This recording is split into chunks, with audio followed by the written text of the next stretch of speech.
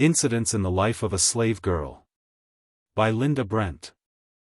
Northerners know nothing at all about slavery. They think it is perpetual bondage only.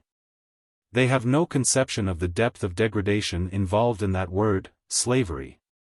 If they had, they would never cease their efforts until so horrible a system was overthrown. A Woman of North Carolina. Rise up, ye women that are at ease. Hear my voice, ye careless daughters. Give ear unto my speech. Isaiah 32 verse 9. Preface by the author. Reader, be assured this narrative is no fiction. I am aware that some of my adventures may seem incredible, but they are, nevertheless, strictly true. I have not exaggerated the wrongs inflicted by slavery. On the contrary, my descriptions fall far short of the facts. I have concealed the names of places, and given persons fictitious names. I had no motive for secrecy on my own account, but I deemed it kind and considerate towards others to pursue this course. I wish I were more competent to the task I have undertaken. But I trust my readers will excuse deficiencies in consideration of circumstances. I was born and reared in slavery, and I remained in a slave state 27 years. Since I have been at the North, it has been necessary for me to work diligently for my own support, and the education of my children. This has not left me much leisure to make up for the loss of early opportunities to improve myself. And it has compelled me to write these pages at irregular intervals, whenever I could snatch an hour from household duties. When I first arrived in Philadelphia, Bishop Payne advised me to publish a sketch of my life, but I told him I was altogether incompetent to such an undertaking. Though I have improved my mind somewhat since that time, I still remain of the same opinion, but I trust my motives will excuse what might otherwise seem presumptuous. I have not written my experiences in order to attract attention to myself. On the contrary, it would have been more pleasant to me to have been silent about my own history. Neither do I care to excite sympathy for my own sufferings. But I do earnestly desire to arouse the women of the North to a realizing sense of the condition of 2 millions of women at the South, still in bondage, suffering what I suffered. And most of them far worse. I want to add my testimony to that of abler pens to convince the people of the free states what slavery really is. Only by experience can anyone realize how deep, and dark, and foul is that pit of abominations. May the blessing of God rest on this imperfect effort in behalf of my persecuted people. Linda Brent. How do you find this book? Any thoughts about the book or the author? Any suggestion for improvement? Please take a moment to share your thoughts in a comment. If you like it, share it with your friends who might enjoy it as well. Subscribe to keep in touch. Visit CompleteAudiobooks.com for more quality content. Introduction by the editor. The author of the following autobiography is personally known to me, and her conversation and manners inspire me with confidence. During the last 17 years, she has lived the greater part of the time with a distinguished family in New York, and has so deported herself as to be highly esteemed by them. This fact is sufficient, without further credentials of her character. I believe those who know her will not be disposed to doubt her veracity, though some incidents in her story are more romantic than fiction. At her request, I have revised her manuscript. But such changes as I have made have been mainly for purposes of condensation and orderly arrangement. I have not added anything to the incidents, or changed the import of her very pertinent remarks. With trifling exceptions, both the ideas and the language are her own. I pruned excrescences a little, but otherwise I had no reason for changing her lively and dramatic way of telling her own story. The names of both persons and places are known to me, but for good reasons I suppress them. It will naturally excite surprise that a woman reared in slavery should be able to write so well. But circumstances will explain this. In the first place, nature endowed her with quick perceptions. Secondly, the mistress, with whom she lived till she was 12 years old, was a kind, considerate friend, who taught her to read and spell. Thirdly, she was placed in favorable circumstances after she came to the North. Having frequent intercourse with intelligent persons, who felt a friendly interest in her welfare, and were disposed to give her opportunities for self-improvement. I am well aware that many will accuse me of indecorum for presenting these pages to the public. For the experiences of this intelligent and much injured woman belong to a class which some call delicate subjects, and others indelicate. This peculiar phase of slavery has generally been kept veiled. But the public ought to be made acquainted with its monstrous features, and I willingly take the responsibility of presenting them with the veil withdrawn. I do this for the sake of my sisters in bondage, who are suffering wrongs so foul, that our ears are too delicate to listen to them. I do it with the hope of arousing conscientious and reflecting women at the North to a sense of their duty in the exertion of moral influence on the question of slavery, on all possible occasions. I do it with the hope that every man who reads this narrative will swear solemnly before God that, so far as he has power to prevent it, no fugitive from slavery shall ever be sent back to suffer in that loathsome den of corruption and cruelty. L. Maria Child. Incidents in the Life of a Slave Girl 7 Years Concealed. Chapter 1. Childhood.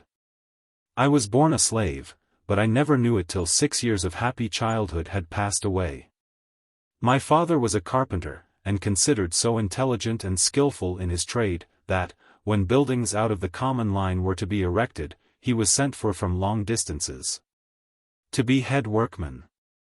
On condition of paying his mistress $200 a year, and supporting himself, he was allowed to work at his trade, and manage his own affairs. His strongest wish was to purchase his children, but, though he several times offered his hard earnings for that purpose, he never succeeded. In complexion my parents were a light shade of brownish yellow, and were termed mulattoes. They lived together in a comfortable home. And, though we were all slaves, I was so fondly shielded that I never dreamed I was a piece of merchandise, trusted to them for safe keeping, and liable to be demanded of them at any moment. I had one brother, William, who was 2 years younger than myself, a bright, affectionate child. I had also a great treasure in my maternal grandmother, who was a remarkable woman in many respects.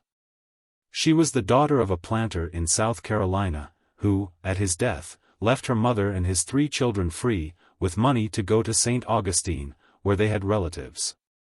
It was during the Revolutionary War, and they were captured on their passage, carried back, and sold to different purchasers. Such was the story my grandmother used to tell me. But I do not remember all the particulars. She was a little girl when she was captured and sold to the keeper of a large hotel. I have often heard her tell how hard she fared during childhood.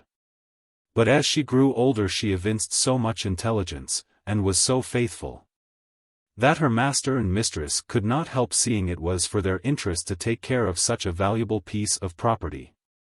She became an indispensable personage in the household, officiating in all capacities, from cook and wet nurse to seamstress. She was much praised for her cooking, and her nice crackers became so famous in the neighborhood that many people were desirous of obtaining them. In consequence of numerous requests of this kind, she asked permission of her mistress to bake crackers at night, after all the household work was done. And she obtained leave to do it, provided she would clothe herself and her children from the profits. Upon these terms, after working hard all day for her mistress, she began her midnight bakings, assisted by her 2 oldest children. The business proved profitable, and each year she laid by a little, which was saved for a fund to purchase her children. Her master died, and the property was divided among his heirs. The widow had her dower in the hotel which she continued to keep open.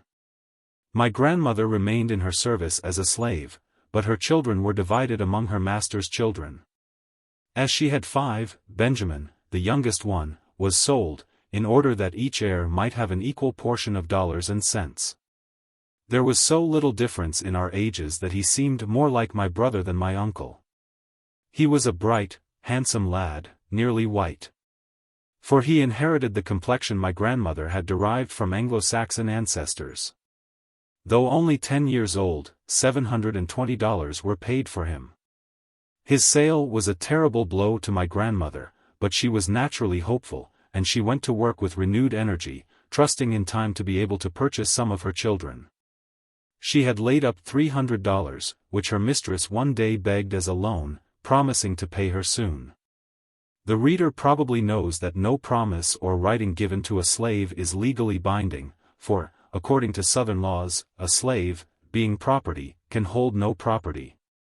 When my grandmother lent her hard earnings to her mistress, she trusted solely to her honor.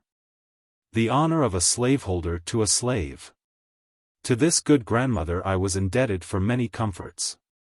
My brother Willie and I often received portions of the crackers, cakes, and preserves she made to sell, and after we ceased to be children we were indebted to her for many more important services.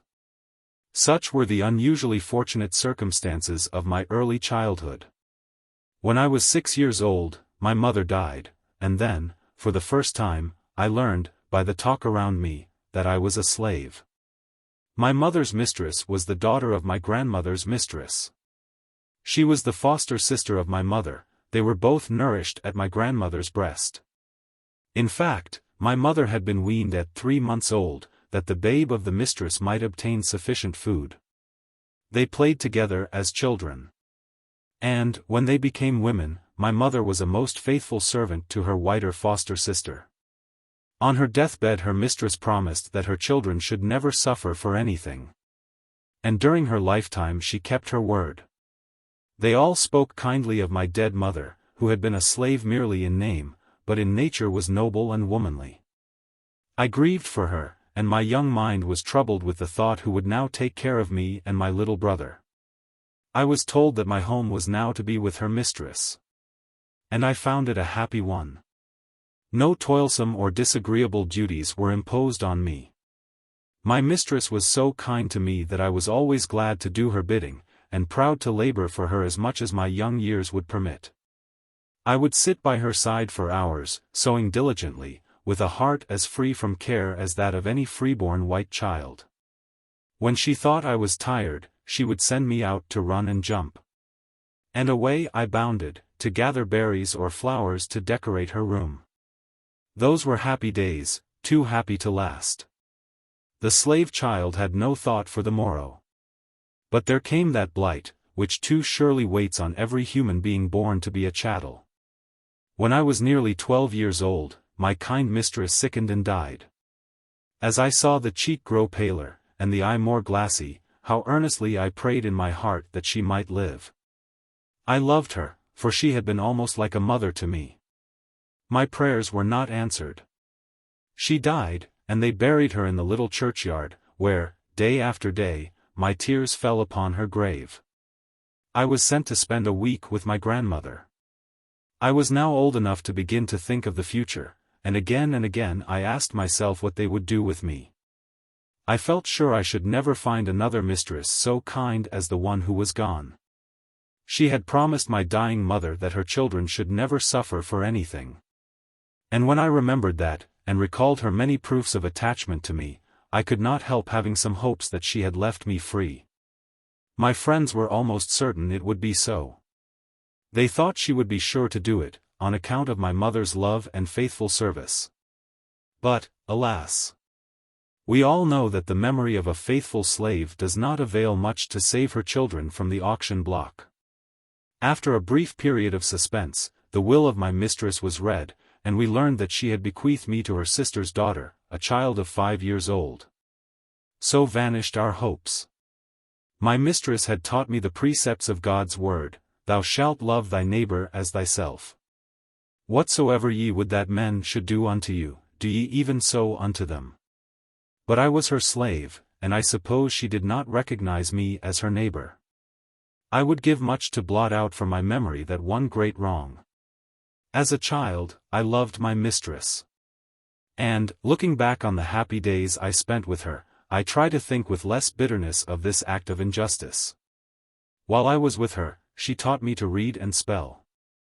And for this privilege, which so rarely falls to the lot of a slave, I bless her memory. She possessed but few slaves, and at her death those were all distributed among her relatives. 5 of them were my grandmother's children, and had shared the same milk that nourished her mother's children. Notwithstanding my grandmother's long and faithful service to her owners, not one of her children escaped the auction block.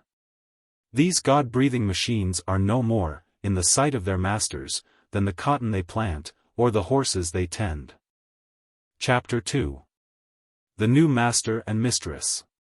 Dr. Flint, a physician in the neighborhood, had married the sister of my mistress, and I was now the property of their little daughter. It was not without murmuring that I prepared for my new home, and what added to my unhappiness, was the fact that my brother William was purchased by the same family. My father, by his nature, as well as by the habit of transacting business as a skillful mechanic, had more of the feelings of a freeman than is common among slaves. My brother was a spirited boy.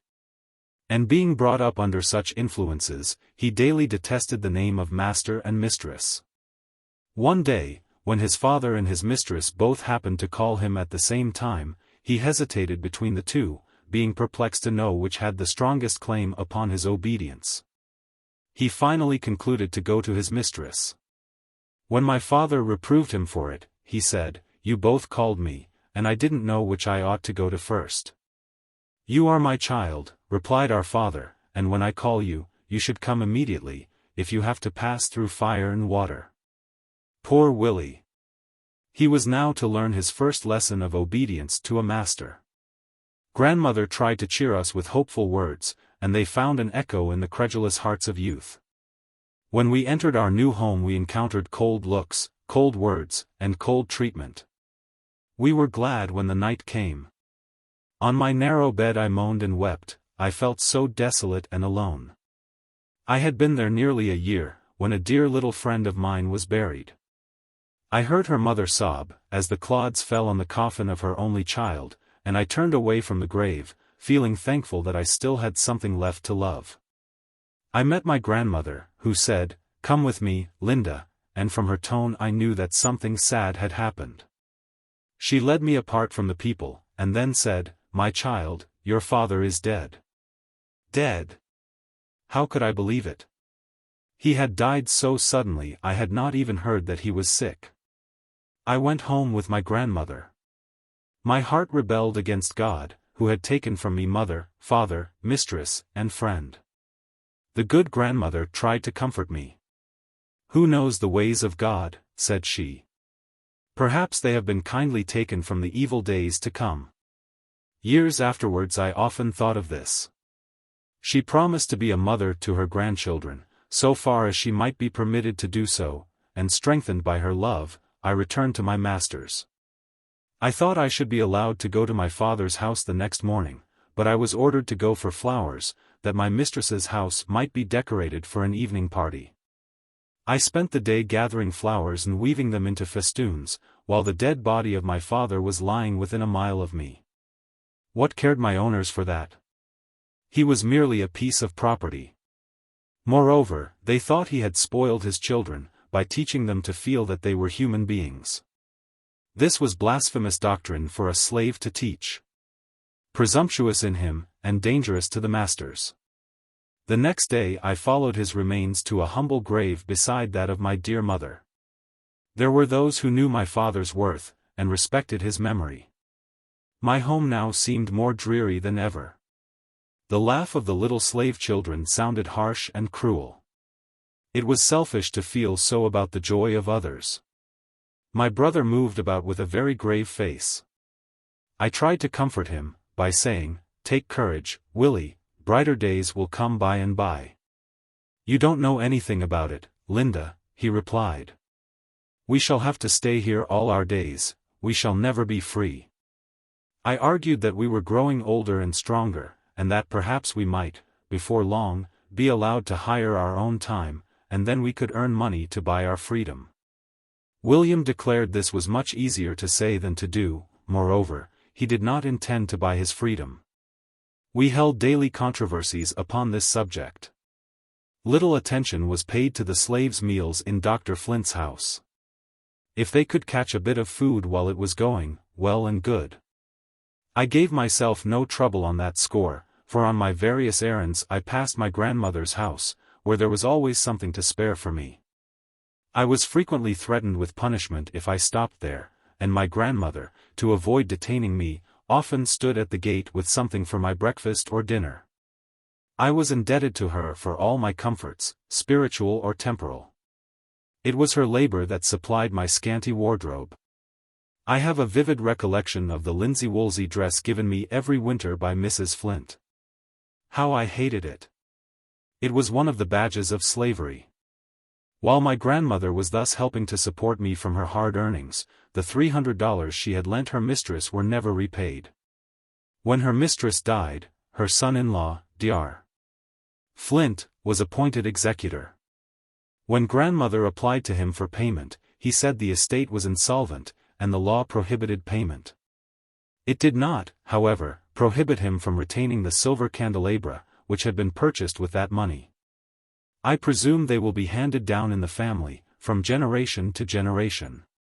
My grandmother's mistress had always promised her that, at her death, she should be free, and it was said that in her will she made good the promise. But when the estate was settled, Dr. Flint told the faithful old servant that, under existing circumstances, it was necessary she should be sold. On the appointed day, the customary advertisement was posted up, proclaiming that there would be a public sale of negroes, horses, etc. Dr. Flint called to tell my grandmother that he was unwilling to wound her feelings by putting her up at auction, and that he would prefer to dispose of her at private sale. My grandmother saw through his hypocrisy. She understood very well that he was ashamed of the job. She was a very spirited woman, and if he was base enough to sell her, when her mistress intended she should be free, she was determined the public should know it. She had for a long time supplied many families with crackers and preserves. Consequently, Aunt Martha, as she was called, was generally known, and everybody who knew her respected her intelligence and good character. Her long and faithful service in the family was also well known, and the intention of her mistress to leave her free. When the day of sale came, she took her place among the chattels, and at the first call she sprang upon the auction block. Many voices called out, "Shame! Shame! Who is going to sell you, Aunt Martha? Don't stand there. That is no place for you." Without saying a word, she quietly awaited her fate. No one bid for her. At last, a feeble voice said, $50. It came from a maiden lady, 70 years old, the sister of my grandmother's deceased mistress. She had lived 40 years under the same roof with my grandmother. She knew how faithfully she had served her owners, and how cruelly she had been defrauded of her rights. And she resolved to protect her. The auctioneer waited for a higher bid, but her wishes were respected. No one bid above her. She could neither read nor write. And when the bill of sale was made out, she signed it with a cross. But what consequence was that, when she had a big heart overflowing with human kindness? She gave the old servant her freedom. At that time, my grandmother was just 50 years old. Laborious years had passed since then. And now my brother and I were slaves to the man who had defrauded her of her money, and tried to defraud her of her freedom. One of my mother's sisters, called Aunt Nancy, was also a slave in his family. She was a kind, good aunt to me, and supplied the place of both housekeeper and waiting maid to her mistress. She was, in fact, at the beginning and end of everything. Mrs. Flint, like many Southern women, was totally deficient in energy. She had not strength to superintend her household affairs. But her nerves were so strong, that she could sit in her easy chair and see a woman whipped, till the blood trickled from every stroke of the lash. She was a member of the church. But partaking of the Lord's Supper did not seem to put her in a Christian frame of mind. If dinner was not served at the exact time on that particular Sunday, she would station herself in the kitchen, and wait till it was dished. And then spit in all the kettles and pans that had been used for cooking. She did this to prevent the cook and her children from eking out their meager fare with the remains of the gravy and other scrapings. The slaves could get nothing to eat except what she chose to give them. Provisions were weighed out by the pound and ounce, 3 times a day. I can assure you she gave them no chance to eat wheat bread from her flour barrel. She knew how many biscuits a quart of flour would make, and exactly what size they ought to be. Flint was an epicure. The cook never sent a dinner to his table without fear and trembling. For if there happened to be a dish not to his liking, he would either order her to be whipped, or compel her to eat every mouthful of it in his presence. The poor, hungry creature might not have objected to eating it, but she did object to having her master cram it down her throat till she choked. They had a pet dog, that was a nuisance in the house.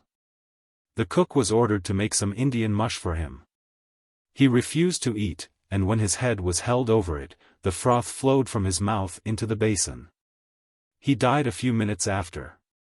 When Dr. Flint came in, he said the mush had not been well cooked, and that was the reason the animal would not eat it.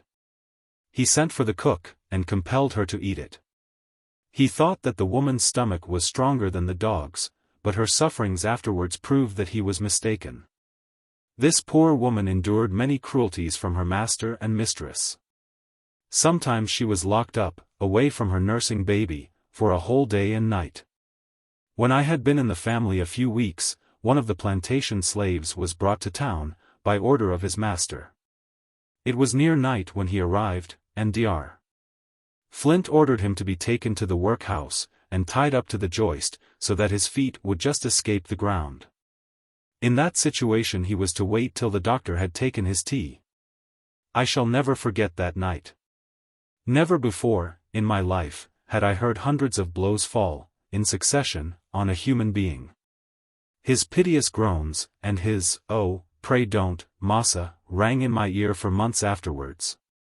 There were many conjectures as to the cause of this terrible punishment.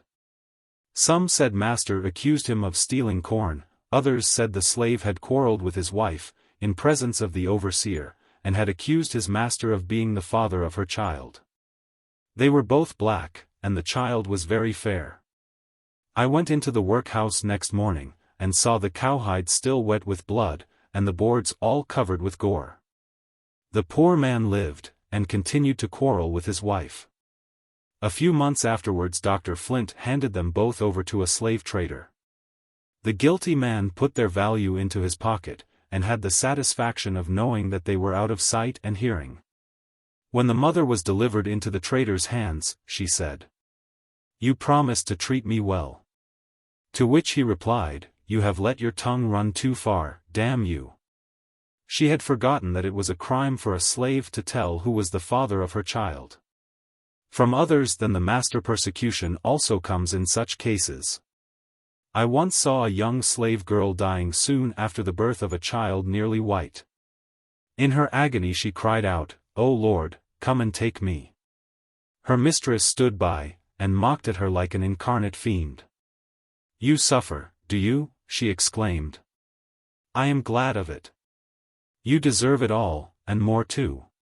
The girl's mother said, "The baby is dead, thank God, and I hope my poor child will soon be in heaven, too." "Heaven," retorted the mistress. "There is no such place for the like of her and her bastard." The poor mother turned away, sobbing.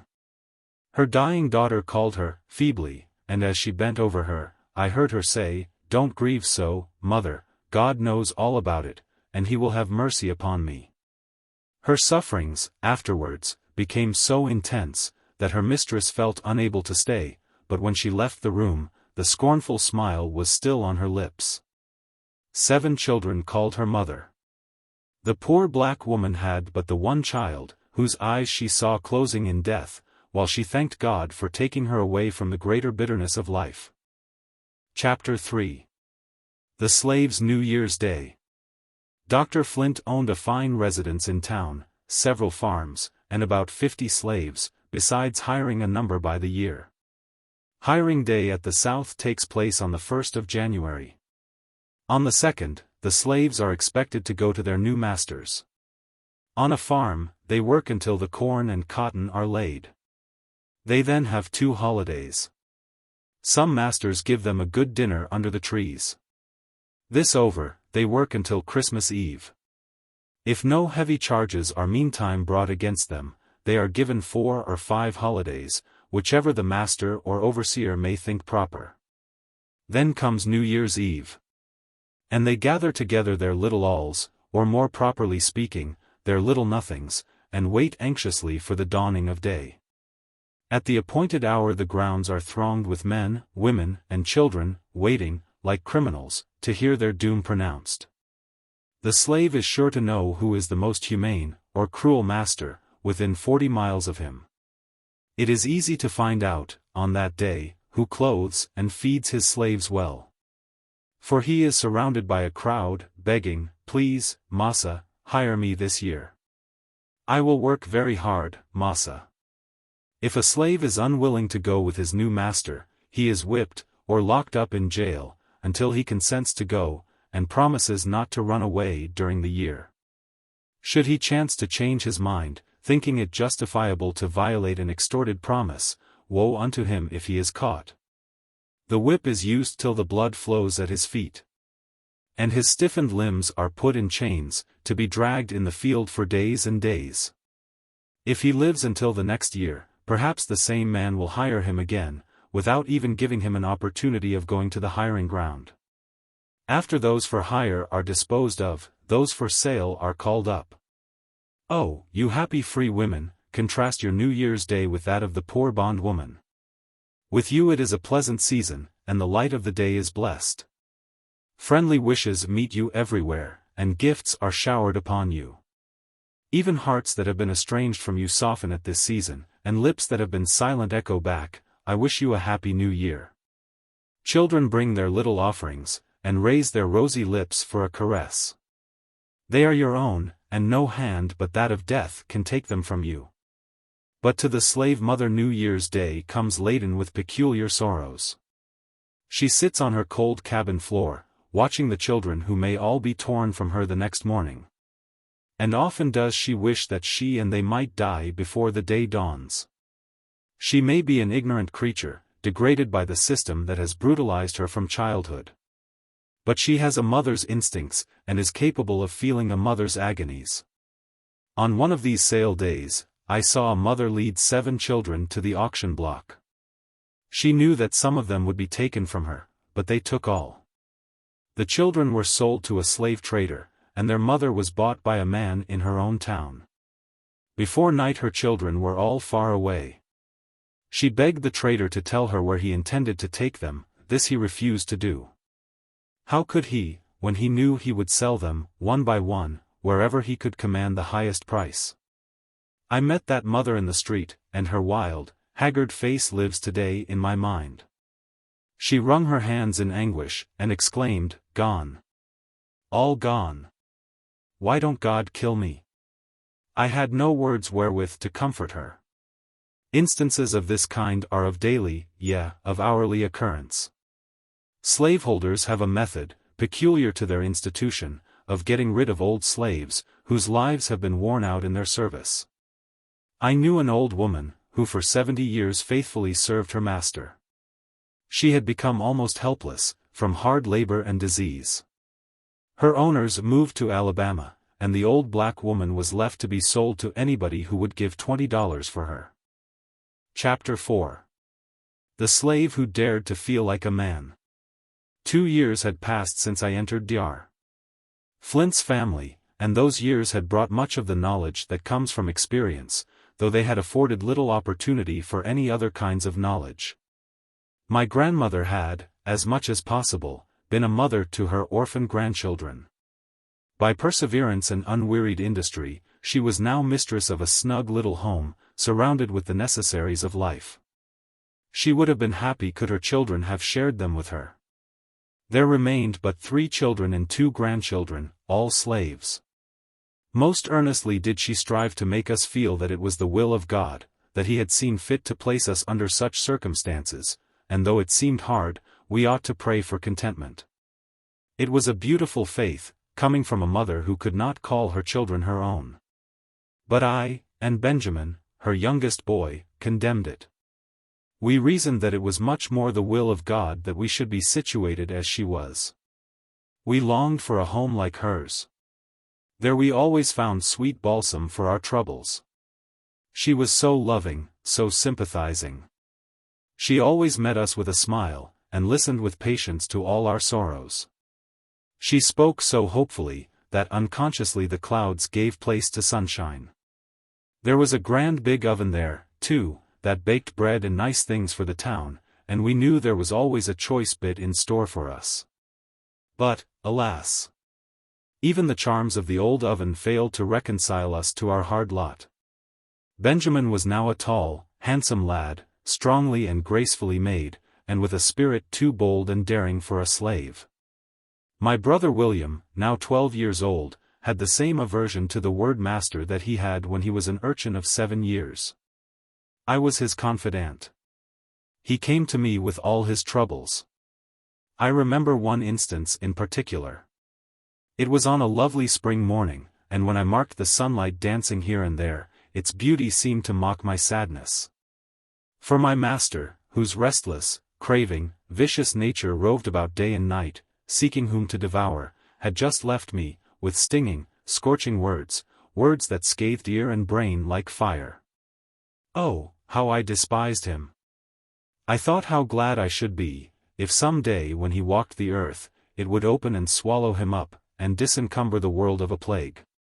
When he told me that I was made for his use, made to obey his command in everything. That I was nothing but a slave, whose will must and should surrender to his, never before had my puny arm felt half so strong. So deeply was I absorbed in painful reflections afterwards, that I neither saw nor heard the entrance of anyone, till the voice of William sounded close beside me. "Linda," said he, "what makes you look so sad? I love you."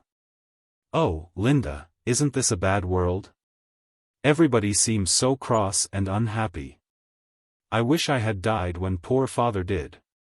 I told him that everybody was not cross or unhappy, that those who had pleasant homes, and kind friends, and who were not afraid to love them, were happy. But we, who were slave children, without father or mother, could not expect to be happy.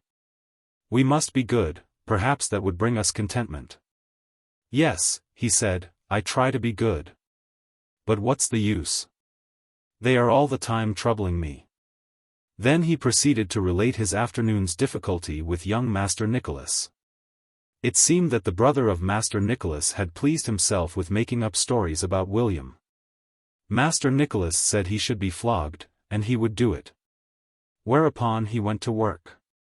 But William fought bravely, and the young master, finding he was getting the better of him, undertook to tie his hands behind him.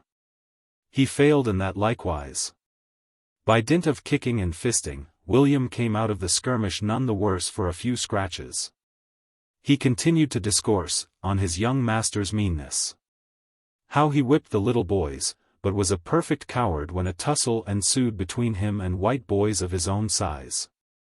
On such occasions he always took to his legs. William had other charges to make against him. One was his rubbing up pennies with quicksilver, and passing them off for $0.25 on an old man who kept a fruit stall. William was often sent to buy fruit, and he earnestly inquired of me what he ought to do under such circumstances. I told him it was certainly wrong to deceive the old man, and that it was his duty to tell him of the impositions practiced by his young master. I assured him the old man would not be slow to comprehend the whole, and there the matter would end. William thought it might with the old man, but not with him. He said he did not mind the smart of the whip, but he did not like the idea of being whipped. While I advised him to be good and forgiving, I was not unconscious of the beam in my own eye. It was the very knowledge of my own shortcomings that urged me to retain, if possible, some sparks of my brother's God-given nature. I had not lived 14 years in slavery for nothing. I had felt, seen, and heard enough, to read the characters, and question the motives, of those around me. The war of my life had begun. And though one of God's most powerless creatures, I resolved never to be conquered. Alas, for me! If there was one pure, sunny spot for me, I believed it to be in Benjamin's heart, and in another's, whom I loved with all the ardor of a girl's first love. My owner knew of it, and sought in every way to render me miserable. He did not resort to corporal punishment, but to all the petty, tyrannical ways that human ingenuity could devise. I remember the first time I was punished. It was in the month of February. My grandmother had taken my old shoes, and replaced them with a new pair. I needed them. For several inches of snow had fallen, and it still continued to fall. When I walked through Mrs. Flint's room, their creaking grated harshly on her refined nerves. She called me to her, and asked what I had about me that made such a horrid noise. I told her it was my new shoes. "Take them off," said she. "And if you put them on again, I'll throw them into the fire." I took them off, and my stockings also. She then sent me a long distance, on an errand. As I went through the snow, my bare feet tingled. That night I was very hoarse, and I went to bed thinking the next day would find me sick, perhaps dead. What was my grief on waking to find myself quite well. I had imagined if I died, or was laid up for some time, that my mistress would feel a twinge of remorse that she had so hated the little imp, as she styled me. It was my ignorance of that mistress that gave rise to such extravagant imaginings. Dr. Flint occasionally had high prices offered for me, but he always said, "She don't belong to me. She is my daughter's property, and I have no right to sell her." Good, honest man. My young mistress was still a child, and I could look for no protection from her. I loved her, and she returned my affection. I once heard her father allude to her attachment to me, and his wife promptly replied that it proceeded from fear. This put unpleasant doubts into my mind. Did the child feign what she did not feel? Or was her mother jealous of the mite of love she bestowed on me? I concluded it must be the latter. I said to myself, surely, little children are true. One afternoon I sat at my sewing, feeling unusual depression of spirits. My mistress had been accusing me of an offense, of which I assured her I was perfectly innocent. But I saw, by the contemptuous curl of her lip, that she believed I was telling a lie. I wondered for what wise purpose God was leading me through such thorny paths, and whether still darker days were in store for me. As I sat musing thus, the door opened softly, and William came in. "Well, brother," said I, "what is the matter this time?" "Oh, Linda, Ben and his master have had a dreadful time," said he. My first thought was that Benjamin was killed. "Don't be frightened, Linda," said William, "I will tell you all about it." It appeared that Benjamin's master had sent for him, and he did not immediately obey the summons. When he did, his master was angry, and began to whip him. He resisted. Master and slave fought, and finally the master was thrown. Benjamin had cause to tremble. For he had thrown to the ground his master, one of the richest men in town. I anxiously awaited the result. That night I stole to my grandmother's house. And Benjamin also stole thither from his master's. My grandmother had gone to spend a day or two with an old friend living in the country. "I have come," said Benjamin, "to tell you goodbye. I am going away." I inquired where. "To the north," he replied. I looked at him to see whether he was in earnest. I saw it all in his firm, set mouth. I implored him not to go, but he paid no heed to my words. He said he was no longer a boy, and every day made his yoke more galling. He had raised his hand against his master, and was to be publicly whipped for the offense. I reminded him of the poverty and hardships he must encounter among strangers. I told him he might be caught and brought back, and that was terrible to think of. He grew vexed, and asked if poverty and hardships with freedom were not preferable to our treatment in slavery. "Linda," he continued, "we are dogs here, footballs, cattle, everything that's mean. No, I will not stay. Let them bring me back. We don't die but once." He was right. But it was hard to give him up. "Go," said I, "and break your mother's heart." I repented of my words ere they were out. "Linda," said he, speaking as I had not heard him speak that evening, "how could you say that? Poor mother. Be kind to her, Linda, and you, too, Cousin Fanny." Cousin Fanny was a friend who had lived some years with us. Farewells were exchanged, and the bright, kind boy, endeared to us by so many acts of love, vanished from our sight. It is not necessary to state how he made his escape. Suffice it to say, he was on his way to New York when a violent storm overtook the vessel. The captain said he must put into the nearest port. This alarmed Benjamin, who was aware that he would be advertised in every port near his own town. His embarrassment was noticed by the captain. To port they went. There the advertisement met the captain's eye. Benjamin so exactly answered its description, that the captain laid hold on him, and bound him in chains. The storm passed, and they proceeded to New York. Before reaching that port Benjamin managed to get off his chains and throw them overboard. He escaped from the vessel, but was pursued, captured, and carried back to his master. When my grandmother returned home and found her youngest child had fled, great was her sorrow. But, with characteristic piety, she said, "God's will be done." Each morning, she inquired if any news had been heard from her boy.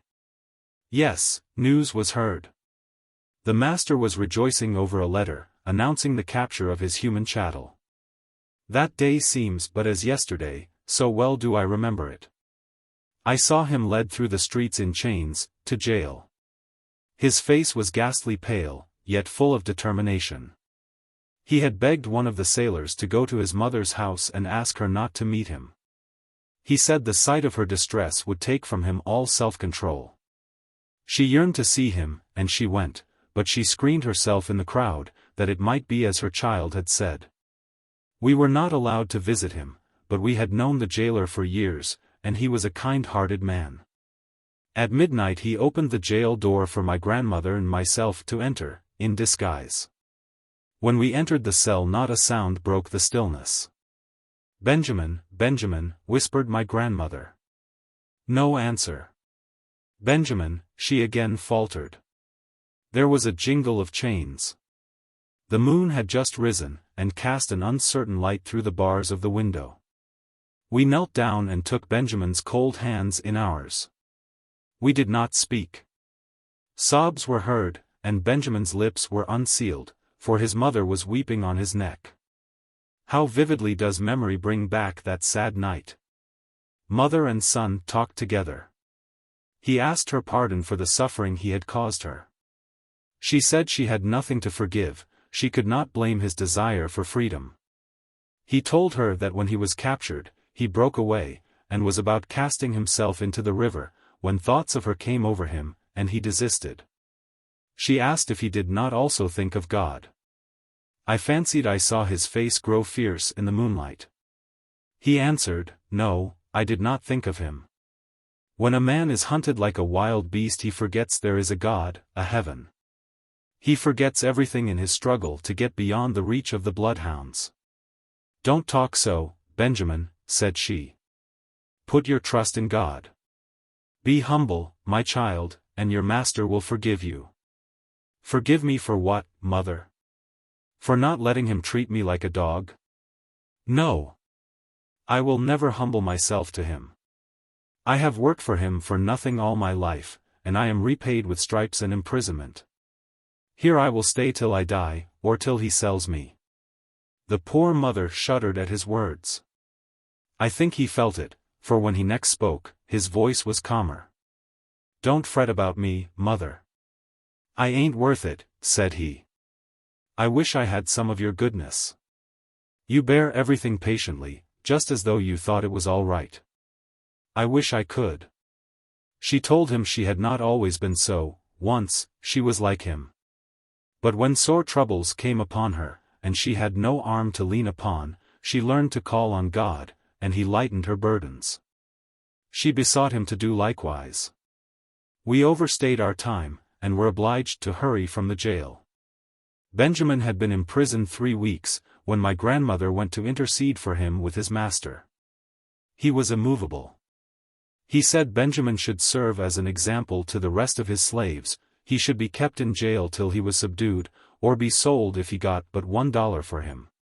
However, he afterwards relented in some degree. The chains were taken off, and we were allowed to visit him. As his food was of the coarsest kind, we carried him as often as possible a warm supper, accompanied with some little luxury for the jailer. 3 months elapsed, and there was no prospect of release or of a purchaser. One day he was heard to sing and laugh. This piece of indecorum was told to his master, and the overseer was ordered to rechain him. He was now confined in an apartment with other prisoners, who were covered with filthy rags. Benjamin was chained near them, and was soon covered with vermin. He worked at his chains till he succeeded in getting out of them. He passed them through the bars of the window, with a request that they should be taken to his master, and he should be informed that he was covered with vermin. This audacity was punished with heavier chains, and prohibition of our visits. My grandmother continued to send him fresh changes of clothes. The old ones were burned up. The last night we saw him in jail his mother still begged him to send for his master, and beg his pardon. Neither persuasion nor argument could turn him from his purpose. He calmly answered, "I am waiting his time." Those chains were mournful to hear. Another 3 months passed, and Benjamin left his prison walls. We that loved him waited to bid him a long and last farewell. A slave trader had bought him. You remember, I told you what price he brought when 10 years of age. Now he was more than 20 years old, and sold for $300. The master had been blind to his own interest. Long confinement had made his face too pale, his form too thin. Moreover, the trader had heard something of his character, and it did not strike him as suitable for a slave. He said he would give any price if the handsome lad was a girl. We thanked God that he was not. Could you have seen that mother clinging to her child, when they fastened the irons upon his wrists? Could you have heard her heartrending groans, and seen her bloodshot eyes wander wildly from face to face, vainly pleading for mercy? Could you have witnessed that scene as I saw it, you would exclaim, "Slavery is damnable." Benjamin, her youngest, her pet, was forever gone. She could not realize it. She had had an interview with the trader for the purpose of ascertaining if Benjamin could be purchased. She was told it was impossible, as he had given bonds not to sell him till he was out of the state. He promised that he would not sell him till he reached New Orleans. With a strong arm and unvaried trust, my grandmother began her work of love. Benjamin must be free. If she succeeded, she knew they would still be separated, but the sacrifice was not too great. Day and night she labored. The trader's price would treble that he gave, but she was not discouraged. She employed a lawyer to write to a gentleman, whom she knew, in New Orleans. She begged him to interest himself for Benjamin, and he willingly favored her request. When he saw Benjamin, and stated his business, he thanked him, but said he preferred to wait a while before making the trader an offer. He knew he had tried to obtain a high price for him, and had invariably failed. This encouraged him to make another effort for freedom. So one morning, long before day, Benjamin was missing. He was riding over the blue billows, bound for Baltimore. For once his white face did him a kindly service. They had no suspicion that it belonged to a slave. Otherwise, the law would have been followed out to the letter, and the thing rendered back to slavery. The brightest skies are often overshadowed by the darkest clouds. Benjamin was taken sick, and compelled to remain in Baltimore 3 weeks. His strength was slow in returning, and his desire to continue his journey seemed to retard his recovery. How could he get strength without air and exercise? He resolved to venture on a short walk. A by-street was selected, where he thought himself secure of not being met by anyone that knew him. But a voice called out, "Halloo, Ben, my boy. What are you doing here?" His first impulse was to run, but his legs trembled so that he could not stir. He turned to confront his antagonist, and behold, there stood his old master's next-door neighbor. He thought it was all over with him now, but it proved otherwise. That man was a miracle. He possessed a goodly number of slaves, and yet was not quite deaf to that mystic clock, whose ticking is rarely heard in the slaveholder's breast. "Ben, you are sick," said he. Why, you look like a ghost. I guess I gave you something of a start.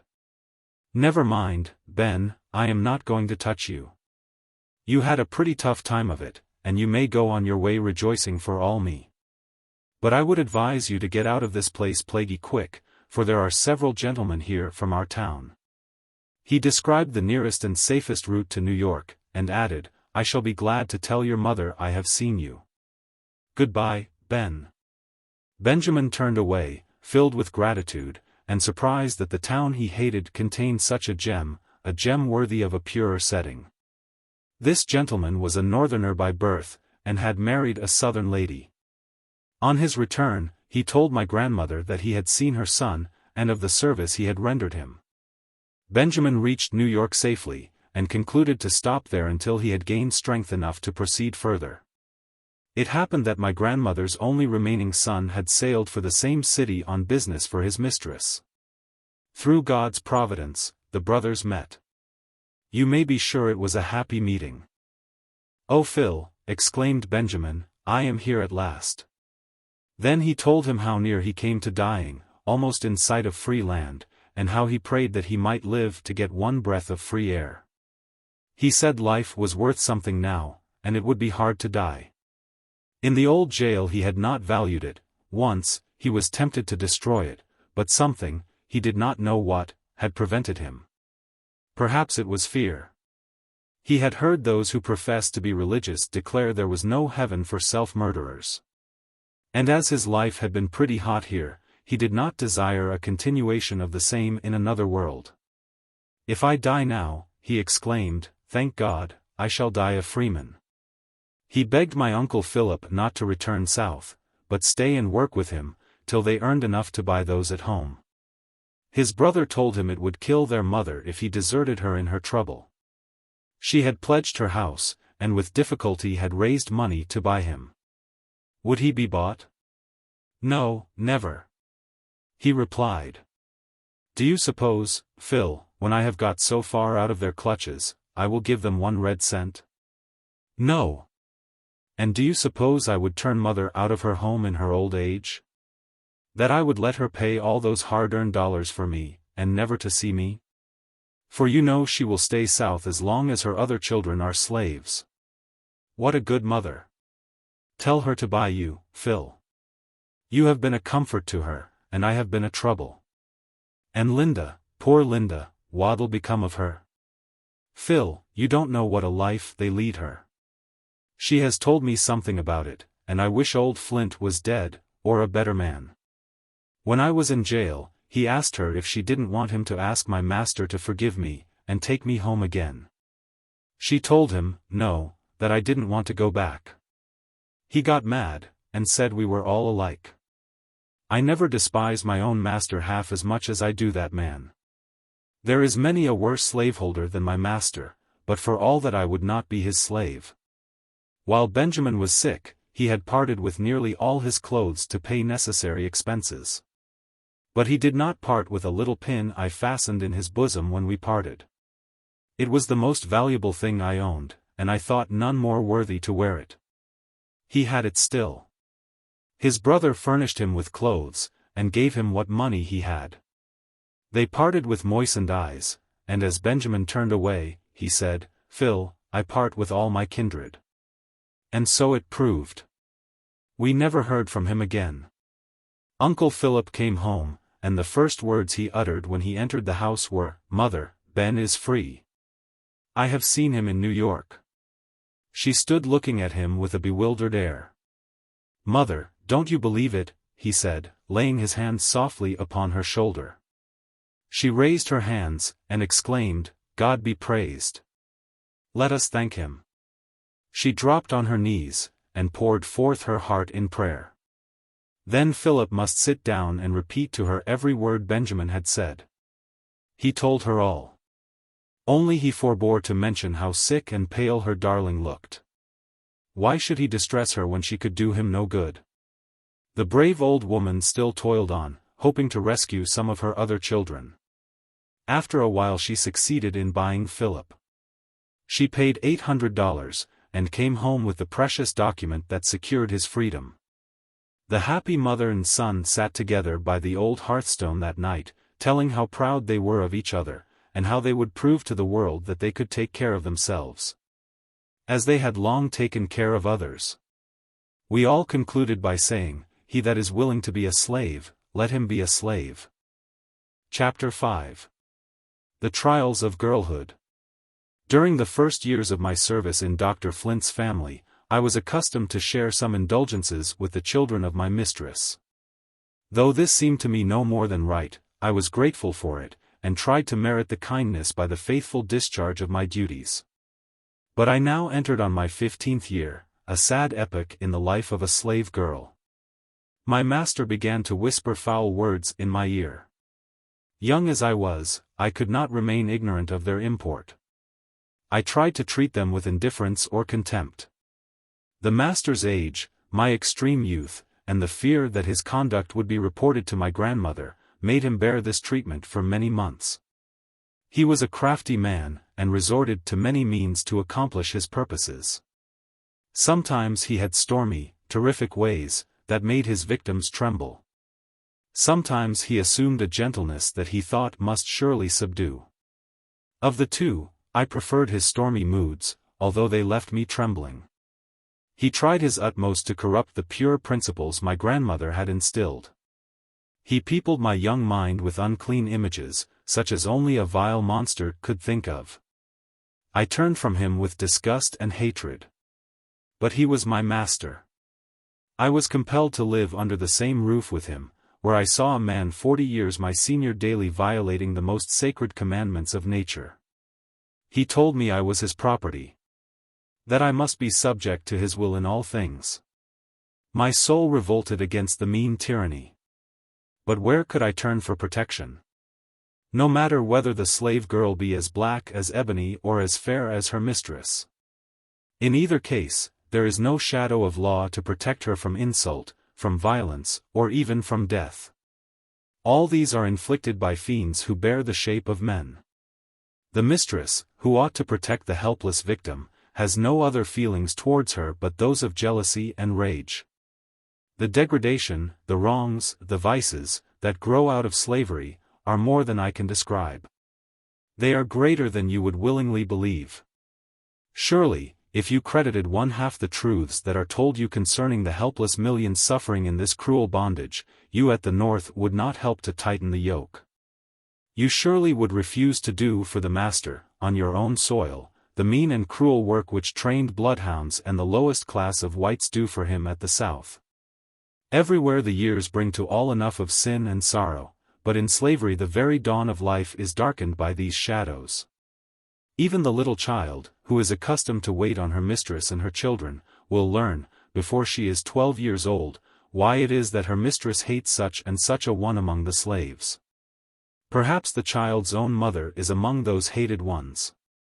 She listens to violent outbreaks of jealous passion, and cannot help understanding what is the cause. She will become prematurely knowing in evil things. Soon she will learn to tremble when she hears her master's footfall. She will be compelled to realize that she is no longer a child. If God has bestowed beauty upon her, it will prove her greatest curse. That which commands admiration in the white woman only hastens the degradation of the female slave. I know that some are too much brutalized by slavery to feel the humiliation of their position, but many slaves feel it most acutely, and shrink from the memory of it. I cannot tell how much I suffered in the presence of these wrongs, nor how I am still pained by the retrospect. My master met me at every turn, reminding me that I belonged to him, and swearing by heaven and earth that he would compel me to submit to him. If I went out for a breath of fresh air, after a day of unwearied toil, his footsteps dogged me. If I knelt by my mother's grave, his dark shadow fell on me even there. The light heart which nature had given me became heavy with sad forebodings. The other slaves in my master's house noticed the change. Many of them pitied me, but none dared to ask the cause. They had no need to inquire. They knew too well the guilty practices under that roof, and they were aware that to speak of them was an offense that never went unpunished. I longed for someone to confide in. I would have given the world to have laid my head on my grandmother's faithful bosom, and told her all my troubles. But Dr. Flint swore he would kill me, if I was not as silent as the grave. Then, although my grandmother was all in all to me, I feared her as well as loved her. I had been accustomed to look up to her with a respect bordering upon awe. I was very young, and felt shamefaced about telling her such impure things, especially as I knew her to be very strict on such subjects. Moreover, she was a woman of a high spirit. She was usually very quiet in her demeanor, but if her indignation was once roused, it was not very easily quelled. I had been told that she once chased a white gentleman with a loaded pistol, because he insulted one of her daughters. I dreaded the consequences of a violent outbreak. And both pride and fear kept me silent. But though I did not confide in my grandmother, and even evaded her vigilant watchfulness and inquiry, her presence in the neighborhood was some protection to me. Though she had been a slave, Dr. Flint was afraid of her. He dreaded her scorching rebukes. Moreover, she was known and patronized by many people, and he did not wish to have his villainy made public. It was lucky for me that I did not live on a distant plantation, but in a town not so large that the inhabitants were ignorant of each other's affairs. Bad as are the laws and customs in a slaveholding community, the doctor, as a professional man, deemed it prudent to keep up some outward show of decency. Oh, what days and nights of fear and sorrow that man caused me! Reader, it is not to awaken sympathy for myself that I am telling you truthfully what I suffered in slavery. I do it to kindle a flame of compassion in your hearts for my sisters who are still in bondage, suffering as I once suffered. I once saw two beautiful children playing together. One was a fair white child, the other was her slave, and also her sister. When I saw them embracing each other, and heard their joyous laughter, I turned sadly away from the lovely sight. I foresaw the inevitable blight that would fall on the little slave's heart. I knew how soon her laughter would be changed to sighs. The fair child grew up to be a still fairer woman. From childhood to womanhood her pathway was blooming with flowers, and overarched by a sunny sky. Scarcely one day of her life had been clouded when the sun rose on her happy bridal morning.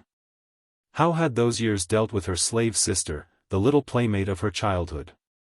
She, also, was very beautiful, but the flowers and sunshine of love were not for her. She drank the cup of sin, and shame, and misery, whereof her persecuted race are compelled to drink. In view of these things, why are ye silent, ye free men and women of the North? Why do your tongues falter in maintenance of the right? Would that I had more ability. But my heart is so full, and my pen is so weak.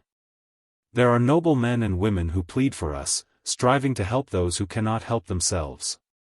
God bless them. God give them strength and courage to go on. God bless those, everywhere, who are laboring to advance the cause of humanity. Chapter 6. The Jealous Mistress. I would 10,000 times rather that my children should be the half-starved paupers of Ireland than to be the most pampered among the slaves of America. I would rather drudge out my life on a cotton plantation, till the grave opened to give me rest, than to live with an unprincipled master and a jealous mistress. The felon's home in a penitentiary is preferable. He may repent, and turn from the error of his ways, and so find peace, but it is not so with a favorite slave. She is not allowed to have any pride of character.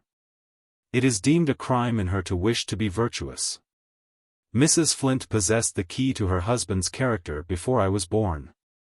She might have used this knowledge to counsel and to screen the young and the innocent among her slaves, but for them she had no sympathy. They were the objects of her constant suspicion and malevolence. She watched her husband with unceasing vigilance, but he was well practiced in means to evade it. What he could not find opportunity to say in words he manifested in signs. He invented more than were ever thought of in a deaf and dumb asylum. I let them pass, as if I did not understand what he meant, and many were the curses and threats bestowed on me for my stupidity. One day he caught me teaching myself to write. He frowned, as if he was not well pleased, but I suppose he came to the conclusion that such an accomplishment might help to advance his favorite scheme. Before long, notes were often slipped into my hand. I would return them, saying, "I can't read them, sir." "Can't you?" he replied, "then I must read them to you." He always finished the reading by asking, "Do you understand?" Sometimes he would complain of the heat of the tea room, and order his supper to be placed on a small table in the piazza. He would seat himself there with a well-satisfied smile, and tell me to stand by and brush away the flies. He would eat very slowly, pausing between the mouthfuls. These intervals were employed in describing the happiness I was so foolishly throwing away, and in threatening me with the penalty that finally awaited my stubborn disobedience. He boasted much of the forbearance he had exercised towards me, and reminded me that there was a limit to his patience. When I succeeded in avoiding opportunities for him to talk to me at home, I was ordered to come to his office, to do some errand. When there, I was obliged to stand and listen to such language as he saw fit to address to me. Sometimes I so openly expressed my contempt for him that he would become violently enraged, and I wondered why he did not strike me. Circumstanced as he was, he probably thought it was better policy to be forbearing. But the state of things grew worse and worse daily. In desperation I told him that I must and would apply to my grandmother for protection. He threatened me with death, and worse than death, if I made any complaint to her. Strange to say, I did not despair. I was naturally of a buoyant disposition, and always I had a hope of somehow getting out of his clutches. Like many a poor, simple slave before me, I trusted that some threads of joy would yet be woven into my dark destiny. I had entered my 16th year, and every day it became more apparent that my presence was intolerable to Mrs. Flint. Angry words frequently passed between her and her husband. He had never punished me himself, and he would not allow anybody else to punish me. In that respect, she was never satisfied. But, in her angry moods, no terms were too vile for her to bestow upon me. Yet I, whom she detested so bitterly, had far more pity for her than he had, whose duty it was to make her life happy. I never wronged her, or wished to wrong her, and one word of kindness from her would have brought me to her feet.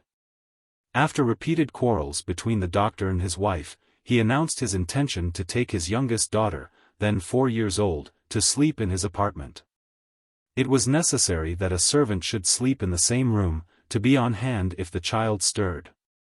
I was selected for that office, and informed for what purpose that arrangement had been made. By managing to keep within sight of people, as much as possible, during the daytime, I had hitherto succeeded in eluding my master. Though a razor was often held to my throat to force me to change this line of policy. At night I slept by the side of my great aunt, where I felt safe. He was too prudent to come into her room.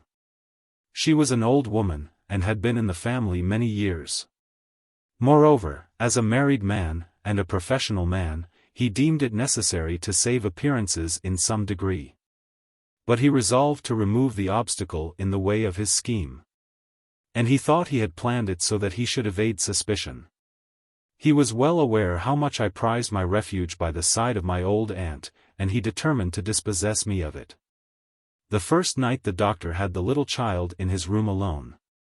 The next morning, I was ordered to take my station as nurse the following night. A kind providence interposed in my favor.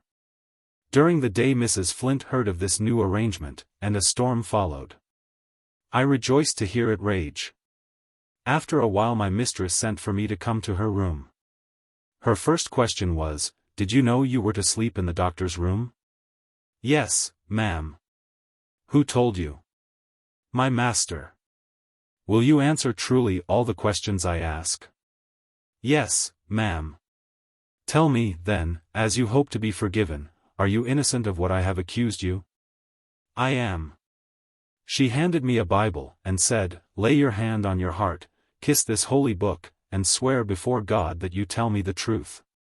I took the oath she required, and I did it with a clear conscience. "You have taken God's holy word to testify your innocence," said she. "If you have deceived me, beware. Now take this stool, sit down, look me directly in the face, and tell me all that has passed between your master and you." I did as she ordered. As I went on with my account, her color changed frequently, she wept, and sometimes groaned.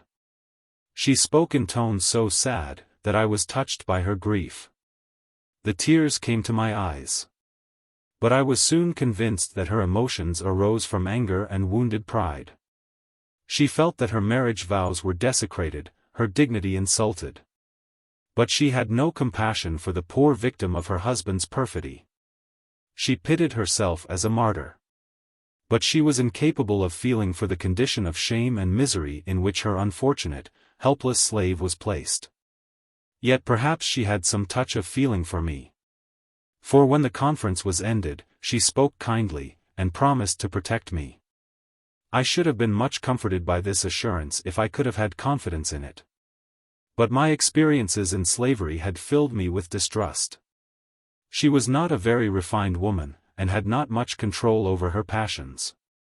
I was an object of her jealousy, and, consequently, of her hatred, and I knew I could not expect kindness or confidence from her under the circumstances in which I was placed. I could not blame her.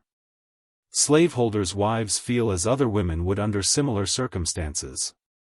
The fire of her temper kindled from small sparks, and now the flame became so intense that the doctor was obliged to give up his intended arrangement.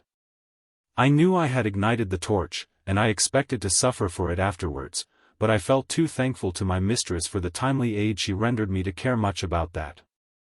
She now took me to sleep in a room adjoining her own. There I was an object of her especial care, though not to her especial comfort, for she spent many a sleepless night to watch over me. Sometimes I woke up, and found her bending over me. At other times she whispered in my ear, as though it was her husband who was speaking to me, and listened to hear what I would answer. If she startled me, on such occasions, she would glide stealthily away, and the next morning she would tell me I had been talking in my sleep, and ask who I was talking to. At last, I began to be fearful for my life. It had been often threatened. And you can imagine, better than I can describe, what an unpleasant sensation it must produce to wake up in the dead of night and find a jealous woman bending over you. Terrible as this experience was, I had fears that it would give place to one more terrible.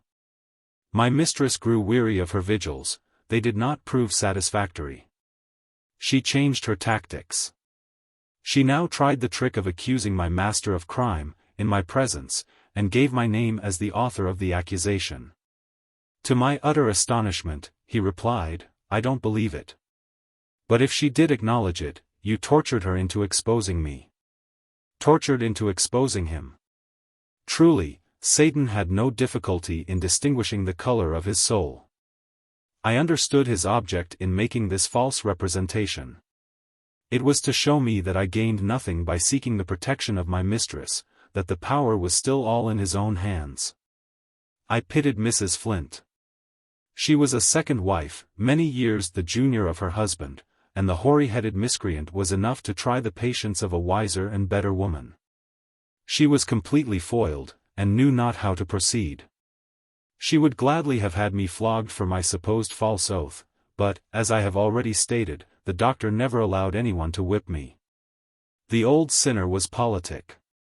The application of the lash might have led to remarks that would have exposed him in the eyes of his children and grandchildren. How often did I rejoice that I lived in a town where all the inhabitants knew each other. If I had been on a remote plantation, or lost among the multitude of a crowded city, I should not be a living woman at this day. The secrets of slavery are concealed like those of the Inquisition. My master was, to my knowledge, the father of 11 slaves. But did the mothers dare to tell who was the father of their children? Did the other slaves dare to allude to it, except in whispers among themselves? No, indeed. They knew too well the terrible consequences. My grandmother could not avoid seeing things which excited her suspicions. She was uneasy about me, and tried various ways to buy me. But the never-changing answer was always repeated, "Linda does not belong to me. She is my daughter's property, and I have no legal right to sell her." The conscientious man. He was too scrupulous to sell me, but he had no scruples whatever about committing a much greater wrong against the helpless young girl placed under his guardianship, as his daughter's property. Sometimes my persecutor would ask me whether I would like to be sold. I told him I would rather be sold to anybody than to lead such a life as I did. On such occasions he would assume the air of a very injured individual, and reproach me for my ingratitude. "Did I not take you into the house, and make you the companion of my own children?" he would say. "Have I ever treated you like a Negro? I have never allowed you to be punished, not even to please your mistress. And this is the recompense I get, you ungrateful girl." I answered that he had reasons of his own for screening me from punishment, and that the course he pursued made my mistress hate me and persecute me. If I wept, he would say, "Poor child. Don't cry. Don't cry. I will make peace for you with your mistress. Only let me arrange matters in my own way. Poor, foolish girl. You don't know what is for your own good. I would cherish you. I would make a lady of you. Now go, and think of all I have promised you." I did think of it. Reader, I draw no imaginary pictures of Southern homes. I am telling you the plain truth. Yet when victims make their escape from the wild beast of slavery, Northerners consent to act the part of bloodhounds, and hunt the poor fugitive back into his den, full of dead men's bones and all uncleanness. Nay, more, they are not only willing, but proud, to give their daughters in marriage to slaveholders. The poor girls have romantic notions of a sunny clime, and of the flowering vines that all the year round shade a happy home. To what disappointments are they destined? The young wife soon learns that the husband in whose hands she has placed her happiness pays no regard to his marriage vows. Children of every shade of complexion play with her own fair babies, and too well she knows that they are born unto him of his own household. Jealousy and hatred enter the flowery home, and it is ravaged of its loveliness. Southern women often marry a man knowing that he is the father of many little slaves. They do not trouble themselves about it. They regard such children as property, as marketable as the pigs on the plantation. And it is seldom that they do not make them aware of this by passing them into the slave traders' hands as soon as possible, and thus getting them out of their sight. I am glad to say there are some honorable exceptions. I have myself known 2 Southern wives who exhorted their husbands to free those slaves towards whom they stood in a parental relation. And their request was granted. These husbands blushed before the superior nobleness of their wives' natures. Though they had only counseled them to do that which it was their duty to do, it commanded their respect, and rendered their conduct more exemplary. Concealment was at an end, and confidence took the place of distrust. Though this bad institution deadens the moral sense, even in white women, to a fearful extent, it is not altogether extinct. I have heard Southern ladies say of Mr. Such a one, "He not only thinks it no disgrace to be the father of those little niggers, but he is not ashamed to call himself their master." I declare, such things ought not to be tolerated in any decent society. Chapter 7. The Lover. Why does the slave ever love? Why allow the tendrils of the heart to twine around objects which may at any moment be wrenched away by the hand of violence? When separations come by the hand of death, the pious soul can bow in resignation, and say, "Not my will, but thine be done, O Lord." But when the ruthless hand of man strikes the blow, regardless of the misery he causes, it is hard to be submissive. I did not reason thus when I was a young girl. Youth will be youth. I loved and I indulged the hope that the dark clouds around me would turn out a bright lining. I forgot that in the land of my birth the shadows are too dense for light to penetrate. A land where laughter is not mirth, nor thought the mind, nor words a language, nor e'en men mankind. Where cries reply to curses, shrieks to blows, and each is tortured in his separate hell. There was in the neighborhood a young colored carpenter, a free-born man. We had been well acquainted in childhood, and frequently met together afterwards. We became mutually attached, and he proposed to marry me. I loved him with all the ardor of a young girl's first love. But when I reflected that I was a slave, and that the laws gave no sanction to the marriage of such, my heart sank within me. My lover wanted to buy me, but I knew that Dr. Flint was too willful and arbitrary a man to consent to that arrangement. From him, I was sure of experiencing all sort of opposition, and I had nothing to hope from my mistress. She would have been delighted to have got rid of me, but not in that way. It would have relieved her mind of a burden if she could have seen me sold to some distant state. But if I was married near home I should be just as much in her husband's power as I had previously been, for the husband of a slave has no power to protect her. Moreover, my mistress, like many others, seemed to think that slaves had no right to any family ties of their own, that they were created merely to wait upon the family of the mistress. I once heard her abuse a young slave girl, who told her that a colored man wanted to make her his wife. "I will have you peeled and pickled, my lady," said she, "if I ever hear you mention that subject again.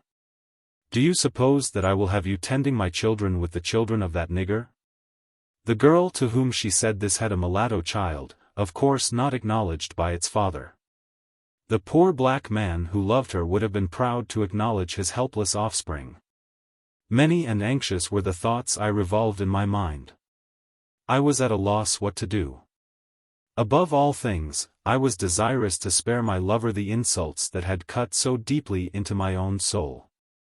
I talked with my grandmother about it, and partly told her my fears. I did not dare to tell her the worst. She had long suspected all was not right, and if I confirmed her suspicions I knew a storm would rise that would prove the overthrow of all my hopes. This love dream had been my support through many trials, and I could not bear to run the risk of having it suddenly dissipated. There was a lady in the neighborhood, a particular friend of Dr. Flint's, who often visited the house. I had a great respect for her, and she had always manifested a friendly interest in me. Grandmother thought she would have great influence with the doctor. I went to this lady, and told her my story. I told her I was aware that my lover's being a freeborn man would prove a great objection, but he wanted to buy me, and if Dr. Flint would consent to that arrangement, I felt sure he would be willing to pay any reasonable price. She knew that Mrs. Flint disliked me. Therefore, I ventured to suggest that perhaps my mistress would approve of my being sold, as that would rid her of me. The lady listened with kindly sympathy, and promised to do her utmost to promote my wishes. She had an interview with the doctor, and I believe she pleaded my cause earnestly. But it was all to no purpose. How I dreaded my master now. Every minute I expected to be summoned to his presence, but the day passed, and I heard nothing from him. The next morning, a message was brought to me, "Master wants you in his study." I found the door ajar, and I stood a moment gazing at the hateful man who claimed a right to rule me, body and soul. I entered, and tried to appear calm. I did not want him to know how my heart was bleeding. He looked fixedly at me, with an expression which seemed to say, "I have half a mind to kill you on the spot." At last he broke the silence, and that was a relief to both of us. "So you want to be married, do you?" said he, "and to a free nigger?" "Yes, sir." "Well, I'll soon convince you whether I am your master, or the nigger fellow you honor so highly. If you must have a husband, you may take up with one of my slaves." What a situation I should be in, as the wife of one of his slaves, even if my heart had been interested. I replied, "Don't you suppose, sir, that a slave can have some preference about marrying? Do you suppose that all men are alike to her?" "Do you love this nigger?" said he, abruptly. "Yes, sir." "How dare you tell me so?" he exclaimed, in great wrath. After a slight pause, he added, "I supposed you thought more of yourself, that you felt above the insults of such puppies." I replied, "If he is a puppy, I am a puppy, for we are both of the Negro race. It is right and honorable for us to love each other. The man you call a puppy never insulted me, sir. And he would not love me if he did not believe me to be a virtuous woman." He sprang upon me like a tiger, and gave me a stunning blow. It was the first time he had ever struck me, And fear did not enable me to control my anger. When I had recovered a little from the effects, I exclaimed, "You have struck me for answering you honestly. How I despise you." There was silence for some minutes. Perhaps he was deciding what should be my punishment, or, perhaps, he wanted to give me time to reflect on what I had said, and to whom I had said it. Finally, he asked, "Do you know what you have said?" "Yes, sir, but your treatment drove me to it." "Do you know that I have a right to do as I like with you, that I can kill you, if I please?" "You have tried to kill me, and I wish you had, but you have no right to do as you like with me." "Silence," he exclaimed, in a thundering voice. "By heavens, girl, you forget yourself too far. Are you mad? If you are, I will soon bring you to your senses.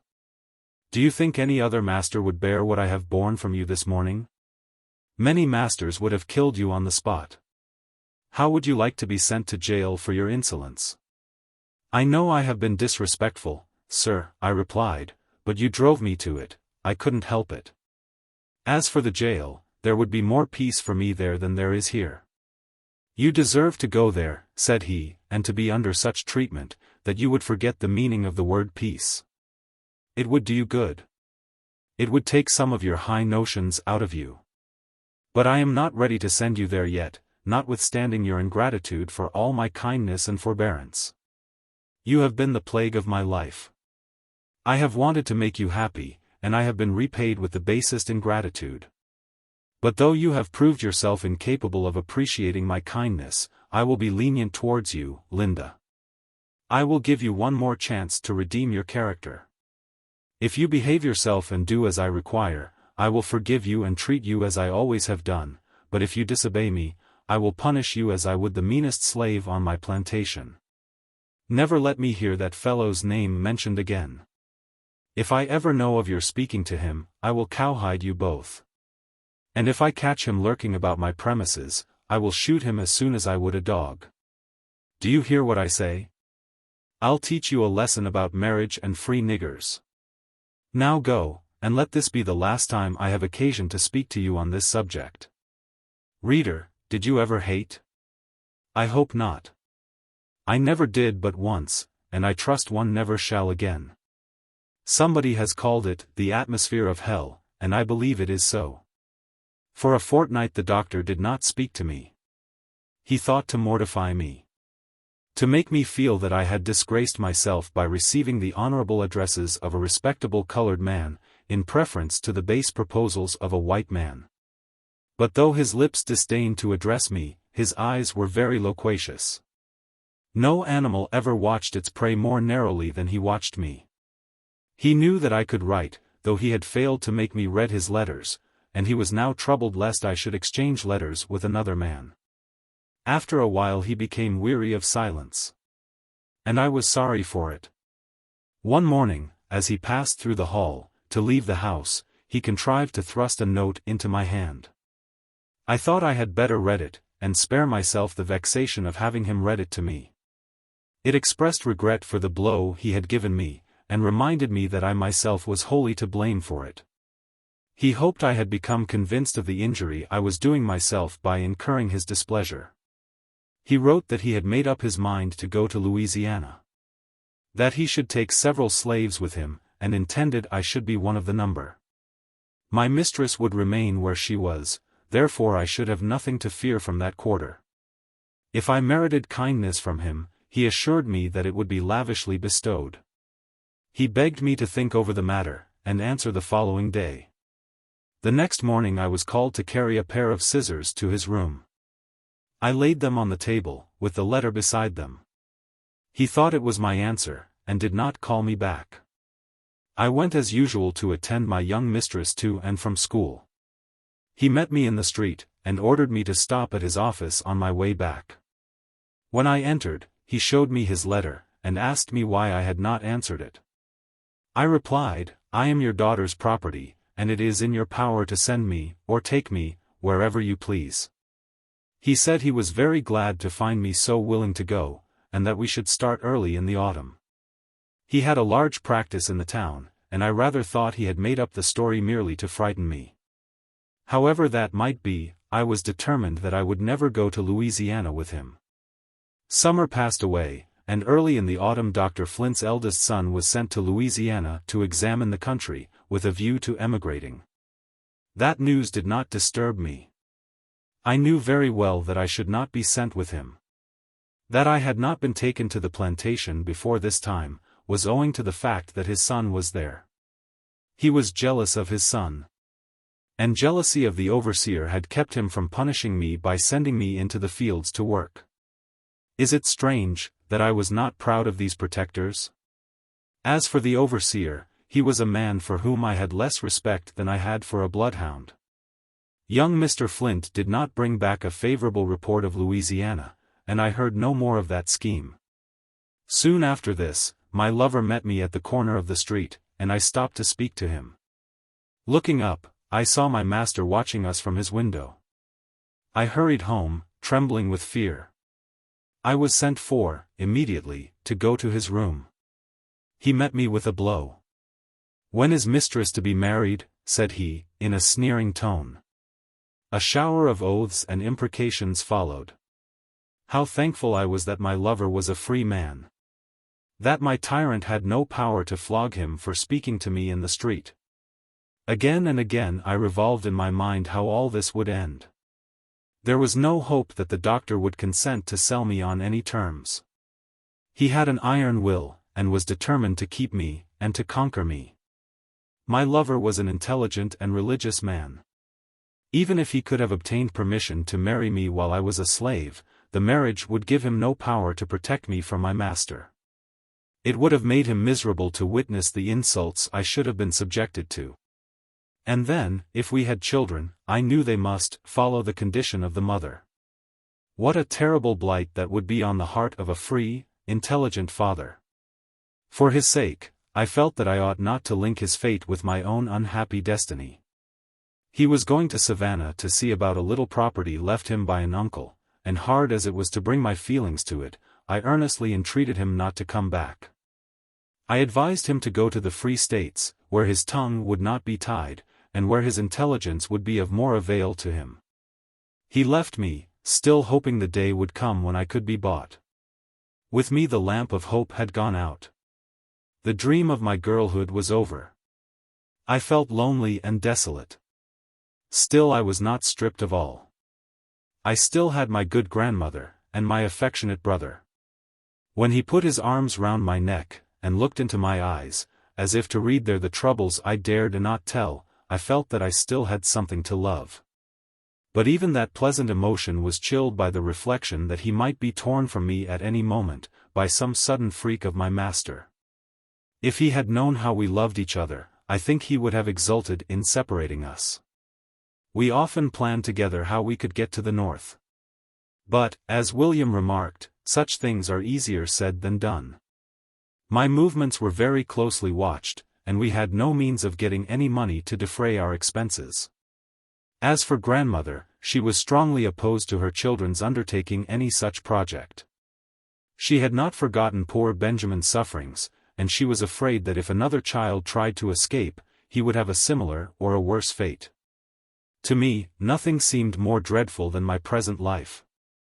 I said to myself, William must be free. He shall go to the north, and I will follow him. Many a slave sister has formed the same plans. Chapter 8. What slaves are taught to think of the North. Slaveholders pride themselves upon being honorable men. But if you were to hear the enormous lies they tell their slaves, you would have small respect for their veracity. I have spoken plain English. Pardon me. I cannot use a milder term. When they visit the North, and return home, they tell their slaves of the runaways they have seen, and describe them to be in the most deplorable condition. A slaveholder once told me that he had seen a runaway friend of mine in New York, and that she besought him to take her back to her master, for she was literally dying of starvation. That many days she had only one cold potato to eat, and at other times could get nothing at all. He said he refused to take her, because he knew her master would not thank him for bringing such a miserable wretch to his house. He ended by saying to me, this is the punishment she brought on herself for running away from a kind master. This whole story was false. I afterward stayed with that friend in New York, and found her in comfortable circumstances. She had never thought of such a thing as wishing to go back to slavery. Many of the slaves believe such stories, and think it is not worth while to exchange slavery for such a hard kind of freedom. It is difficult to persuade such that freedom could make them useful men, and enable them to protect their wives and children. If those heathen in our Christian land had as much teaching as some Hindus, they would think otherwise. They would know that liberty is more valuable than life. They would begin to understand their own capabilities, and exert themselves to become men and women. But while the free states sustain a law which hurls fugitives back into slavery, how can the slaves resolve to become men? There are some who strive to protect wives and daughters from the insults of their masters, but those who have such sentiments have had advantages above the general mass of slaves. They have been partially civilized and Christianized by favorable circumstances. Some are bold enough to utter such sentiments to their masters. Oh, that there were more of them! Some poor creatures have been so brutalized by the lash that they will sneak out of the way to give their masters free access to their wives and daughters. Do you think this proves the black man to belong to an inferior order of beings? What would you be, if you had been born and brought up a slave, with generations of slaves for ancestors? I admit that the black man is inferior. But what is it that makes him so? It is the ignorance in which white men compel him to live, it is the torturing whip that lashes manhood out of him.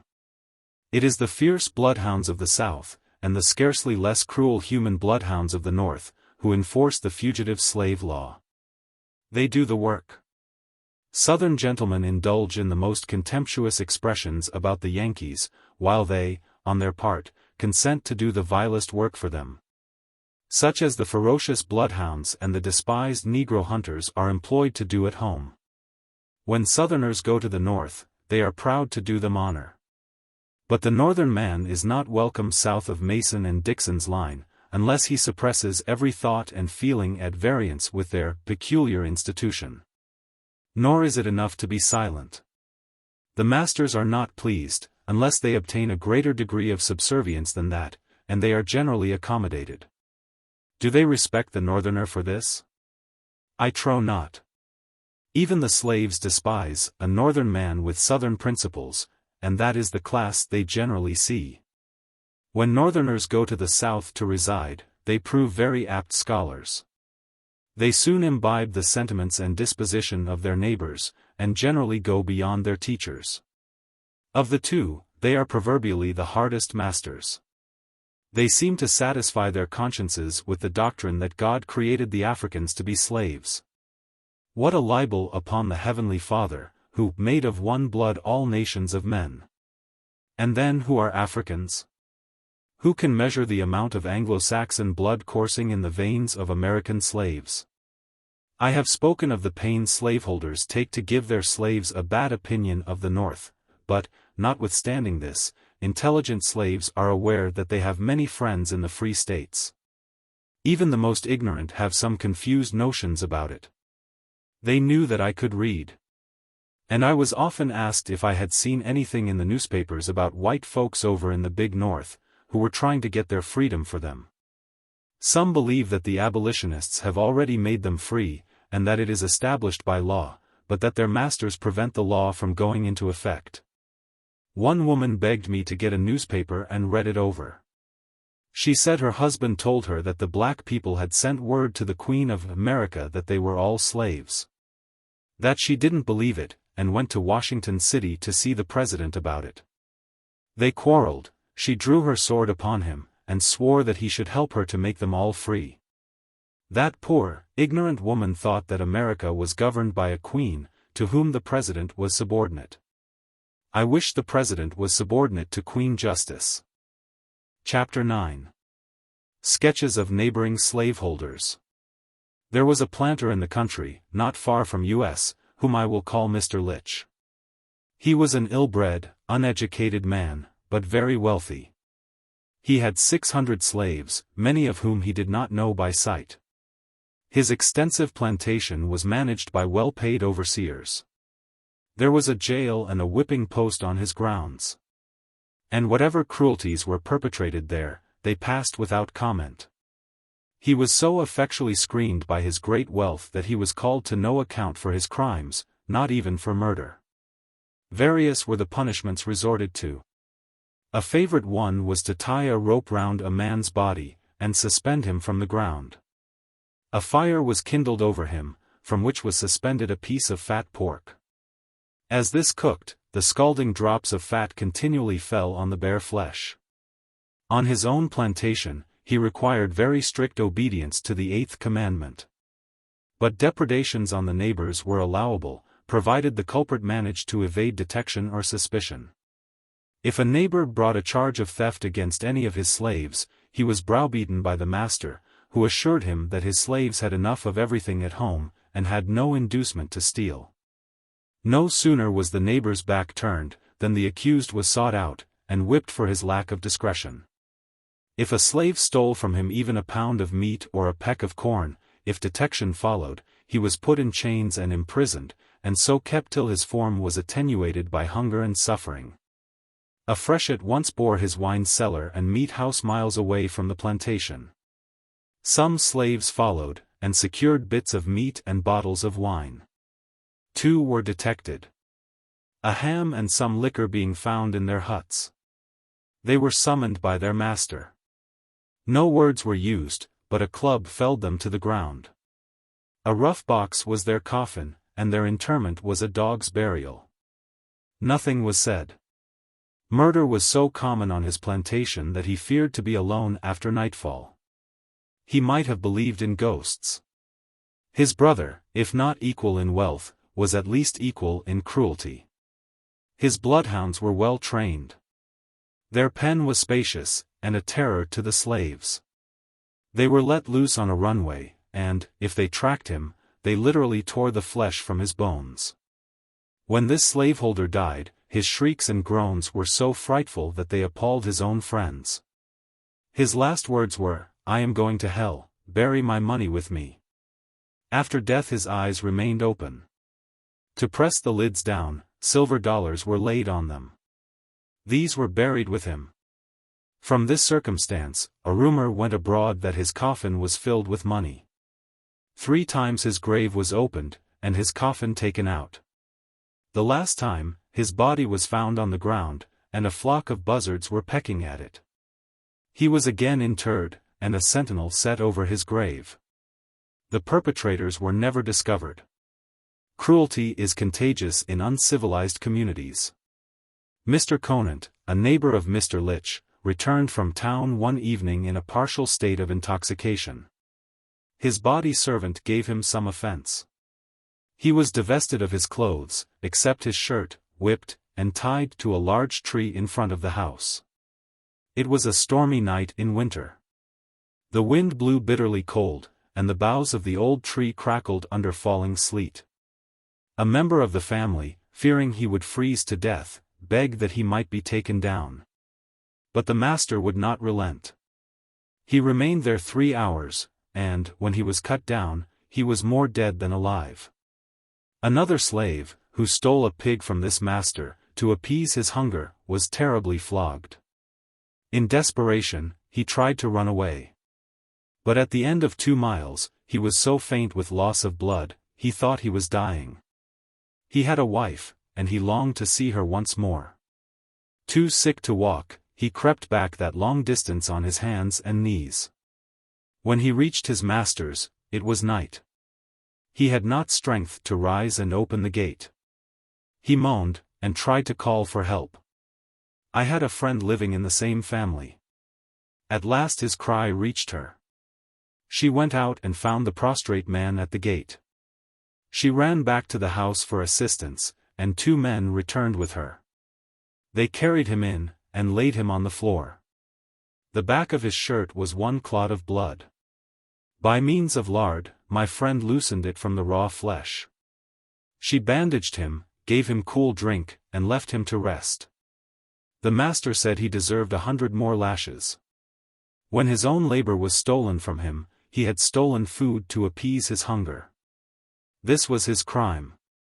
Another neighbor was a Mrs. Wade. At no hour of the day was there cessation of the lash on her premises. Her labors began with the dawn, and did not cease till long after nightfall. The barn was her particular place of torture. There she lashed the slaves with the might of a man. An old slave of hers once said to me, "It is hell in Mrs.'s house. Pairs I can never get out. Day and night I prays to die." The mistress died before the old woman, and, when dying, entreated her husband not to permit any one of her slaves to look on her after death. A slave who had nursed her children, and had still a child in her care, watched her chance, and stole with it in her arms to the room where lay her dead mistress.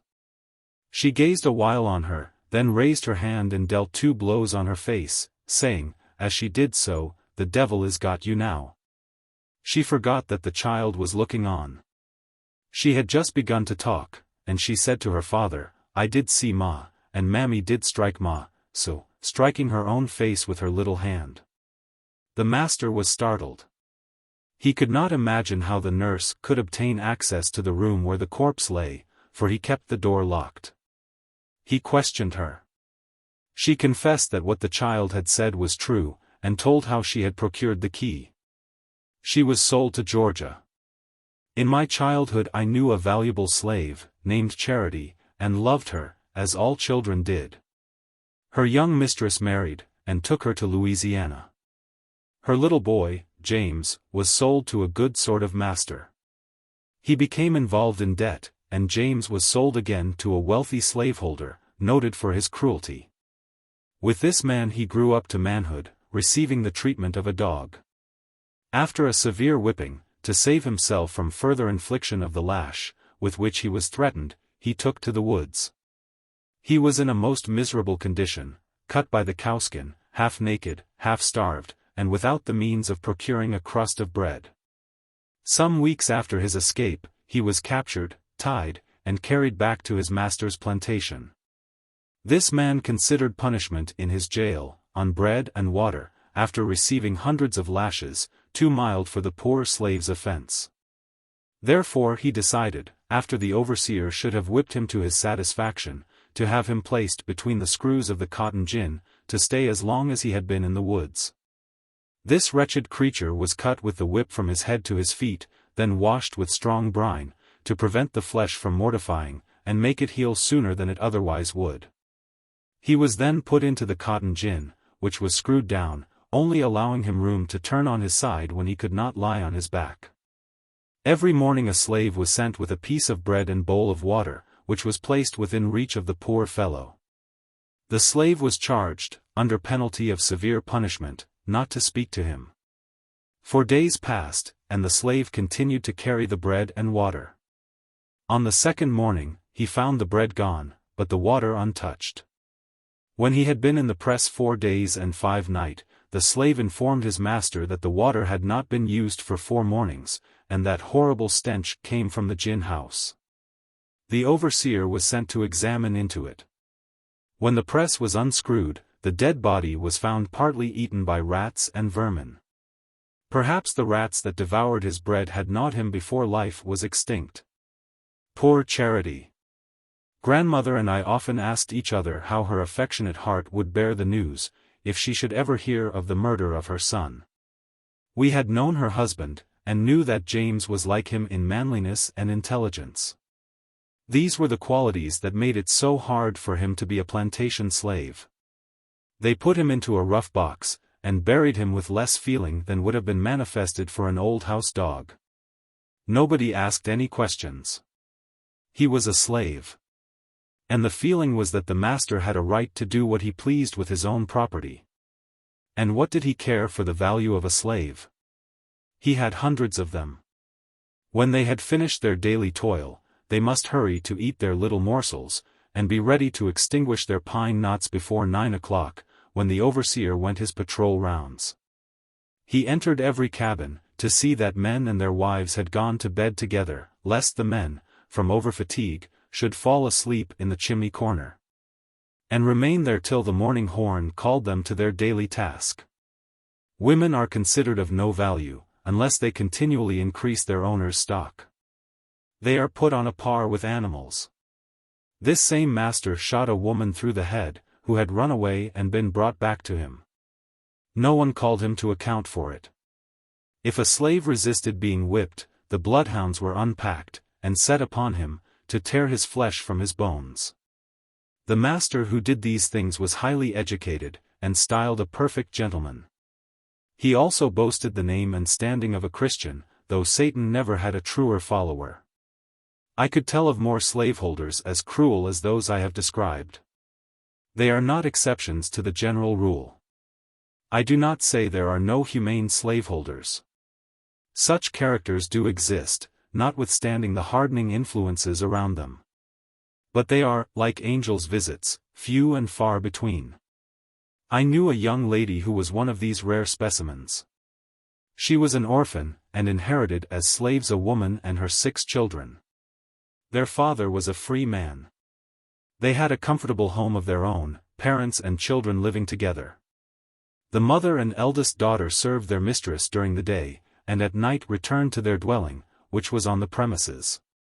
The young lady was very pious, and there was some reality in her religion. She taught her slaves to lead pure lives, and wished them to enjoy the fruit of their own industry. Her religion was not a garb put on for Sunday, and laid aside till Sunday returned again. The eldest daughter of the slave mother was promised in marriage to a free man. And the day before the wedding this good mistress emancipated her, in order that her marriage might have the sanction of law. Report said that this young lady cherished an unrequited affection for a man who had resolved to marry for wealth. In the course of time a rich uncle of hers died. He left $6,000 to his 2 sons by a colored woman, and the remainder of his property to this orphan niece. The metal soon attracted the magnet. The lady and her weighty purse became his. She offered to manumit her slaves, telling them that her marriage might make unexpected changes in their destiny, and she wished to ensure their happiness. They refused to take their freedom, saying that she had always been their best friend, and they could not be so happy anywhere as with her. I was not surprised. I had often seen them in their comfortable home, and thought that the whole town did not contain a happier family. They had never felt slavery. And, when it was too late, they were convinced of its reality. When the new master claimed this family as his property, the father became furious, and went to his mistress for protection. "I can do nothing for you now, Harry," said she. "I no longer have the power I had a week ago. I have succeeded in obtaining the freedom of your wife, but I cannot obtain it for your children." The unhappy father swore that nobody should take his children from him. He concealed them in the woods for some days, but they were discovered and taken. The father was put in jail, and the 2 oldest boys sold to Georgia. One little girl, too young to be of service to her master, was left with the wretched mother. The other 3 were carried to their master's plantation. The eldest soon became a mother, and when the slaveholder's wife looked at the babe, she wept bitterly. She knew that her own husband had violated the purity she had so carefully inculcated.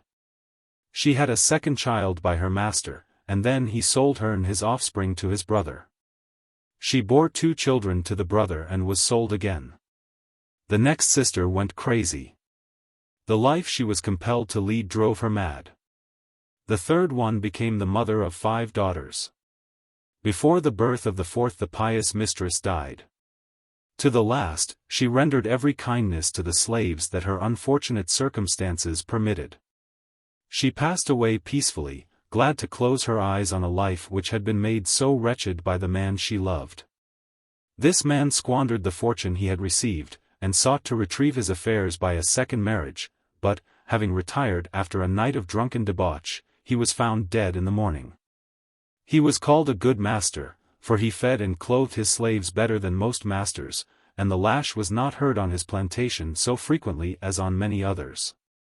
Had it not been for slavery, he would have been a better man, and his wife a happier woman. No pen can give an adequate description of the all-pervading corruption produced by slavery. The slave girl is reared in an atmosphere of licentiousness and fear. The lash and the foul talk of her master and his sons are her teachers. When she is 14 or 15, her owner, or his sons, or the overseer, or perhaps all of them, begin to bribe her with presents. If these fail to accomplish their purpose, she is whipped or starved into submission to their will. She may have had religious principles inculcated by some pious mother or grandmother, or some good mistress. She may have a lover, whose good opinion and peace of mind are dear to her heart. Or the profligate men who have power over her may be exceedingly odious to her. But resistance is hopeless. The poor worm shall prove her contest vain. Life's little day shall pass, and she is gone. The slaveholders' sons are, of course, vitiated, even while boys, by the unclean influences everywhere around them. Nor do the master's daughters always escape. Severe retributions sometimes come upon him for the wrongs he does to the daughters of the slaves. The white daughters early hear their parents quarreling about some female slave. Their curiosity is excited, and they soon learn the cause. They are attended by the young slave girls whom their father has corrupted, and they hear such talk as should never meet youthful ears, or any other ears. They know that the woman slaves are subject to their father's authority in all things, and in some cases they exercise the same authority over the men slaves. I have myself seen the master of such a household whose head was bowed down in shame. For it was known in the neighborhood that his daughter had selected one of the meanest slaves on his plantation to be the father of his first grandchild. She did not make her advances to her equals, nor even to her father's more intelligent servants. She selected the most brutalized, over whom her authority could be exercised with less fear of exposure. Her father, half frantic with rage, sought to revenge himself on the offending black man. But his daughter, foreseeing the storm that would arise, had given him free papers, and sent him out of the state. In such cases the infant is smothered, or sent where it is never seen by any who know its history. But if the white parent is the father, instead of the mother, the offspring are unblushingly reared for the market. If they are girls, I have indicated plainly enough what will be their inevitable destiny. You may believe what I say, for I write only that whereof I know. I was 21 years in that cage of obscene birds. I can testify, from my own experience and observation, that slavery is a curse to the whites as well as to the blacks. It makes white fathers cruel and sensual, the sons violent and licentious, it contaminates the daughters, and makes the wives wretched. And as for the colored race, it needs an abler pen than mine to describe the extremity of their sufferings, the depth of their degradation. Yet few slaveholders seem to be aware of the widespread moral ruin occasioned by this wicked system. Their talk is of blighted cotton crops, not of the blight on their children's souls. If you want to be fully convinced of the abominations of slavery, go on a southern plantation, and call yourself a Negro trader. Then there will be no concealment. And you will see and hear things that will seem to you impossible among human beings with immortal souls. Chapter 10. A perilous passage in the slave girl's life. After my lover went away, Dr. Flint contrived a new plan. He seemed to have an idea that my fear of my mistress was his greatest obstacle. In the blandest tones, he told me that he was going to build a small house for me, in a secluded place, 4 miles away from the town. I shuddered. But I was constrained to listen, while he talked of his intention to give me a home of my own, and to make a lady of me. Hitherto, I had escaped my dreaded fate, by being in the midst of people. My grandmother had already had high words with my master about me. She had told him pretty plainly what she thought of his character, and there was considerable gossip in the neighborhood about our affairs. To which the open-mouthed jealousy of Mrs. Flint contributed not a little. When my master said he was going to build a house for me, and that he could do it with little trouble and expense, I was in hope something would happen to frustrate his scheme. But I soon heard that the house was actually begun. I vowed before my Maker that I would never enter it. I had rather toil on the plantation from dawn till dark. I had rather live and die in jail, than drag on, from day to day, through such a living death. I was determined that the master, whom I so hated and loathed, who had blighted the prospects of my youth, and made my life a desert, should not, after my long struggle with him, succeed at last in trampling his victim under his feet. I would do anything, everything, for the sake of defeating him. What could I do? I thought and thought, till I became desperate, and made a plunge into the abyss. And now, reader, I come to a period in my unhappy life, which I would gladly forget if I could. The remembrance fills me with sorrow and shame. It pains me to tell you of it. But I have promised to tell you the truth, and I will do it honestly, let it cost me what it may. I will not try to screen myself behind the plea of compulsion from a master, for it was not so. Neither can I plead ignorance or thoughtlessness. For years, my master had done his utmost to pollute my mind with foul images, and to destroy the pure principles inculcated by my grandmother, and the good mistress of my childhood. The influences of slavery had had the same effect on me that they had on other young girls. They had made me prematurely knowing, concerning the evil ways of the world. I knew what I did, and I did it with deliberate calculation. But, oh, ye happy women, whose purity has been sheltered from childhood, who have been free to choose the objects of your affection, whose homes are protected by law. Do not judge the poor desolate slave girl too severely. If slavery had been abolished, I, also, could have married the man of my choice, I could have had a home shielded by the laws. And I should have been spared the painful task of confessing what I am now about to relate, but all my prospects had been blighted by slavery. I wanted to keep myself pure.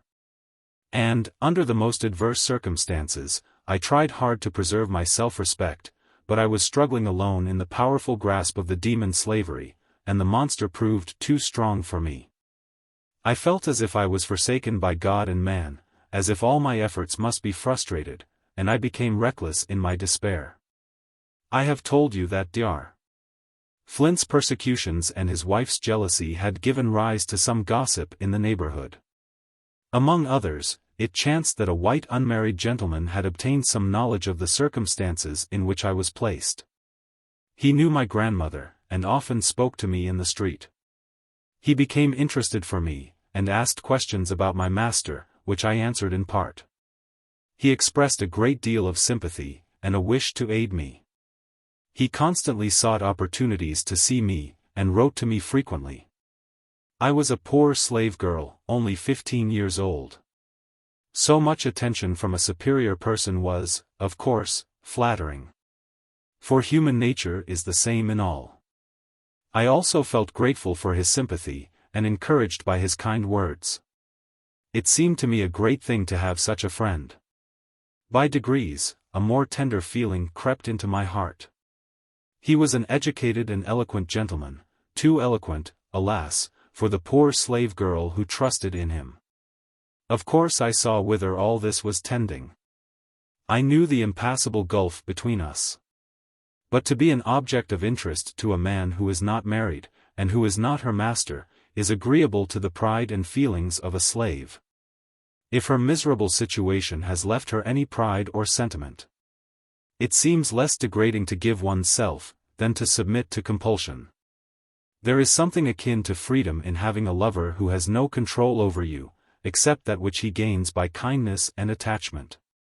A master may treat you as rudely as he pleases, and you dare not speak. Moreover, the wrong does not seem so great with an unmarried man, as with one who has a wife to be made unhappy. There may be sophistry in all this, but the condition of a slave confuses all principles of morality, and, in fact, renders the practice of them impossible. When I found that my master had actually begun to build the lonely cottage, other feelings mixed with those I have described. Revenge, and calculations of interest, were added to flattered vanity and sincere gratitude for kindness. I knew nothing would enrage Dr. Flint so much as to know that I favored another, and it was something to triumph over my tyrant even in that small way. I thought he would revenge himself by selling me, and I was sure my friend, Mr. Sands, would buy me. He was a man of more generosity and feeling than my master, and I thought my freedom could be easily obtained from him. The crisis of my fate now came so near that I was desperate. I shuddered to think of being the mother of children that should be owned by my old tyrant.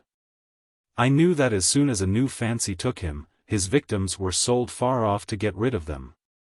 Especially if they had children. I had seen several women sold, with babies at the breast. He never allowed his offspring by slaves to remain long in sight of himself and his wife. Of a man who was not my master I could ask to have my children well supported, and in this case, I felt confident I should obtain the boon. I also felt quite sure that they would be made free. With all these thoughts revolving in my mind, and seeing no other way of escaping the doom I so much dreaded, I made a headlong plunge. Pity me, and pardon me, O virtuous reader. You never knew what it is to be a slave, to be entirely unprotected by law or custom, to have the laws reduce you to the condition of a chattel, entirely subject to the will of another. You never exhausted your ingenuity in avoiding the snares, and eluding the power of a hated tyrant. You never shuddered at the sound of his footsteps, and trembled within hearing of his voice. I know I did wrong. No one can feel it more sensibly than I do. The painful and humiliating memory will haunt me to my dying day. Still, in looking back, calmly, on the events of my life, I feel that the slave woman ought not to be judged by the same standard as others. The months passed on. I had many unhappy hours. I secretly mourned over the sorrow I was bringing on my grandmother, who had so tried to shield me from harm. I knew that I was the greatest comfort of her old age, and that it was a source of pride to her that I had not degraded myself, like most of the slaves. I wanted to confess to her that I was no longer worthy of her love, but I could not utter the dreaded words. As for Dr. Flint, I had a feeling of satisfaction and triumph in the thought of telling him. From time to time he told me of his intended arrangements, and I was silent. At last, he came and told me the cottage was completed, and ordered me to go to it. I told him I would never enter it. He said, I have heard enough of such talk as that. You shall go, if you are carried by force, and you shall remain there. I replied, I will never go there. In a few months I shall be a mother. He stood and looked at me in dumb amazement, and left the house without a word. I thought I should be happy in my triumph over him. But now that the truth was out, and my relatives would hear of it, I felt wretched. Humble as were their circumstances, they had pride in my good character. Now, how could I look at them in the face? My self-respect was gone. I had resolved that I would be virtuous, though I was a slave. I had said, let the storm beat. I will brave it till I die. And now, how humiliated I felt. I went to my grandmother. My lips moved to make confession, but the words stuck in my throat. I sat down in the shade of a tree at her door and began to sew.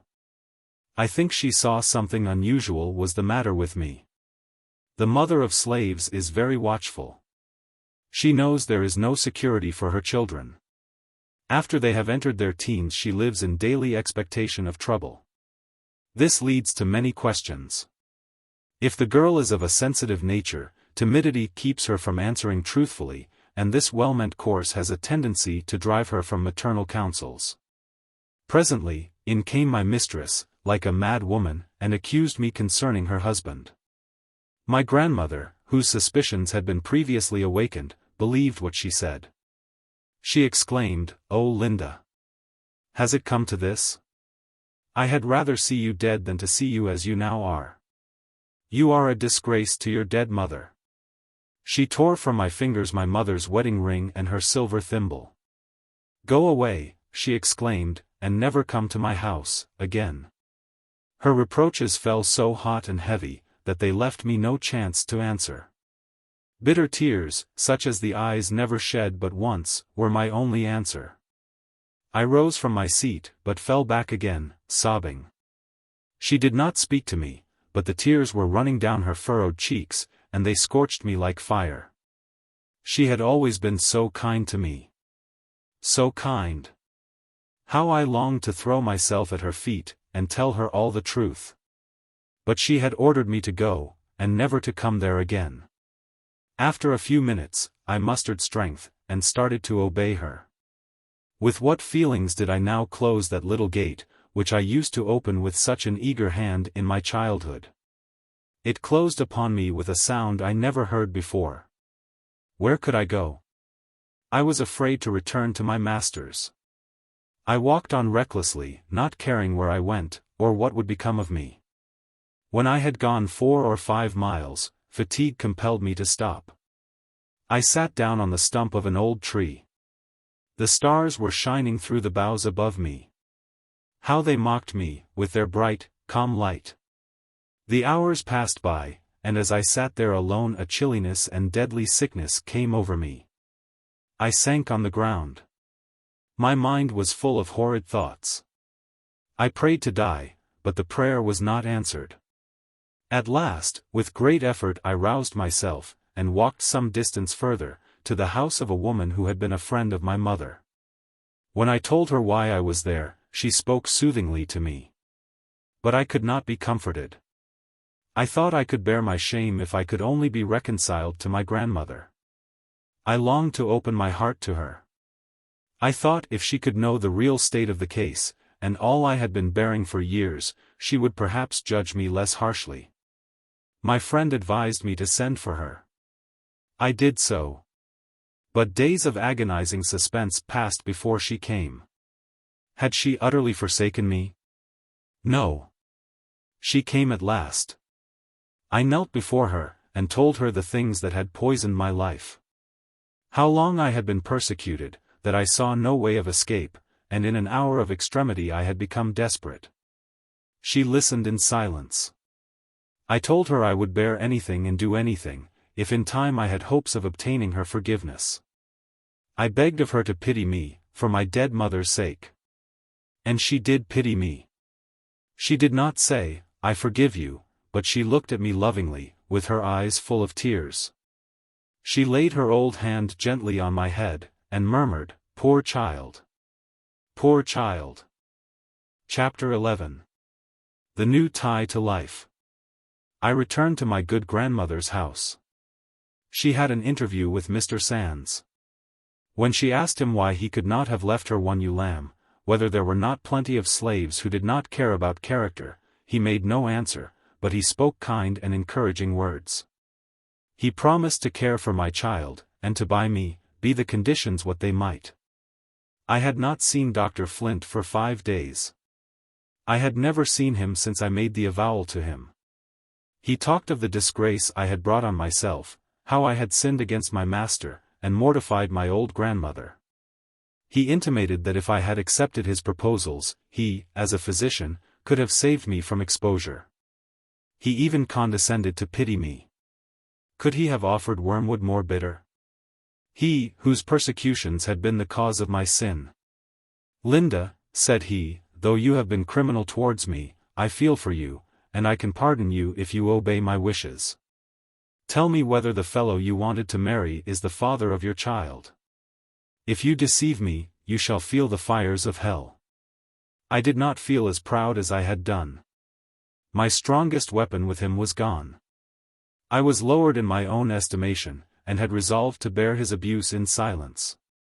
But when he spoke contemptuously of the lover who had always treated me honorably, when I remembered that but for him I might have been a virtuous, free, and happy wife, I lost my patience. "I have sinned against God and myself," I replied, "but not against you." He clenched his teeth, and muttered, "Curse you." He came towards me, with ill-suppressed rage, and exclaimed, "You obstinate girl! I could grind your bones to powder. You have thrown yourself away on some worthless rascal. You are weak-minded, and have been easily persuaded by those who don't care a straw for you. The future will settle accounts between us. You are blinded now. But hereafter you will be convinced that your master was your best friend. My lenity towards you is a proof of it. I might have punished you in many ways. I might have whipped till you fell dead under the lash. But I wanted you to live, I would have bettered your condition. Others cannot do it. You are my slave. Your mistress, disgusted by your conduct, forbids you to return to the house, therefore I leave you here for the present, but I shall see you often. I will call tomorrow." He came with frowning brows, that showed a dissatisfied state of mind. After asking about my health, he inquired whether my board was paid, and who visited me. He then went on to say that he had neglected his duty, that as a physician there were certain things that he ought to have explained to me. Then followed talk such as would have made the most shameless blush. He ordered me to stand up before him. I obeyed. "I command you," said he, "to tell me whether the father of your child is white or black." I hesitated. "Answer me this instant," he exclaimed. I did answer. He sprang upon me like a wolf, and grabbed my arm as if he would have broken it. "Do you love him?" said he, in a hissing tone. "I am thankful that I do not despise him," I replied. He raised his hand to strike me, but it fell again. I don't know what arrested the blow. He sat down, with lips tightly compressed. At last he spoke. "I came here," said he, "to make you a friendly proposition, but your ingratitude chafes me beyond endurance. You turn aside all my good intentions towards you. I don't know what it is that keeps me from killing you." Again he rose, as if he had a mind to strike me. But he resumed. "On one condition I will forgive your insolence and crime. You must henceforth have no communication of any kind with the father of your child. You must not ask anything from him, or receive anything from him. I will take care of you and your child. You had better promise this at once, and not wait till you are deserted by him. This is the last act of mercy I shall show towards you." I said something about being unwilling to have my child supported by a man who had cursed it and me also. He rejoined, that a woman who had sunk to my level had no right to expect anything else. He asked, for the last time, would I accept his kindness? I answered that I would not. "Very well," said he, "then take the consequences of your wayward course. Never look to me for help. You are my slave, and shall always be my slave. I will never sell you, that you may depend upon." Hope died away in my heart as he closed the door after him. I had calculated that in his rage he would sell me to a slave trader, and I knew the father of my child was on the watch to buy me. About this time my uncle Philip was expected to return from a voyage. The day before his departure I had officiated as bridesmaid to a young friend. My heart was then ill at ease, but my smiling countenance did not betray it. Only a year had passed, but what fearful changes it had wrought. My heart had grown grey in misery. Lives that flash in sunshine, and lives that are born in tears, receive their hue from circumstances. None of us know what a year may bring forth. I felt no joy when they told me my uncle had come. He wanted to see me, though he knew what had happened. I shrank from him at first, but at last consented that he should come to my room. He received me as he always had done. Oh, how my heart smote me when I felt his tears on my burning cheeks. The words of my grandmother came to my mind, "Perhaps your mother and father are taken from the evil days to come." My disappointed heart could now praise God that it was so. But why, thought I, did my relatives ever cherish hopes for me? What was there to save me from the usual fate of slave girls? Many more beautiful and more intelligent than I had experienced a similar fate, or a far worse one. How could they hope that I should escape? My uncle's stay was short, and I was not sorry for it. I was too ill in mind and body to enjoy my friends as I had done. For some weeks I was unable to leave my bed. I could not have any doctor but my master, and I would not have him sent for. At last, alarmed by my increasing illness, they sent for him. I was very weak and nervous, and as soon as he entered the room, I began to scream. They told him my state was very critical. He had no wish to hasten me out of the world, and he withdrew. When my babe was born, they said it was premature. It weighed only 4 pounds, but God let it live. I heard the doctor say I could not survive till morning. I had often prayed for death, but now I did not want to die, unless my child could die too. Many weeks passed before I was able to leave my bed. I was a mere wreck of my former self. For a year there was scarcely a day when I was free from chills and fever. My babe also was sickly. His little limbs were often racked with pain. Dr. Flint continued his visits, to look after my health, and he did not fail to remind me that my child was an addition to his stock of slaves. I felt too feeble to dispute with him, and listened to his remarks in silence. His visits were less frequent, but his busy spirit could not remain quiet. He employed my brother in his office. And he was made the medium of frequent notes and messages to me. William was a bright lad, and of much use to the doctor. He had learned to put up medicines, to leech, cup, and bleed. He had taught himself to read and spell. I was proud of my brother, and the old doctor suspected as much. One day, when I had not seen him for several weeks, I heard his steps approaching the door. I dreaded the encounter, and hid myself. He inquired for me, of course, but I was nowhere to be found. He went to his office, and dispatched William with a note. The color mounted to my brother's face when he gave it to me, and he said, "Don't you hate me, Linda, for bringing you these things?" I told him I could not blame him. He was a slave, and obliged to obey his master's will. The note ordered me to come to his office. I went. He demanded to know where I was when he called. I told him I was at home. He flew into a passion, and said he knew better. Then he launched out upon his usual themes, my crimes against him, and my ingratitude for his forbearance. The laws were laid down to me anew, and I was dismissed. I felt humiliated that my brother should stand by, and listen to such language as would be addressed only to a slave. Poor boy! He was powerless to defend me, but I saw the tears, which he vainly strove to keep back. The manifestation of feeling irritated the doctor. William could do nothing to please him.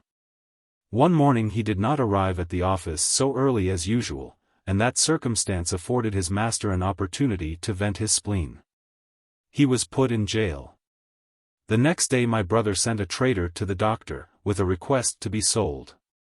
His master was greatly incensed at what he called his insolence. He said he had put him there, to reflect upon his bad conduct, and he certainly was not giving any evidence of repentance. For 2 days he harassed himself to find somebody to do his office work. But everything went wrong without William. He was released, and ordered to take his old stand, with many threats, if he was not careful about his future behavior. As the months passed on, my boy improved in health. When he was a year old, they called him beautiful. The little vine was taking deep root in my existence, though its clinging fondness excited a mixture of love and pain. When I was most sorely oppressed I found a solace in his smiles. I loved to watch his infant slumbers, but always there was a dark cloud over my enjoyment. I could never forget that he was a slave. Sometimes I wished that he might die in infancy. God tried me. My darling became very ill. The bright eyes grew dull, and the little feet and hands were so icy cold that I thought death had already touched them. I had prayed for his death, but never so earnestly as I now prayed for his life, and my prayer was heard. Alas, what mockery it is for a slave mother to try to pray back her dying child to life. Death is better than slavery. It was a sad thought that I had no name to give my child. His father caressed him and treated him kindly, whenever he had a chance to see him. He was not unwilling that he should bear his name, but he had no legal claim to it. And if I had bestowed it upon him, my master would have regarded it as a new crime, a new piece of insolence, and would, perhaps, revenge it on the boy. Oh, the serpent of slavery has many and poisonous fangs. Chapter 12. Fear of Insurrection. Not far from this time Nat Turner's insurrection broke out, and the news threw our town into great commotion. Strange that they should be alarmed, when their slaves were so contented and happy. But so it was. It was always the custom to have a muster every year. On that occasion every white man shouldered his musket. The citizens and the so-called country gentlemen wore military uniforms. The poor whites took their places in the ranks in everyday dress, some without shoes, some without hats. This grand occasion had already passed. And when the slaves were told there was to be another muster, they were surprised and rejoiced. Poor creatures! They thought it was going to be a holiday. I was informed of the true state of affairs, and imparted it to the few I could trust. Most gladly would I have proclaimed it to every slave, but I dared not. All could not be relied on. Mighty is the power of the torturing lash. By sunrise, people were pouring in from every quarter within 20 miles of the town. I knew the houses were to be searched.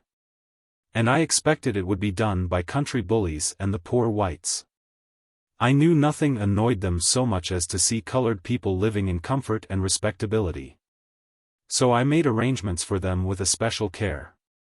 I arranged everything in my grandmother's house as neatly as possible. I put white quilts on the beds, and decorated some of the rooms with flowers. When all was arranged, I sat down at the window to watch. Far as my eye could reach, it rested on a motley crowd of soldiers. Drums and fifes were discoursing martial music. The men were divided into companies of 16, each headed by a captain. Orders were given, and the wild scouts rushed in every direction, wherever a colored face was to be found. It was a grand opportunity for the low whites, who had no Negroes of their own to scourge. They exulted in such a chance to exercise a little brief authority, and show their subserviency to the slaveholders. Not reflecting that the power which trampled on the colored people also kept themselves in poverty, ignorance, and moral degradation. Those who never witnessed such scenes can hardly believe what I know was inflicted at this time on innocent men, women, and children, against whom there was not the slightest ground for suspicion. Colored people and slaves who lived in remote parts of the town suffered in an especial manner. In some cases the searchers scattered powder and shot among their clothes, and then sent other parties to find them, and bring them forward as proof that they were plotting insurrection. Everywhere men, women, and children were whipped till the blood stood in puddles at their feet. Some received 500 lashes. Others were tied hands and feet, and tortured with a bucking paddle, which blisters the skin terribly. The dwellings of the colored people, unless they happened to be protected by some influential white person, who was nigh at hand, were robbed of clothing and everything else the marauders thought worth carrying away. All day long these unfeeling wretches went round, like a troop of demons, terrifying and tormenting the helpless. At night, they formed themselves into patrol bands, and went wherever they chose among the colored people, acting out their brutal will. Many women hid themselves in woods and swamps, to keep out of their way. If any of the husbands or fathers told of these outrages, they were tied up to the public whipping post, and cruelly scourged for telling lies about white men. The consternation was universal. No two people that had the slightest tinge of color in their faces dared to be seen talking together. I entertained no positive fears about our household, because we were in the midst of white families who would protect us. We were ready to receive the soldiers whenever they came. It was not long before we heard the tramp of feet and the sound of voices. The door was rudely pushed open, and in they tumbled, like a pack of hungry wolves. They snatched at everything within their reach. Every box, trunk, closet, and corner underwent a thorough examination. A box in one of the drawers containing some silver change was eagerly pounced upon. When I stepped forward to take it from them, one of the soldiers turned and said angrily, "What ye foller us for? D'ye suppose white folks is come to steal?" I replied, "You have come to search, but you have searched that box, and I will take it, if you please." At that moment I saw a white gentleman who was friendly to us, and I called to him, and asked him to have the goodness to come in and stay till the search was over. He readily complied. His entrance into the house brought in the captain of the company, whose business it was to guard the outside of the house, and see that none of the inmates left it. This officer was Mr. Litch, the wealthy slaveholder whom I mentioned, in the account of neighboring planters, as being notorious for his cruelty. He felt above soiling his hands with the search. He merely gave orders, and, if a bit of writing was discovered, it was carried to him by his ignorant followers, who were unable to read. My grandmother had a large trunk of bedding and tablecloths. When that was opened, there was a great shout of surprise. And one exclaimed, "Where'd the damned niggers get all dis sheet and tableclarf?" My grandmother, emboldened by the presence of our white protector, said, "You may be sure we didn't pilfer from your houses." "Look here, mammy," said a grim-looking fellow without any coat, "you seem to feel mighty gran, 'cause you got all them fixin's. White folks oughter have all." His remarks were interrupted by a chorus of voices shouting, "We scot We scot Dis yaller gals got letters." There was a general rush for the supposed letter, which, upon examination, proved to be some verses written to me by a friend. In packing away my things, I had overlooked them. When their captain informed them of their contents, they seemed much disappointed. He inquired of me who wrote them. I told him it was one of my friends. "Can you read them?" he asked. When I told him I could, he swore, and raved, and tore the paper into bits. "Bring me all your letters," said he, in commanding tone. I told him I had none. "Don't be afraid," he continued, in an insinuating way. "Bring them all to me. Nobody shall do you any harm." Seeing I did not move to obey him, his pleasant tone changed to oaths and threats. "Who writes to you? Half-free niggers?" inquired he. I replied, "Oh, no, most of my letters are from white people. Some request me to burn them after they are read, and some I destroy without reading." An exclamation of surprise from some of the company put a stop to our conversation. Some silver spoons which ornamented an old-fashioned buffet had just been discovered. My grandmother was in the habit of preserving fruit for many ladies in the town, and of preparing suppers for parties, consequently she had many jars of preserves. The closet that contained these was next invaded, and the contents tasted. One of them, who was helping himself freely, tapped his neighbor on the shoulder, and said, "Wall done. Don't wonder de niggers want to kill all de white folks, when dey live on sarves, meaning preserves." I stretched out my hand to take the jar, saying, "You were not sent here to search for sweetmeats." "And what were we sent for?" said the captain, bristling up to me. I evaded the question. The search of the house was completed, and nothing found to condemn us. They next proceeded to the garden, and knocked about every bush and vine, with no better success.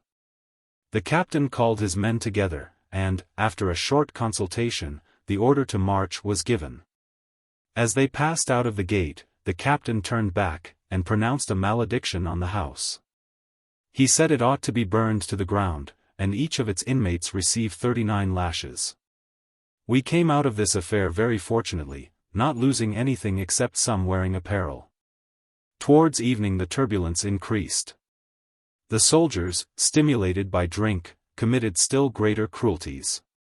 Shrieks and shouts continually rent the air. Not daring to go to the door, I peeped under the window curtain. I saw a mob dragging along a number of colored people, each white man, with his musket upraised, threatening instant death if they did not stop their shrieks. Among the prisoners was a respectable old colored minister. They had found a few parcels of shot in his house, which his wife had for years used to balance her scales. For this they were going to shoot him on Courthouse Green.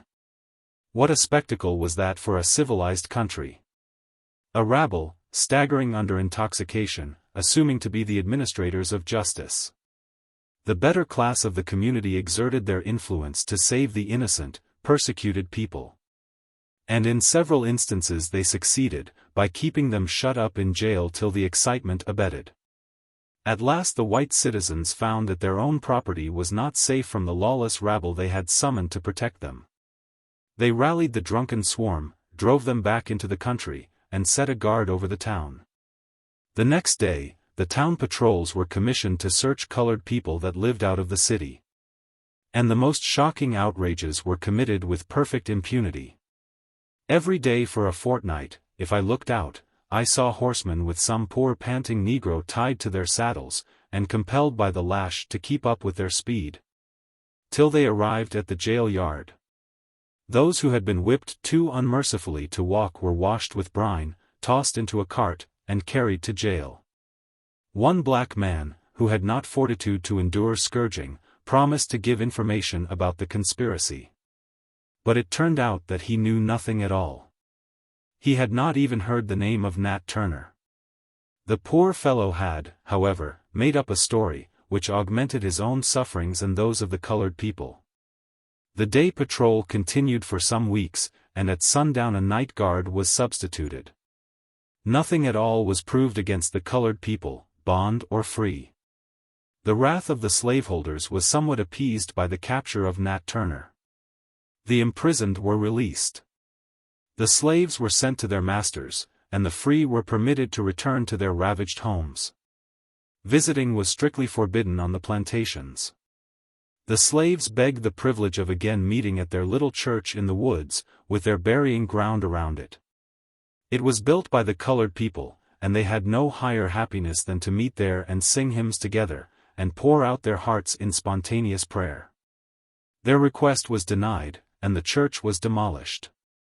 They were permitted to attend the white churches, a certain portion of the galleries being appropriated to their use. There, when everybody else had partaken of the communion, and the benediction had been pronounced, the minister said, "Come down, now, my colored friends."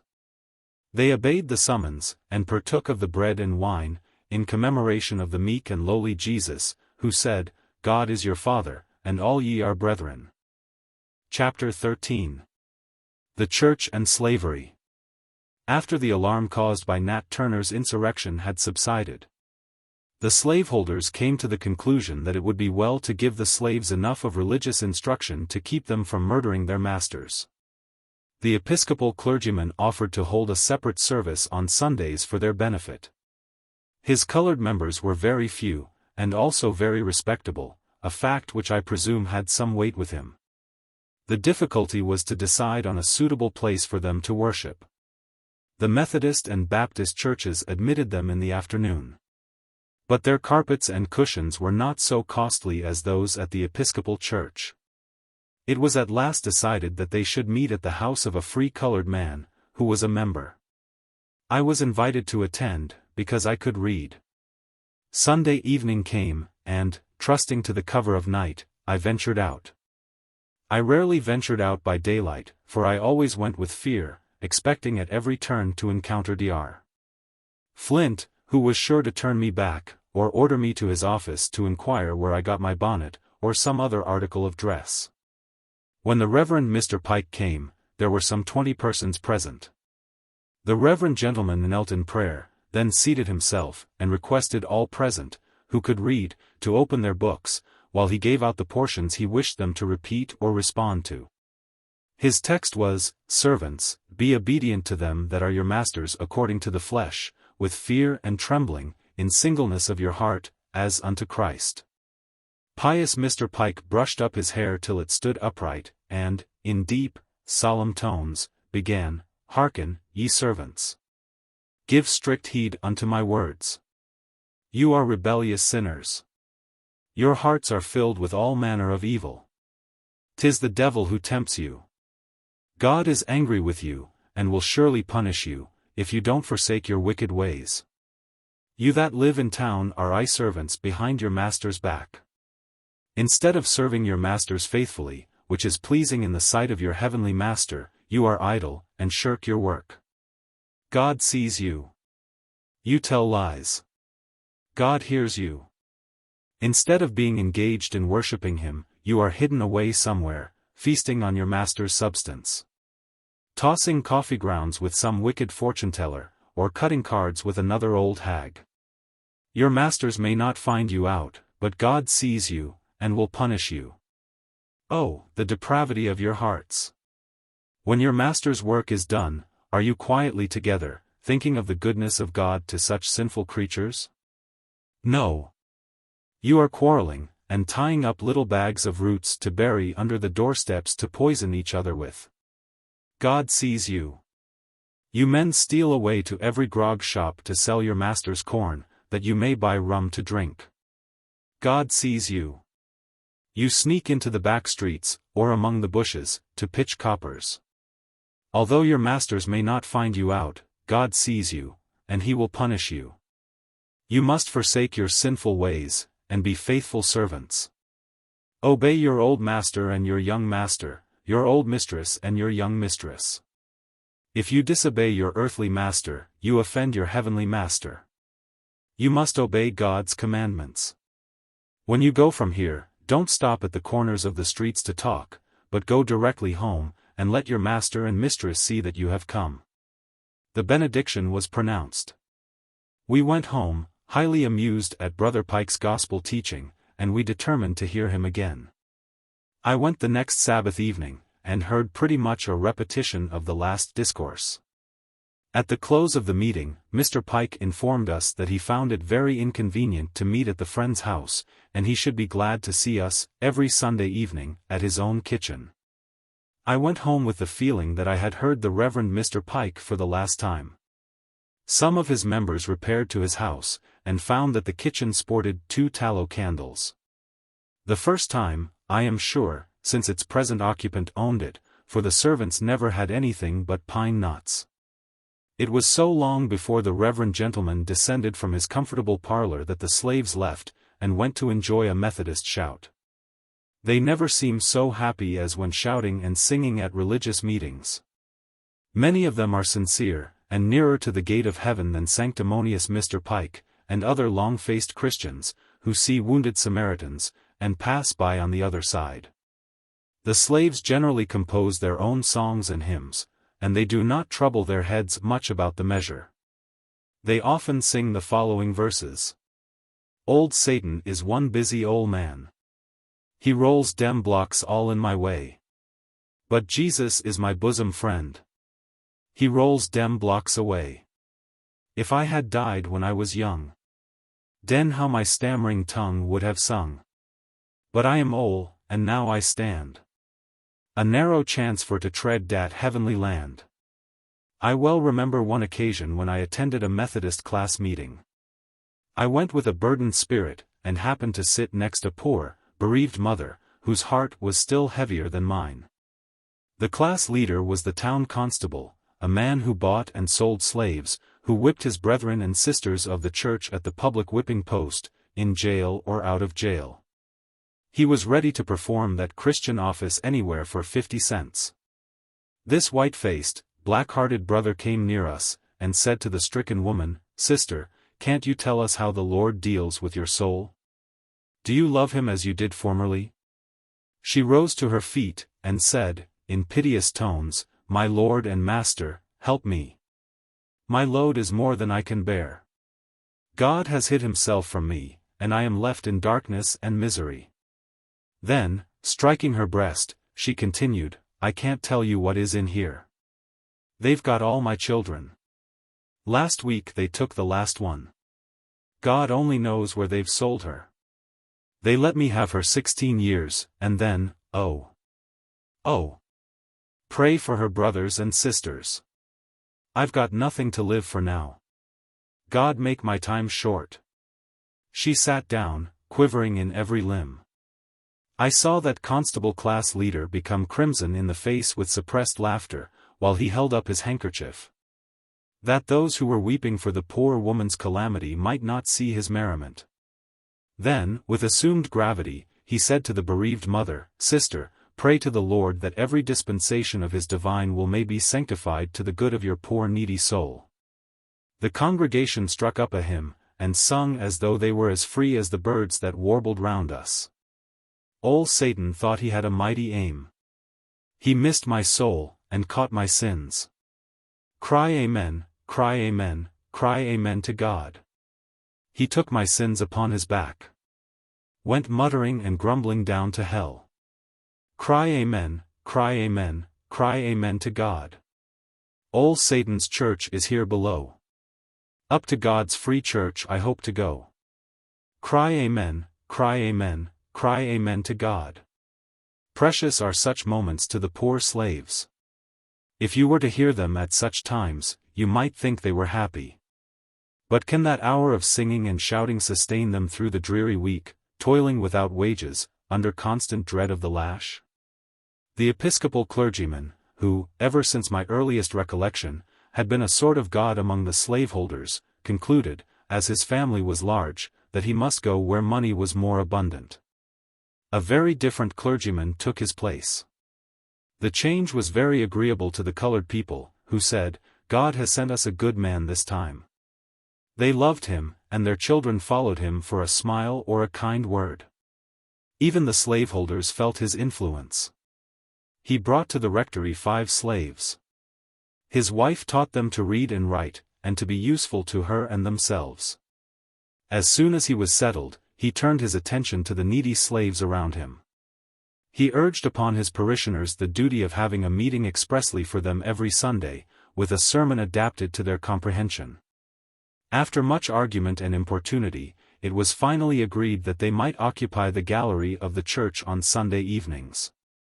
Many colored people, hitherto unaccustomed to attend church, now gladly went to hear the gospel preached.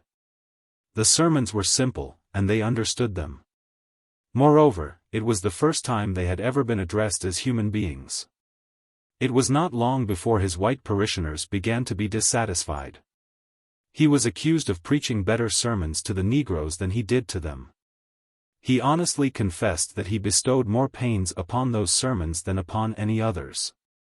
For the slaves were reared in such ignorance that it was a difficult task to adapt himself to their comprehension. Dissensions arose in the parish. Some wanted he should preach to them in the evening, and to the slaves in the afternoon. In the midst of these disputings his wife died, after a very short illness. Her slaves gathered round her dying bed in great sorrow. She said, "I have tried to do you good and promote your happiness, and if I have failed, it has not been for want of interest in your welfare. Do not weep for me, but prepare for the new duties that lie before you. I leave you all free. May we meet in a better world." Her liberated slaves were sent away, with funds to establish them comfortably. The colored people will long bless the memory of that truly Christian woman. Soon after her death her husband preached his farewell sermon, and many tears were shed at his departure. Several years after, he passed through our town and preached to his former congregation. In his afternoon sermon he addressed the colored people. "My friends," said he, "it affords me great happiness to have an opportunity of speaking to you again. For 2 years I have been striving to do something for the colored people of my own parish, but nothing is yet accomplished. I have not even preached a sermon to them. Try to live according to the word of God, my friends. Your skin is darker than mine, but God judges men by their hearts, not by the color of their skins." This was strange doctrine from a Southern pulpit. It was very offensive to slaveholders. They said he and his wife had made fools of their slaves, and that he preached like a fool to the Negroes. I knew an old black man, whose piety and childlike trust in God were beautiful to witness. At 53 years old he joined the Baptist Church. He had a most earnest desire to learn to read. He thought he should know how to serve God better if he could only read the Bible. He came to me, and begged me to teach him. He said he could not pay me, for he had no money. But he would bring me nice fruit when the season for it came. I asked him if he didn't know it was contrary to law, and that slaves were whipped and imprisoned for teaching each other to read. This brought the tears into his eyes. "Don't be troubled, Uncle Fred," said I have no thoughts of refusing to teach you. I only told you of the law, that you might know the danger, and be on your guard." He thought he could plan to come 3 times a week without its being suspected. I selected a quiet nook, where no intruder was likely to penetrate, and there I taught him his ABC. Considering his age, his progress was astonishing.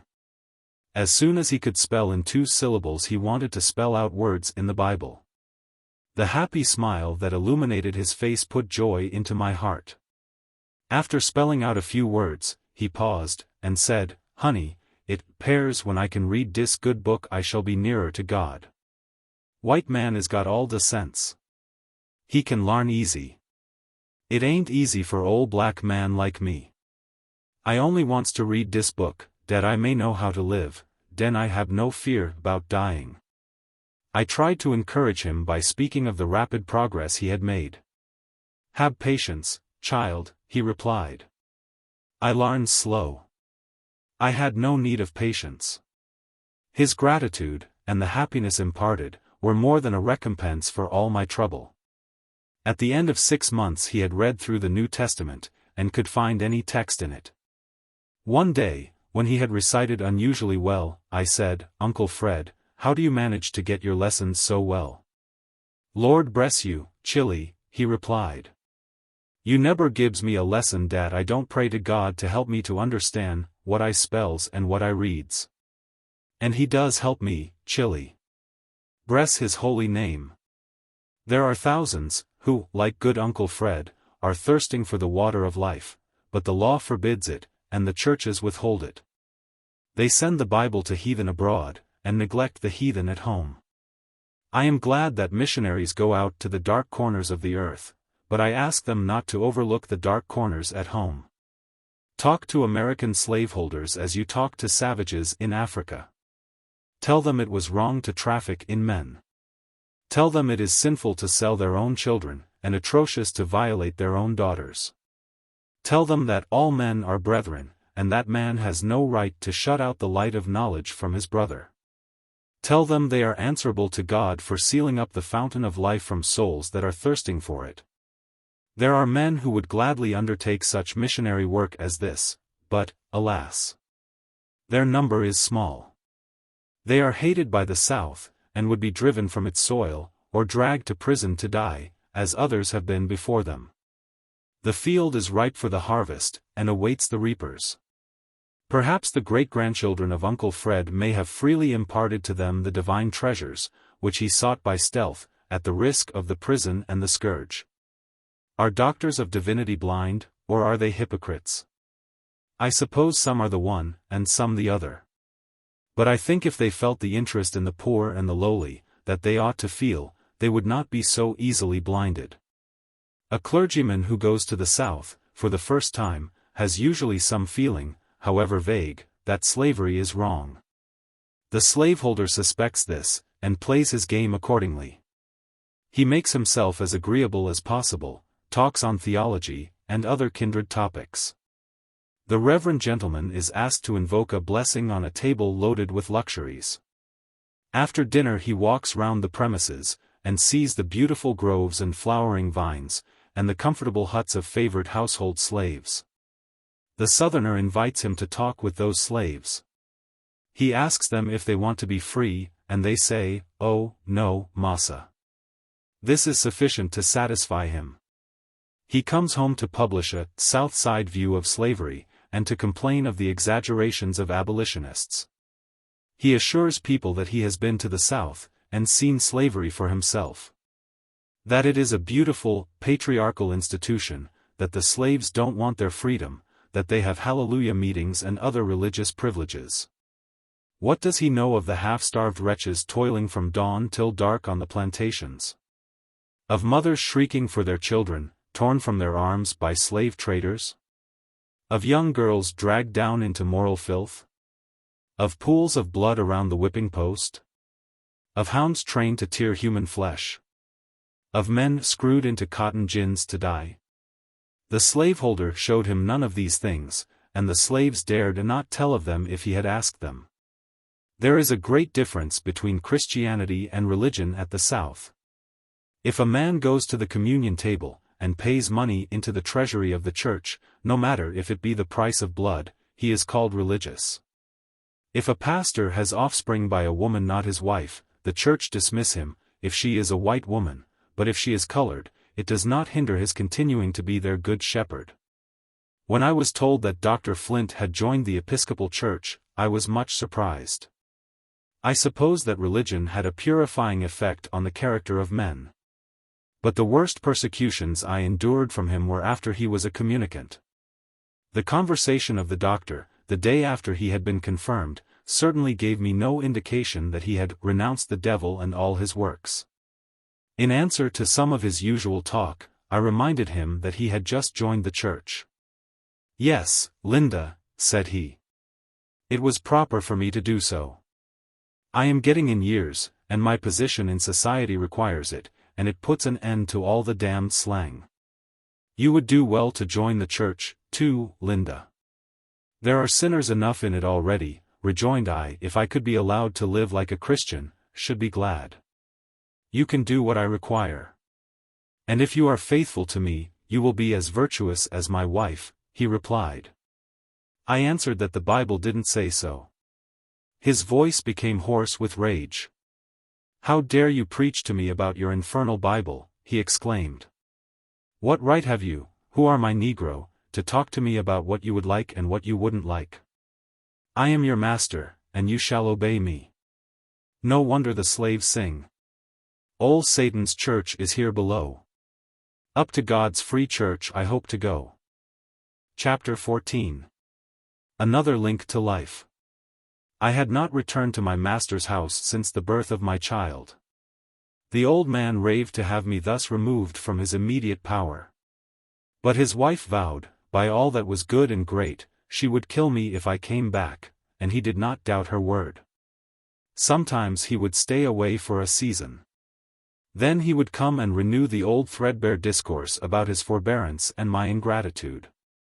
He labored, most unnecessarily, to convince me that I had lowered myself. The venomous old reprobate had no need of descanting on that theme. I felt humiliated enough. My unconscious babe was the ever-present witness of my shame. I listened with silent contempt when he talked about my having forfeited his good opinion, but I shed bitter tears that I was no longer worthy of being respected by the good and pure. Alas! Slavery still held me in its poisonous grasp. There was no chance for me to be respectable. There was no prospect of being able to lead a better life. Sometimes, when my master found that I still refused to accept what he called his kind offers, he would threaten to sell my child. "Perhaps that will humble you," said he. Humble me? Was I not already in the dust? But his threat lacerated my heart. I knew the law gave him power to fulfill it. For slaveholders have been cunning enough to enact that the child shall follow the condition of the mother, not of the father, thus taking care that licentiousness shall not interfere with avarice. This reflection made me clasp my innocent babe all the more firmly to my heart. Horrid visions passed through my mind when I thought of his liability to fall into the slave trader's hands. I wept over him, and said, "Oh my child! Perhaps they will leave you in some cold cabin to die, and then throw you into a hole, as if you were a dog." When Dr. Flint learned that I was again to be a mother, he was exasperated beyond measure. He rushed from the house, and returned with a pair of shears. I had a fine head of hair. And he often railed about my pride of arranging it nicely. He cut every hair close to my head, storming and swearing all the time. I replied to some of his abuse, and he struck me. Some months before, he had pitched me downstairs in a fit of passion, and the injury I received was so serious that I was unable to turn myself in bed for many days. He then said, "Linda, I swear by God I will never raise my hand against you again," but I knew that he would forget his promise. After he discovered my situation, he was like a restless spirit from the pit. He came every day, and I was subjected to such insults as no pen can describe. I would not describe them if I could. They were too low, too revolting. I tried to keep them from my grandmother's knowledge as much as I could. I knew she had enough to sadden her life, without having my troubles to bear. When she saw the doctor treat me with violence, and heard him utter oaths terrible enough to palsy a man's tongue, she could not always hold her peace. It was natural and motherlike that she should try to defend me, but it only made matters worse. When they told me my newborn babe was a girl, my heart was heavier than it had ever been before. Slavery is terrible for men, but it is far more terrible for women. Superadded to the burden common to all, they have wrongs, and sufferings, and mortifications peculiarly their own. Dr. Flint had sworn that he would make me suffer, to my last day, for this new crime against him, as he called it, and as long as he had me in his power he kept his word. On the 4th day after the birth of my babe, he entered my room suddenly, and commanded me to rise and bring my baby to him. The nurse who took care of me had gone out of the room to prepare some nourishment, and I was alone. There was no alternative. I rose, took up my babe, and crossed the room to where he sat. "Now stand there," said he, "till I tell you to go back." My child bore a strong resemblance to her father, and to the deceased Mrs. Sands, her grandmother. He noticed this. And while I stood before him, trembling with weakness, he heaped upon me and my little one every vile epithet he could think of. Even the grandmother in her grave did not escape his curses. In the midst of his vituperations I fainted at his feet. This recalled him to his senses. He took the baby from my arms, laid it on the bed, dashed cold water in my face, took me up, and shook me violently, to restore my consciousness before anyone entered the room. Just then my grandmother came in, and he hurried out of the house. I suffered in consequence of this treatment, but I begged my friends to let me die, rather than send for the doctor. There was nothing I dreaded so much as his presence. My life was spared, and I was glad for the sake of my little ones. Had it not been for these ties to life, I should have been glad to be released by death, though I had lived only 19 years. Always it gave me a pang that my children had no lawful claim to a name. Their father offered his, but, if I had wished to accept the offer, I dared not while my master lived. Moreover, I knew it would not be accepted at their baptism. A Christian name they were at least entitled to, and we resolved to call my boy for our dear good Benjamin, who had gone far away from us. My grandmother belonged to the church, and she was very desirous of having the children christened. I knew Dr. Flint would forbid it, and I did not venture to attempt it. But chance favored me. He was called to visit a patient out of town, and was obliged to be absent during Sunday. "Now is the time," said my grandmother, "we will take the children to church, and have them christened." When I entered the church, recollections of my mother came over me, and I felt subdued in spirit. There she had presented me for baptism, without any reason to feel ashamed. She had been married, and had such legal rights as slavery allows to a slave. The vows had at least been sacred to her, and she had never violated them. I was glad she was not alive, to know under what different circumstances her grandchildren were presented for baptism. Why had my lot been so different from my mother's? Her master had died when she was a child, and she remained with her mistress till she married. She was never in the power of any master. And thus she escaped one class of the evils that generally fall upon slaves. When my baby was about to be christened, the former mistress of my father stepped up to me, and proposed to give it her Christian name.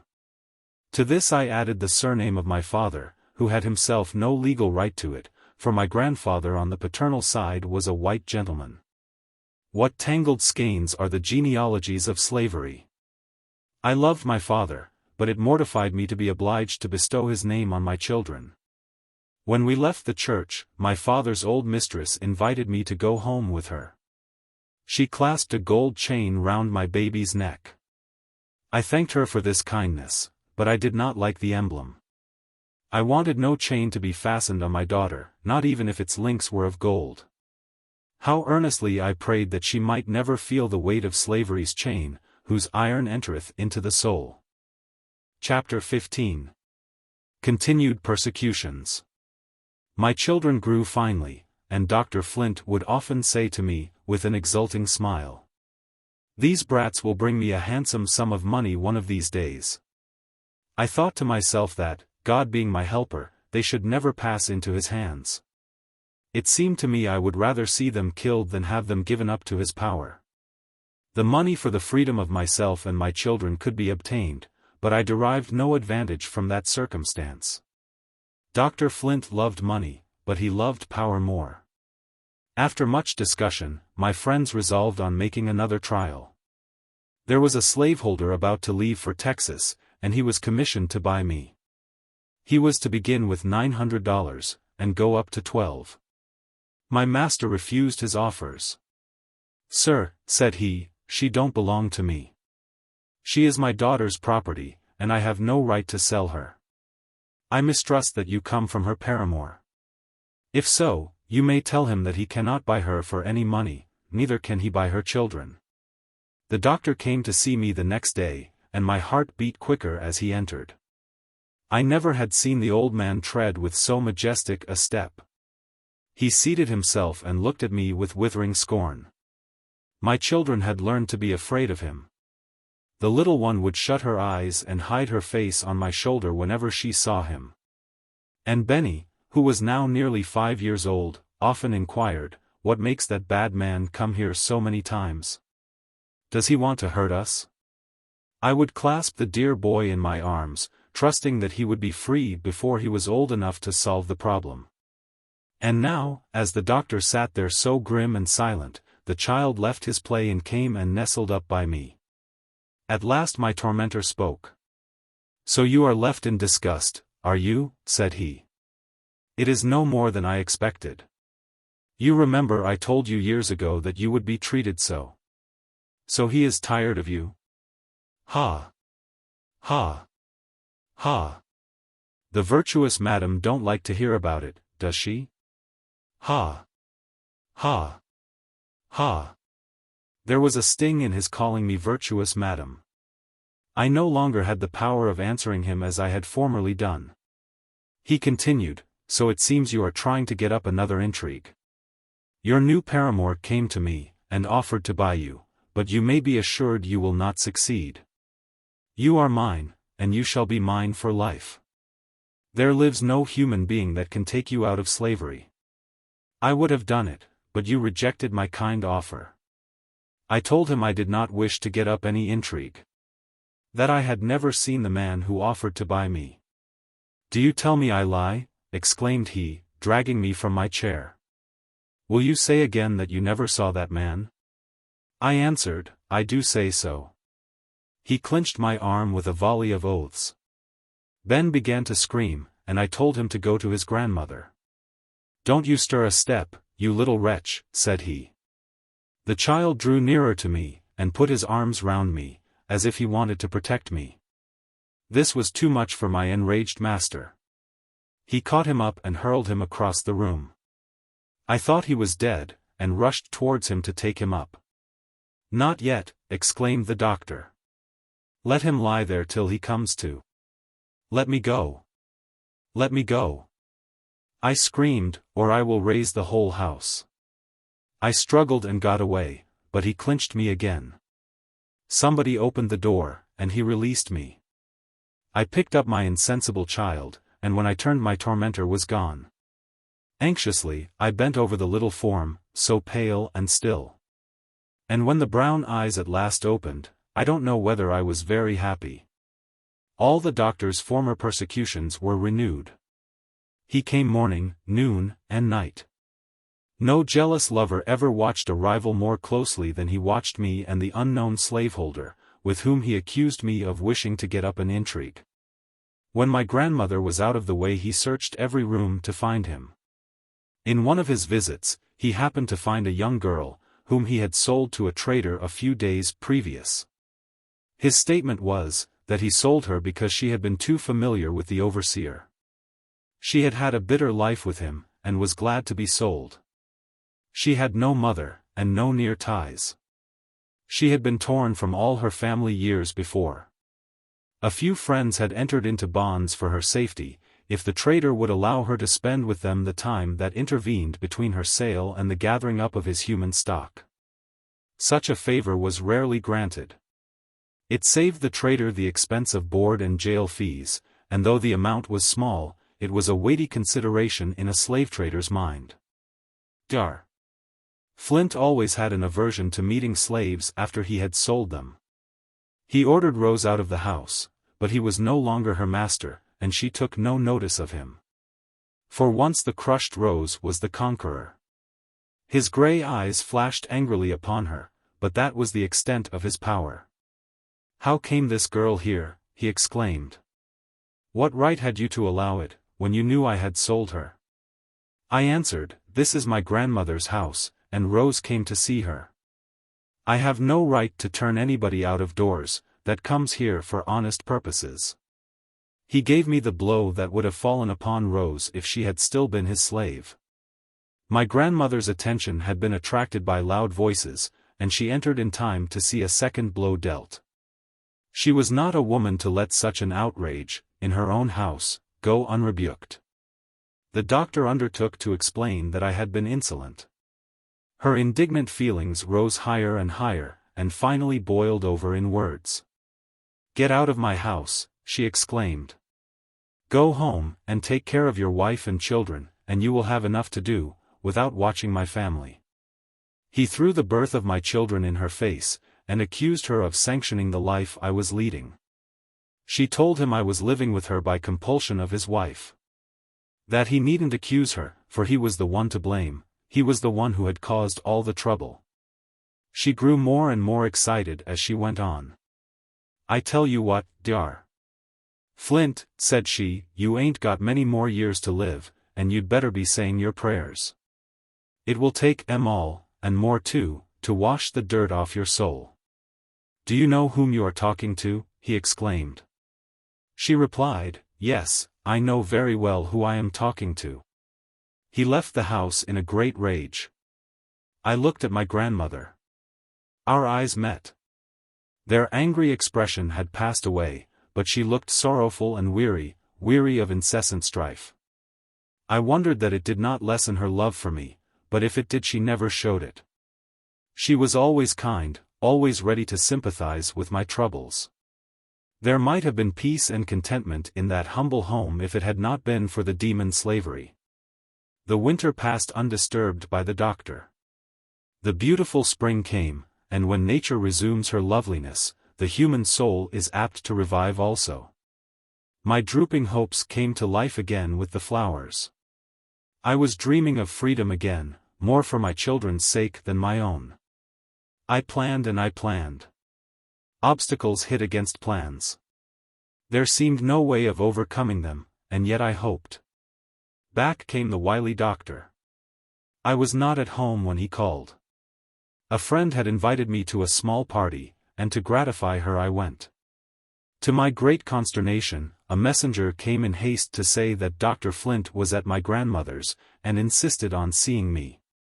They did not tell him where I was, or he would have come and raised a disturbance in my friend's house. They sent me a dark wrapper, I threw it on and hurried home. My speed did not save me. The doctor had gone away in anger. I dreaded the morning, but I could not delay it. It came, warm and bright. At an early hour the doctor came and asked me where I had been last night. I told him. He did not believe me, and sent to my friend's house to ascertain the facts. He came in the afternoon to assure me he was satisfied that I had spoken the truth. He seemed to be in a facetious mood, and I expected some jeers were coming. "I suppose you need some recreation," said he, "but I am surprised at your being there, among those Negroes. It was not the place for you. Are you allowed to visit such people?" I understood this covert fling at the white gentleman who was my friend. But I merely replied, "I went to visit my friends, and any company they keep is good enough for me." He went on to say, "I have seen very little of you of late, but my interest in you is unchanged. When I said I would have no more mercy on you I was rash. I recall my words. Linda, you desire freedom for yourself and your children, and you can obtain it only through me. If you agree to what I am about to propose, you and they shall be free. There must be no communication of any kind between you and their father. I will procure a cottage, where you and the children can live together. Your labor shall be light, such as sewing for my family. Think what is offered you, Linda, a home and freedom. Let the past be forgotten. If I have been harsh with you at times, your willfulness drove me to it. You know I exact obedience from my own children, and I consider you as yet a child." He paused for an answer, but I remained silent. "Why don't you speak?" said he. "What more do you wait for?" "Nothing, sir." "Then you accept my offer?" "No, sir." His anger was ready to break loose, but he succeeded in curbing it, and replied, "You have answered without thought. But I must let you know there are two sides to my proposition. If you reject the bright side, you will be obliged to take the dark one. You must either accept my offer, or you and your children shall be sent to your young master's plantation, there to remain till your young mistress is married. And your children shall fare like the rest of the Negro children. I give you a week to consider it." He was shrewd, but I knew he was not to be trusted. I told him I was ready to give my answer now. "I will not receive it now," he replied. "You act too much from impulse. Remember that you and your children can be free a week from today if you choose." On what a monstrous chance hung the destiny of my children. I knew that my master's offer was a snare, and that if I entered it escape would be impossible. As for his promise, I knew him so well that I was sure if he gave me free papers, they would be so managed as to have no legal value. The alternative was inevitable. I resolved to go to the plantation. But then I thought how completely I should be in his power, and the prospect was appalling. Even if I should kneel before him, and implore him to spare me, for the sake of my children, I knew he would spurn me with his foot, and my weakness would be his triumph. Before the week expired, I heard that young Mr. Flint was about to be married to a lady of his own stamp. I foresaw the position I should occupy in his establishment. I had once been sent to the plantation for punishment, and fear of the son had induced the father to recall me very soon. My mind was made up. I was resolved that I would foil my master and save my children, or I would perish in the attempt. I kept my plans to myself. I knew that friends would try to dissuade me from them, and I would not wound their feelings by rejecting their advice. On the decisive day the doctor came, and said he hoped I had made a wise choice. "I am ready to go to the plantation, sir," I replied. "Have you thought how important your decision is to your children?" said he. I told him I had. "Very well. Go to the plantation, and my curse go with you," he replied. "Your boy shall be put to work, and he shall soon be sold, and your girl shall be raised for the purpose of selling well. Go your own ways." He left the room with curses, not to be repeated. As I stood rooted to the spot, my grandmother came and said, "Linda, child, what did you tell him?" I answered that I was going to the plantation. "Must you go?" said she. "Can't something be done to stop it?" I told her it was useless to try, but she begged me not to give up. She said she would go to the doctor, and remind him how long and how faithfully she had served in the family, and how she had taken her own baby from her breast to nourish his wife.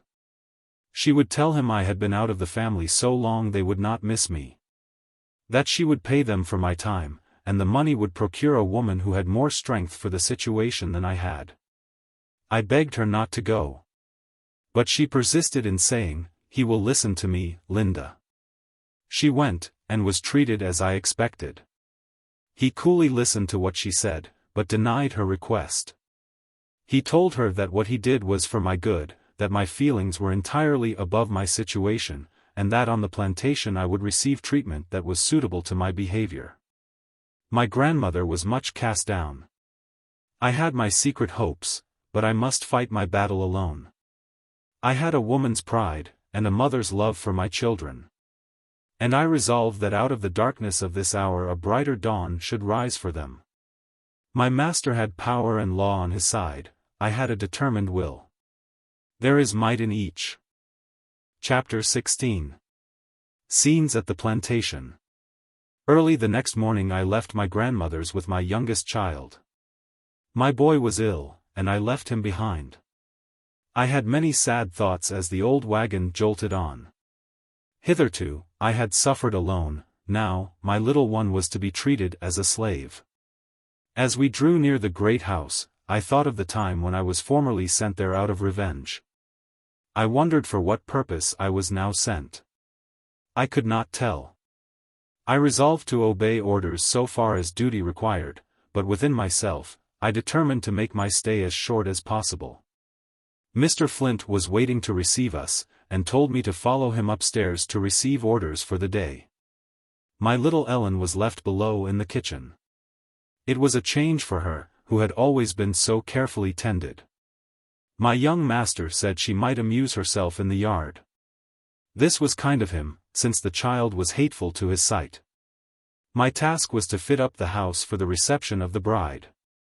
In the midst of sheets, tablecloths, towels, drapery, and carpeting, my head was as busy planning, as were my fingers with the needle.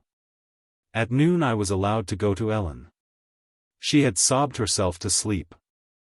I heard Mr. Flint say to a neighbor, "I've got her down here, and I'll soon take the town notions out of her head. My father is partly to blame for her nonsense. He ought to have broke her in long ago." The remark was made within my hearing, and it would have been quite as manly to have made it to my face.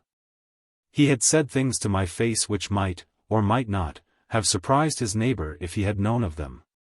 He was a chip of the old block. I resolved to give him no cause to accuse me of being too much of a lady, so far as work was concerned. I worked day and night, with wretchedness before me. When I lay down beside my child, I felt how much easier it would be to see her die than to see her master beat her about, as I daily saw him beat other little ones. The spirit of the mothers was so crushed by the lash, that they stood by, without courage to remonstrate. How much more must I suffer, before I should be broke in to that degree? I wished to appear as contented as possible. Sometimes I had an opportunity to send a few lines home.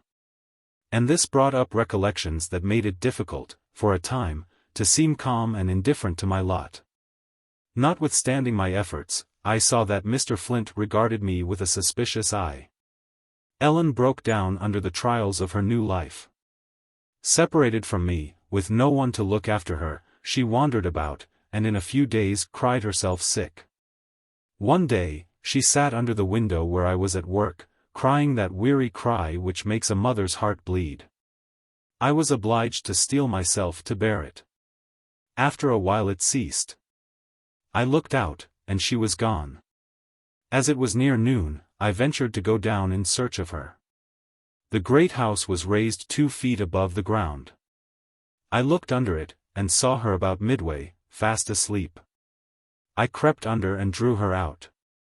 As I held her in my arms, I thought how well it would be for her if she never waked up. And I uttered my thought aloud. I was startled to hear someone say, "Did you speak to me?" I looked up, and saw Mr. Flint standing beside me. He said nothing further, but turned, frowning, away. That night he sent Ellen a biscuit and a cup of sweetened milk. This generosity surprised me. I learned afterwards, that in the afternoon he had killed a large snake, which crept from under the house, and I supposed that incident had prompted his unusual kindness. The next morning the old cart was loaded with shingles for town. I put Ellen into it, and sent her to her grandmother. Mr. Flint said I ought to have asked his permission. I told him the child was sick, and required attention which I had no time to give. He let it pass, for he was aware that I had accomplished much work in a little time. I had been 3 weeks on the plantation, when I planned a visit home. It must be at night, after everybody was in bed. I was 6 miles from town, and the road was very dreary.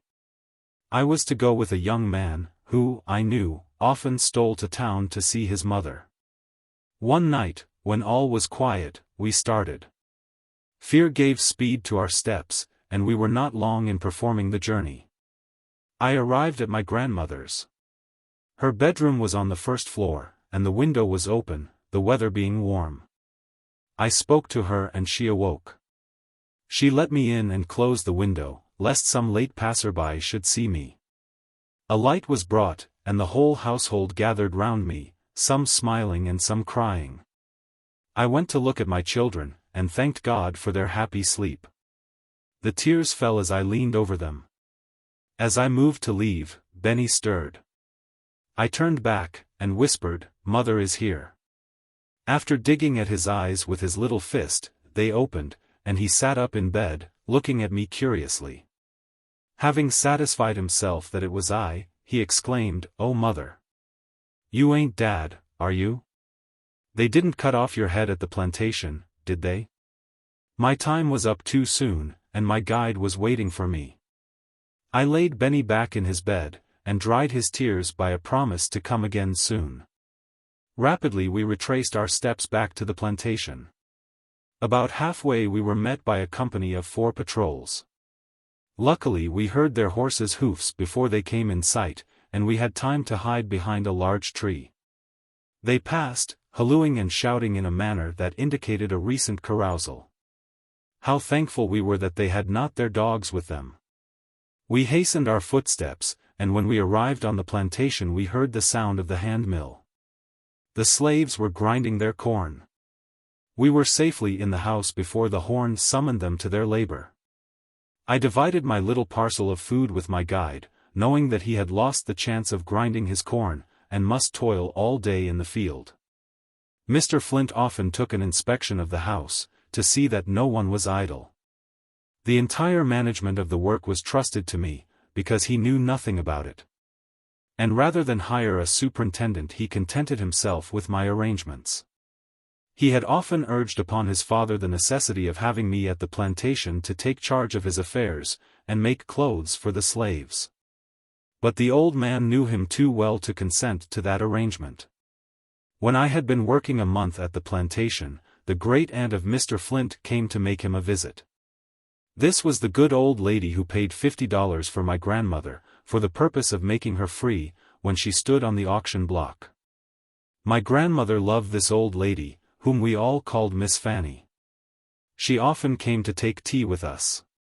On such occasions the table was spread with a snow-white cloth, and the china cups and silver spoons were taken from the old-fashioned buffet. There were hot muffins, tea rusks, and delicious sweetmeats. My grandmother kept 2 cows, and the fresh cream was Miss Fanny's delight.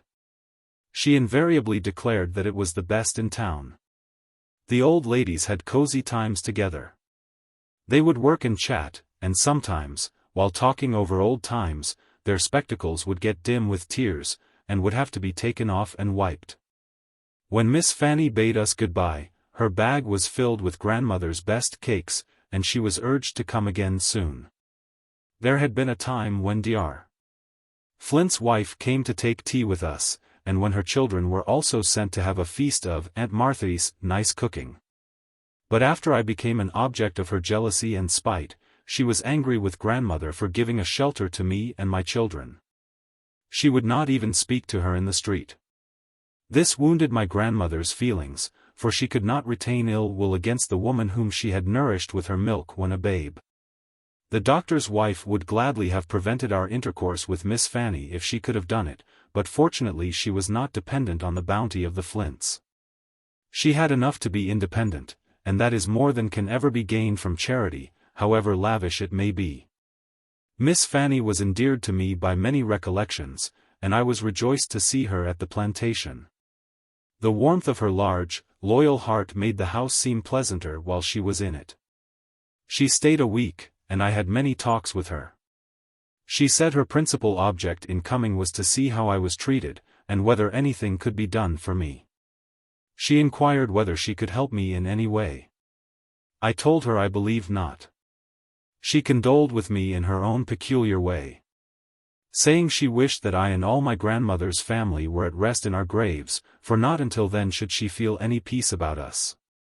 The good old soul did not dream that I was planning to bestow peace upon her, with regard to myself and my children, not by death, but by securing our freedom. Again and again I had traversed those dreary 12 miles, to and from the town, and all the way, I was meditating upon some means of escape for myself and my children.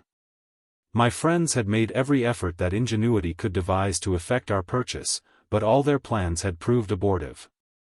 Dr. Flint was suspicious, and determined not to loosen his grasp upon us. I could have made my escape alone, but it was more for my helpless children than for myself that I longed for freedom. Though the boon would have been precious to me, above all price, would not have taken it at the expense of leaving them in slavery. Every trial I endured, every sacrifice I made for their sakes, drew them closer to my heart. and gave me fresh courage to beat back the dark waves that rolled and rolled over me in a seemingly endless night of storms. The 6 weeks were nearly completed, when Mr. Flint's bride was expected to take possession of her new home. The arrangements were all completed, and Mr. Flint said I had done well. He expected to leave home on Saturday, and return with his bride the following Wednesday. After receiving various orders from him, I ventured to ask permission to spend Sunday in town. It was granted, for which favor I was thankful. It was the first I had ever asked of him, and I intended it should be the last. I needed more than one night to accomplish the project I had in view. But the whole of Sunday would give me an opportunity. I spent the Sabbath with my grandmother.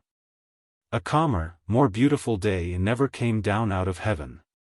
To me it was a day of conflicting emotions. Perhaps it was the last day I should ever spend under that dear, old sheltering roof. Perhaps these were the last talks I should ever have with the faithful old friend of my whole life. Perhaps it was the last time I and my children should be together. Well, better so, I thought, than that they should be slaves. I knew the doom that awaited my fair baby in slavery, and I determined to save her from it, or perish in the attempt. I went to make this vow at the graves of my poor parents, in the burying ground of the slaves. There the wicked cease from troubling, and there the weary be at rest. There the prisoners rest together, they hear not the voice of the oppressor, the servant is free from his master. I knelt by the graves of my parents, and thanked God, as I had often done before, that they had not lived to witness my trials, or to mourn over my sins. I had received my mother's blessing when she died, and in many an hour of tribulation I had seemed to hear her voice, sometimes chiding me, sometimes whispering loving words into my wounded heart. I have shed many and bitter tears, to think that when I am gone from my children they cannot remember me with such entire satisfaction as I remembered my mother. The graveyard was in the woods, and twilight was coming on. Nothing broke the death-like stillness except the occasional twitter of a bird. My spirit was overawed by the solemnity of the scene. For more than 10 years I had frequented this spot, but never had it seemed to me so sacred as now. A black stump, at the head of my mother's grave, was all that remained of a tree my father had planted. His grave was marked by a small wooden board, bearing his name, the letters of which were nearly obliterated. I knelt down and kissed them, and poured forth a prayer to God for guidance and support in the perilous step I was about to take. As I passed the wreck of the old meeting house, where, before Nat Turner's time, the slaves had been allowed to meet for worship, I seemed to hear my father's voice come from it, bidding me not to tarry till I reached freedom or the grave. I rushed on with renovated hopes. My trust in God had been strengthened by that prayer among the graves. My plan was to conceal myself at the house of a friend, and remain there a few weeks till the search was over. My hope was that the doctor would get discouraged, and, for fear of losing my value, and also of subsequently finding my children among the missing, he would consent to sell us. And I knew somebody would buy us. I had done all in my power to make my children comfortable during the time I expected to be separated from them. I was packing my things, when grandmother came into the room, and asked what I was doing. "I am putting my things in order," I replied. I tried to look and speak cheerfully. But her watchful eye detected something beneath the surface. She drew me towards her, and asked me to sit down. She looked earnestly at me, and said, "Linda, do you want to kill your old grandmother? Do you mean to leave your little, helpless children? I am old now, and cannot do for your babies as I once did for you." I replied, that if I went away, perhaps their father would be able to secure their freedom. "Ah, my child," said she, "don't trust too much to him. Stand by your own children, and suffer with them till death. Nobody respects a mother who forsakes her children, and if you leave them, you will never have a happy moment. If you go, you will make me miserable the short time I have to live. You would be taken and brought back, and your sufferings would be dreadful. Remember poor Benjamin. Do give it up, Linda. Try to bear a little longer. Things may turn out better than we expect." My courage failed me, in view of the sorrow I should bring on that faithful, loving old heart. I promised that I would try longer, and that I would take nothing out of her house without her knowledge. Whenever the children climbed on my knee, or laid their heads on my lap, she would say, "Poor little souls. What would you do without a mother? She don't love you as I do." And she would hug them to her own bosom, as if to reproach me for my want of affection, but she knew all the while that I loved them better than my life. I slept with her that night, and it was the last time. The memory of it haunted me for many a year. On Monday I returned to the plantation, and busied myself with preparations for the important day. Wednesday came. It was a beautiful day, and the faces of the slaves were as bright as the sunshine. The poor creatures were merry. They were expecting little presents from the bride, and hoping for better times under her administration. I had no such hopes for them. I knew that the young wives of slaveholders often thought their authority and importance would be best established and maintained by cruelty. And what I had heard of young Mrs. Flint gave me no reason to expect that her rule over them would be less severe than that of the master and overseer. Truly, the colored race are the most cheerful and forgiving people on the face of the earth.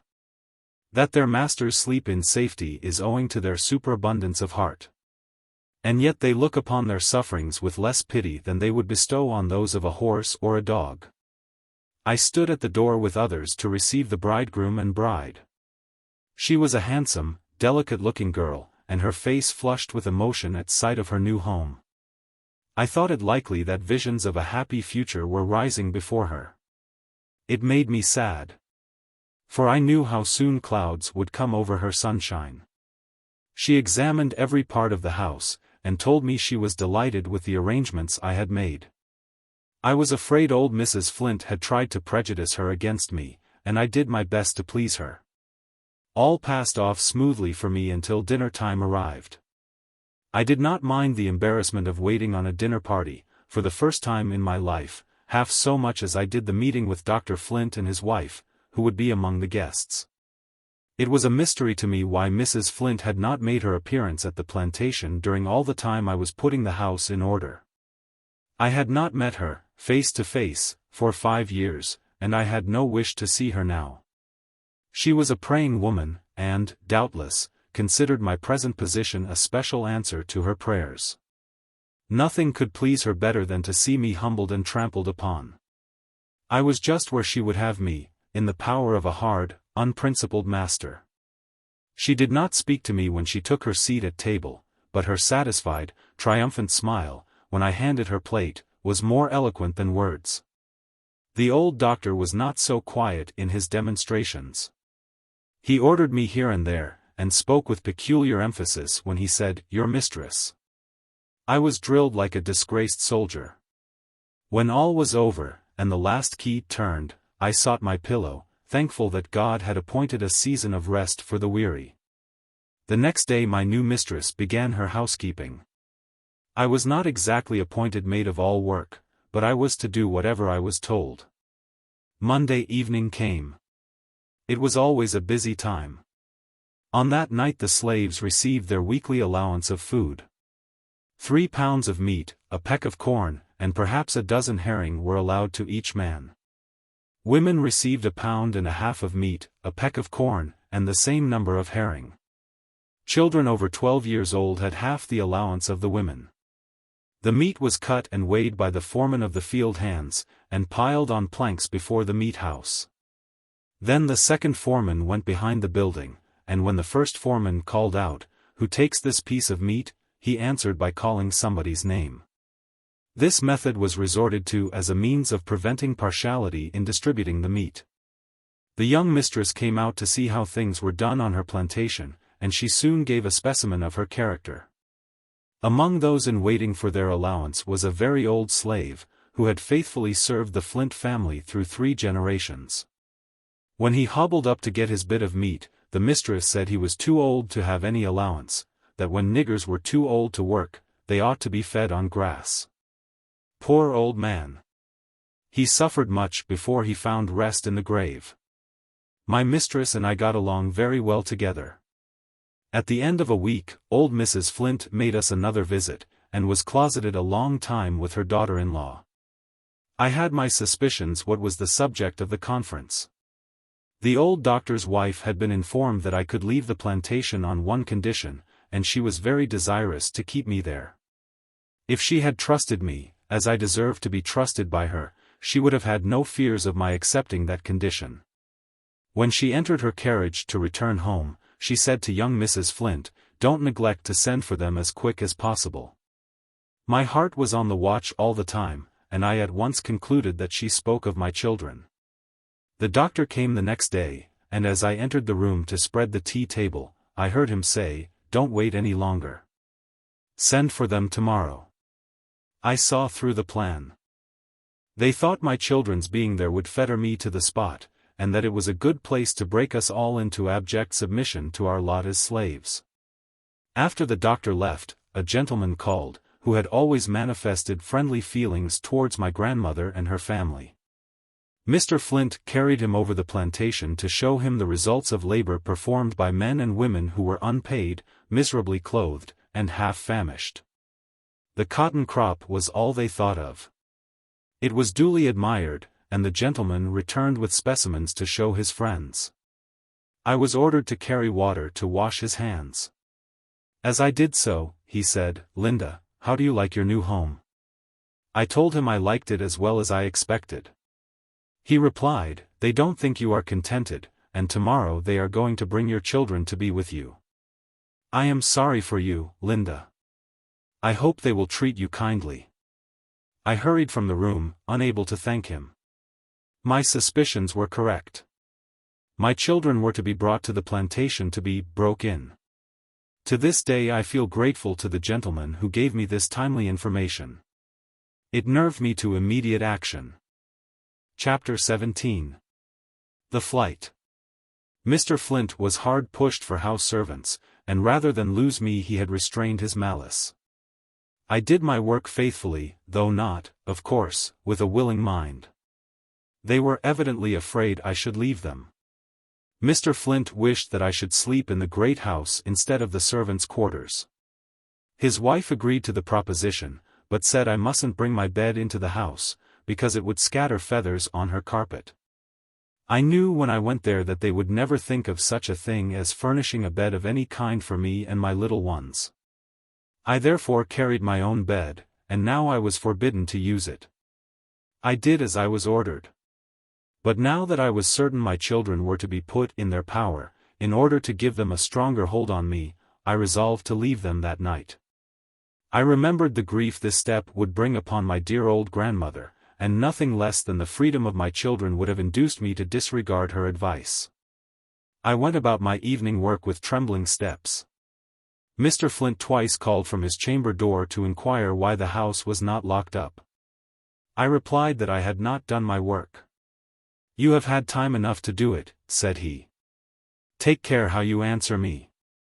I shut all the windows, locked all the doors, and went up to the third story, to wait till midnight. How long those hours seemed, and how fervently I prayed that God would not forsake me in this hour of utmost need. I was about to risk everything on the throw of a die.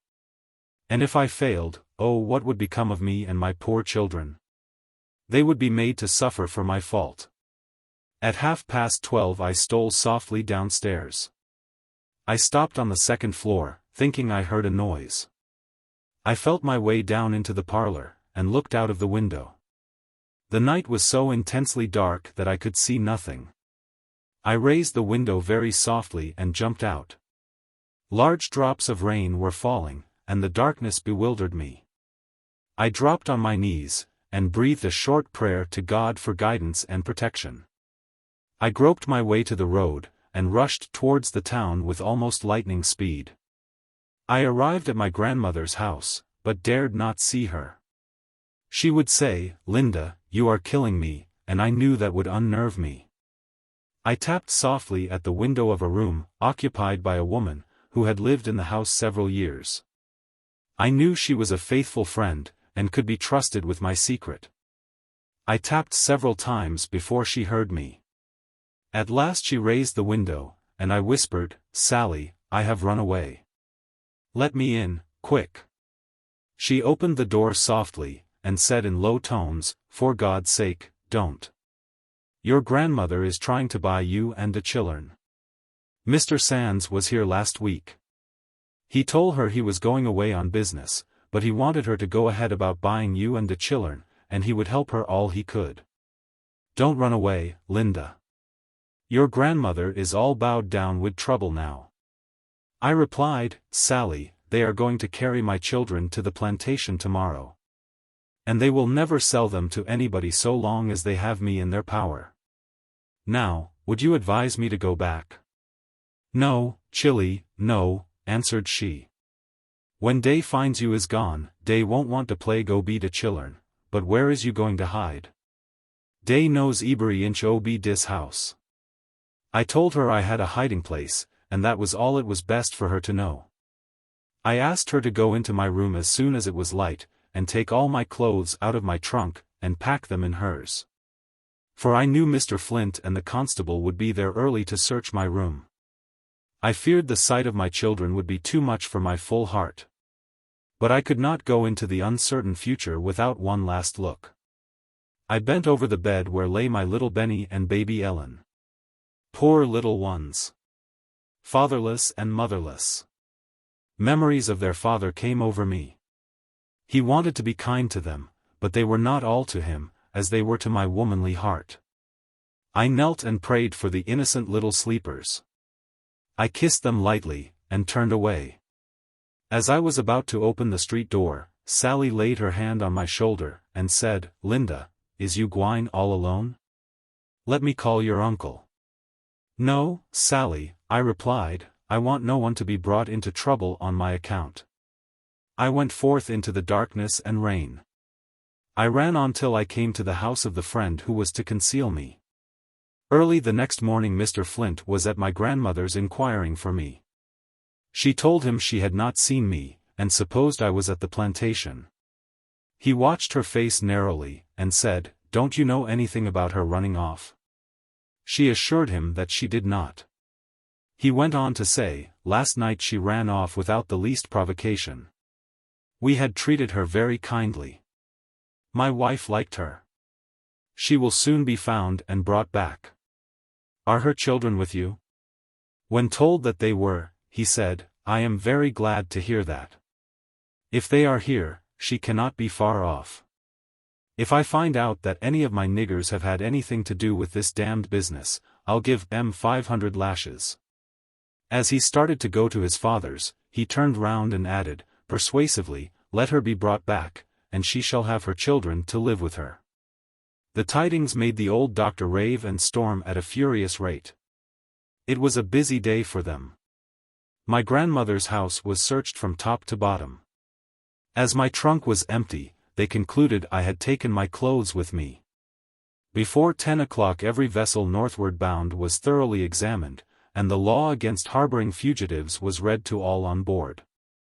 At night a watch was set over the town. Knowing how distressed my grandmother would be, I wanted to send her a message, but it could not be done. Everyone who went in or out of her house was closely watched. The doctor said he would take my children, unless she became responsible for them, which of course she willingly did. The next day was spent in searching. Before night, the following advertisement was posted at every corner, and in every public place for miles round. $300 reward. Ran away from the subscriber, an intelligent, bright, mulatto girl, named Linda, 21 years of age. 5 feet 4 inches high. Dark eyes, and black hair inclined to curl, but it can be made straight. Has a decayed spot on a front tooth. She can read and write, and in all probability will try to get to the Free States. All persons are forbidden, under penalty of law, to harbor or employ said slave. $150 will be given to whoever takes her in the state, and $300 if taken out of the state and delivered to me, or lodged in jail. Dr. Flint. Chapter 18. Months of Peril. The search for me was kept up with more perseverance than I had anticipated. I began to think that escape was impossible. I was in great anxiety lest I should implicate the friend who harbored me. I knew the consequences would be frightful. And much as I dreaded being caught, even that seemed better than causing an innocent person to suffer for kindness to me. A week had passed in terrible suspense, when my pursuers came into such close vicinity that I concluded they had tracked me to my hiding place. I flew out of the house, and concealed myself in a thicket of bushes. There I remained in an agony of fear for 2 hours. Suddenly, a reptile of some kind seized my leg. In my fright, I struck a blow which loosened its hold, but I could not tell whether I had killed it. It was so dark, I could not see what it was. I only knew it was something cold and slimy. The pain I felt soon indicated that the bite was poisonous. I was compelled to leave my place of concealment, and I groped my way back into the house. The pain had become intense, and my friend was startled by my look of anguish. I asked her to prepare a poultice of warm ashes and vinegar, and I applied it to my leg, which was already much swollen. The application gave me some relief, but the swelling did not abate. The dread of being disabled was greater than the physical pain I endured. My friend asked an old woman, who doctored among the slaves, what was good for the bite of a snake or a lizard. She told her to steep 12 coppers in vinegar, overnight, and apply the cankered vinegar to the inflamed part. 1. I had succeeded in cautiously conveying some messages to my relatives. They were harshly threatened, and despairing of my having a chance to escape, they advised me to return to my master, ask his forgiveness, and let him make an example of me. But such counsel had no influence with me. When I started upon this hazardous undertaking, I had resolved that, come what would, there should be no turning back. Give me liberty, or give me death, was my motto. When my friend contrived to make known to my relatives the painful situation I had been in for 24 hours, they said no more about my going back to my master. Something must be done, and that speedily, but where to turn for help, they knew not. God in his mercy raised up a friend in need. Among the ladies who were acquainted with my grandmother, was one who had known her from childhood, and always been very friendly to her. She had also known my mother and her children, and felt interested for them. At this crisis of affairs she called to see my grandmother, as she not unfrequently did. She observed the sad and troubled expression of her face, and asked if she knew where Linda was, and whether she was safe. My grandmother shook her head, without answering. "Come, Aunt Martha," said the kind lady, "tell me all about it. Perhaps I can do something to help you." The husband of this lady held many slaves, and bought and sold slaves. She also held a number in her own name, but she treated them kindly, and would never allow any of them to be sold. She was unlike the majority of slaveholders' wives. My grandmother looked earnestly at her. Something in the expression of her face said, "Trust me," and she did trust her. She listened attentively to the details of my story, and sat thinking for a while. At last she said, "Aunt Martha, I pity you both. If you think there is any chance of Linda's getting to the Free States, I will conceal her for a time. But first you must solemnly promise that my name shall never be mentioned. If such a thing should become known, it would ruin me and my family. No one in my house must know of it, except the cook. She is so faithful that I would trust my own life with her. And I know she likes Linda. It is a great risk, but I trust no harm will come of it. Get word to Linda to be ready as soon as it is dark, before the patrols are out. I will send the housemaids on errands, and Betty shall go to meet Linda." The place where we were to meet was designated and agreed upon. My grandmother was unable to thank the lady for this noble deed. Overcome by her emotions, she sank on her knees and sobbed like a child. I received a message to leave my friend's house at such an hour, and go to a certain place where a friend would be waiting for me. As a matter of prudence no names were mentioned. I had no means of conjecturing who I was to meet, or where I was going. I did not like to move thus blindfolded, but I had no choice. It would not do for me to remain where I was.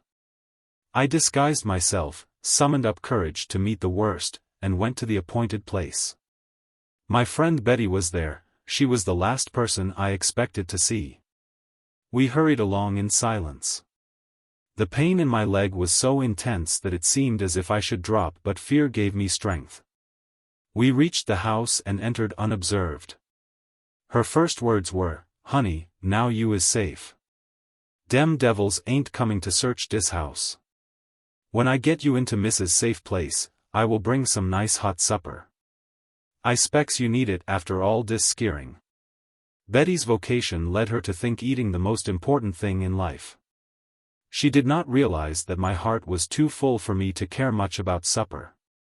The mistress came to meet us, and led me upstairs to a small room over her own sleeping apartment. "You will be safe here, Linda," said she. "I keep this room to store away things that are out of use. The girls are not accustomed to be sent to it, and they will not suspect anything unless they hear some noise. I always keep it locked, and Betty shall take care of the key. But you must be very careful, for my sake as well as your own, and you must never tell my secret, for it would ruin me and my family. I will keep the girls busy in the morning, that Betty may have a chance to bring your breakfast, but it will not do for her to come to you again till night. I will come to see you sometimes. Keep up your courage. I hope this state of things will not last long." Betty came with the nice hot supper, and the mistress hastened downstairs to keep things straight till she returned. How my heart overflowed with gratitude. Words choked in my throat, but I could have kissed the feet of my benefactress. For that deed of Christian womanhood, may God forever bless her. I went to sleep that night with the feeling that I was for the present the most fortunate slave in town. Morning came and filled my little cell with light. I thanked the Heavenly Father for this safe retreat. Opposite my window was a pile of feather beds. On the top of these I could lie perfectly concealed, and command a view of the street through which Dr. Flint passed to his office. Anxious as I was, I felt a gleam of satisfaction when I saw him. Thus far I had outwitted him, and I triumphed over it. Who can blame slaves for being cunning? They are constantly compelled to resort to it. It is the only weapon of the weak and oppressed against the strength of their tyrants. I was daily hoping to hear that my master had sold my children, for I knew who was on the watch to buy them. But Dr. Flint cared even more for revenge than he did for money. My brother William and the good aunt who had served in his family 20 years, and my little Benny, and Ellen, who was a little over 2 years old, were thrust into jail. As a means of compelling my relatives to give some information about me. He swore my grandmother should never see one of them again till I was brought back. They kept these facts from me for several days. When I heard that my little ones were in a loathsome jail, my first impulse was to go to them. I was encountering dangers for the sake of freeing them, and must I be the cause of their death? The thought was agonizing. My benefactress tried to soothe me by telling me that my aunt would take good care of the children while they remained in jail. But it added to my pain to think that the good old aunt, who had always been so kind to her sister's orphan children, should be shut up in prison for no other crime than loving them. I suppose my friends feared a reckless movement on my part, knowing, as they did, that my life was bound up in my children. I received a note from my brother William. It was scarcely legible, and ran thus: "Wherever you are, dear sister, I beg of you not to come here. We are all much better off than you are. If you come, you will ruin us all. They would force you to tell where you had been, or they would kill you. Take the advice of your friends, if not for the sake of me and your children, at least for the sake of those you would ruin." Poor William. He also must suffer for being my brother. I took his advice and kept quiet. My aunt was taken out of jail at the end of a month, because Mrs. Flint could not spare her any longer. She was tired of being her own housekeeper. It was quite too fatiguing to order her dinner and eat it too. My children remained in jail, where brother William did all he could for their comfort. Betty went to see them sometimes, and brought me tidings. She was not permitted to enter the jail, but William would hold them up to the grated window while she chatted with them. When she repeated their prattle, and told me how they wanted to see their ma, my tears would flow. Old Betty would exclaim, "Lors, Chilly. What's you crying about? Dem young uns vil kill you dead. Don't be so chicken-hearted. If you does, you vil never get through dis world." Good old soul. She had gone through the world childless. She had never had little ones to clasp their arms round her neck, she had never seen their soft eyes looking into hers, no sweet little voices had called her mother. She had never pressed her own infants to her heart, with the feeling that even in fetters there was something to live for. How could she realize my feelings? Betty's husband loved children dearly, and wondered why God had denied them to him. He expressed great sorrow when he came to Betty with the tidings that Ellen had been taken out of jail and carried to Dr. Flint's. She had the measles a short time before they carried her to jail, and the disease had left her eyes affected. The doctor had taken her home to attend to them. My children had always been afraid of the doctor and his wife. They had never been inside of their house. Poor little Ellen cried all day to be carried back to prison. The instincts of childhood are true. She knew she was loved in the jail. Her screams and sobs annoyed Mrs. Flint. Before night she called one of the slaves, and said, "Here, Bill, carry this brat back to the jail. I can't stand her noise. If she would be quiet I should like to keep the little minx. She would make a handy waiting maid for my daughter by and by. But if she stayed here, with her white face, I suppose I should either kill her or spoil her. I hope the doctor will sell them as far as wind and water can carry them. As for their mother, her ladyship will find out yet what she gets by running away. She hasn't so much feeling for her children as a cow has for its calf. If she had, she would have come back long ago, to get them out of jail, and save all this expense and trouble. The good-for-nothing hussy. When she is caught, she shall stay in jail, in irons, for 6 months, and then be sold to a sugar plantation. I shall see her broke in yet. What do you stand there for, Bill? Why don't you go off with the brat? Mind, now, that you don't let any of the niggers speak to her in the street." When these remarks were reported to me, I smiled at Mrs. Flint's saying that she should either kill my child or spoil her. I thought to myself there was very little danger of the latter. I have always considered it as one of God's special providences that Ellen screamed till she was carried back to jail. That same night Dr. Flint was called to a patient, and did not return till near morning. Passing my grandmother's, he saw a light in the house, and thought to himself, perhaps this has something to do with Linda. He knocked, and the door was opened. "What calls you up so early?" said he. "I saw your light, and I thought I would just stop and tell you that I have found out where Linda is. I know where to put my hands on her, and I shall have her before 12 o'clock. When he had turned away, my grandmother and my uncle looked anxiously at each other. They did not know whether or not it was merely one of the doctor's tricks to frighten them. In their uncertainty, they thought it was best to have a message conveyed to my friend Betty. Unwilling to alarm her mistress, Betty resolved to dispose of me herself. She came to me, and told me to rise and dress quickly. We hurried downstairs, and across the yard, into the kitchen. She locked the door, and lifted up a plank in the floor. A buffalo skin and a bit of carpet were spread for me to lie on, and a quilt thrown over me. "Stay dar," said she, "till I sees if dey know about you. Dey say dey vil put thar hands on you afore 12 o'clock. If dey did know where you are, dey won't know now. Dey'll be disappointed dis time. Dat's all I got to say. If dey comes rummagin' 'mong my tings, dey'll get one breast sarsin from dis air nigger." In my shallow bed I had but just room enough to bring my hands to my face to keep the dust out of my eyes, for Betty walked over me 20 times in an hour, passing from the dresser to the fireplace.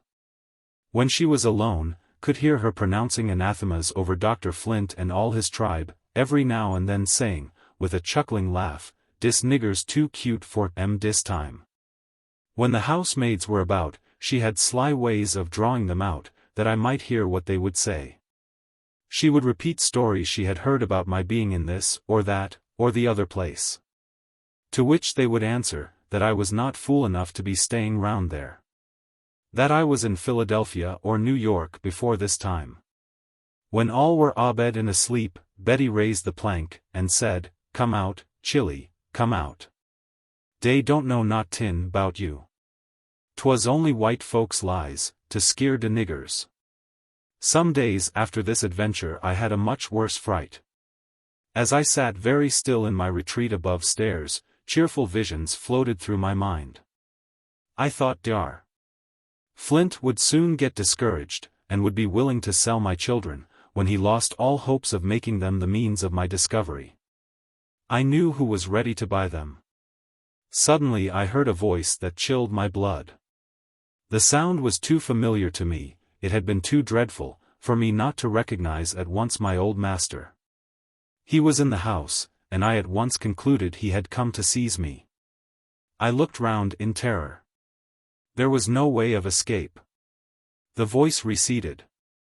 I suppose the constable was with him, and they were searching the house. In my alarm I did not forget the trouble I was bringing on my generous benefactress. It seemed as if I were born to bring sorrow on all who befriended me, and that was the bitterest drop in the bitter cup of my life. After a while I heard approaching footsteps. The key was turned in my door.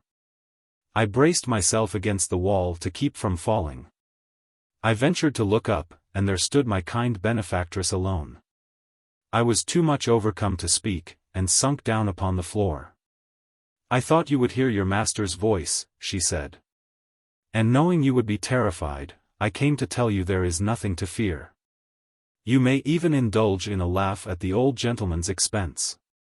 He is so sure you are in New York, that he came to borrow $500 to go in pursuit of you. My sister had some money to loan on interest. He has obtained it, and proposes to start for New York tonight. So, for the present, you see you are safe. The doctor will merely lighten his pocket hunting after the bird he has left behind." Chapter 19. The Children Sold.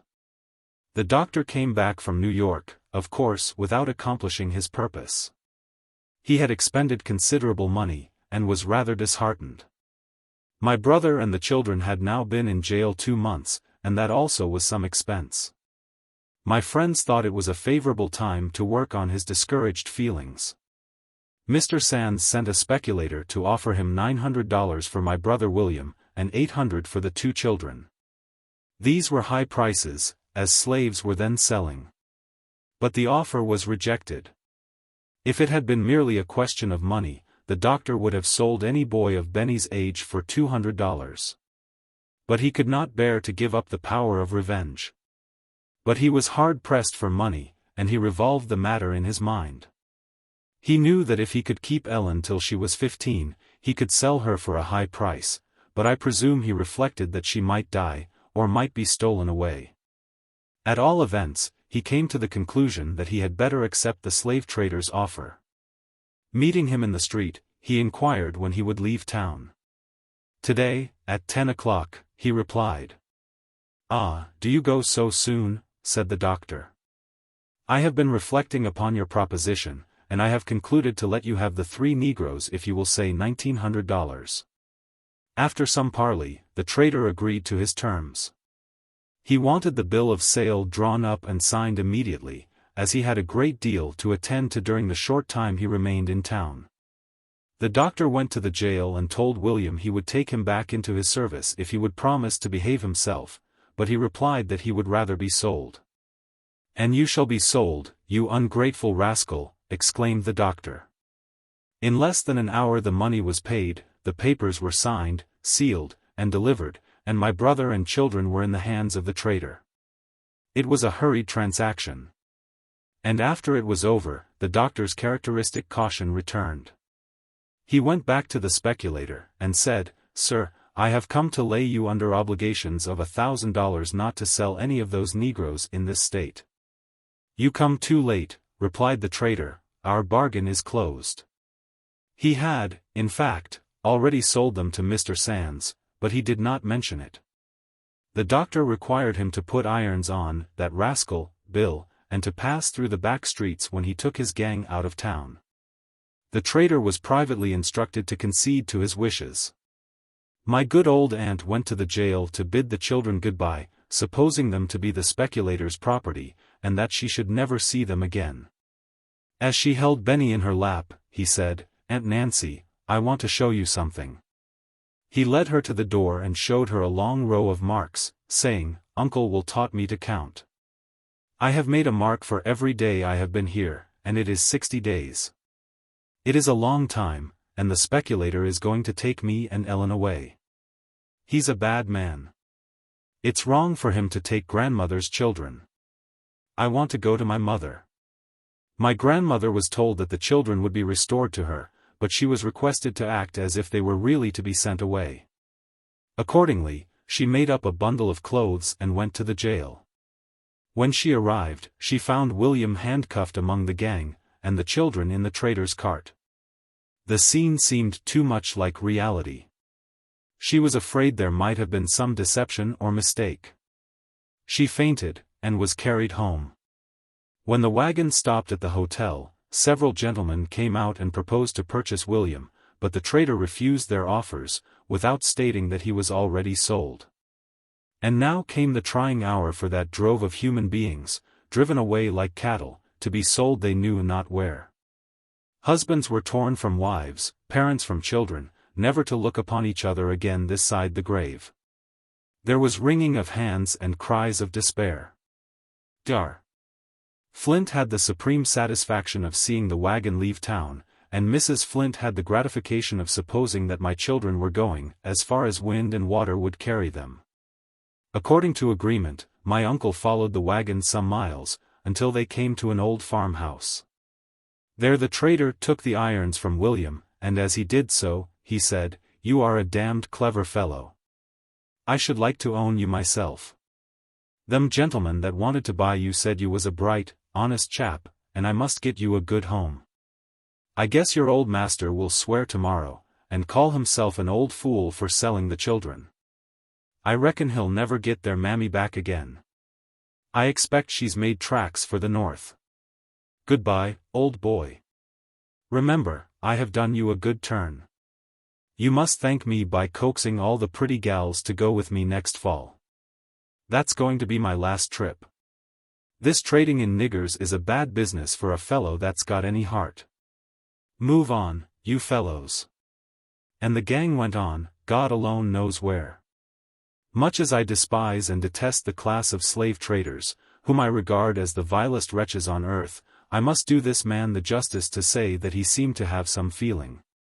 He took a fancy to William in the jail, and wanted to buy him. When he heard the story of my children, he was willing to aid them in getting out of Dr. Flint's power, even without charging the customary fee. My uncle procured a wagon and carried William and the children back to town.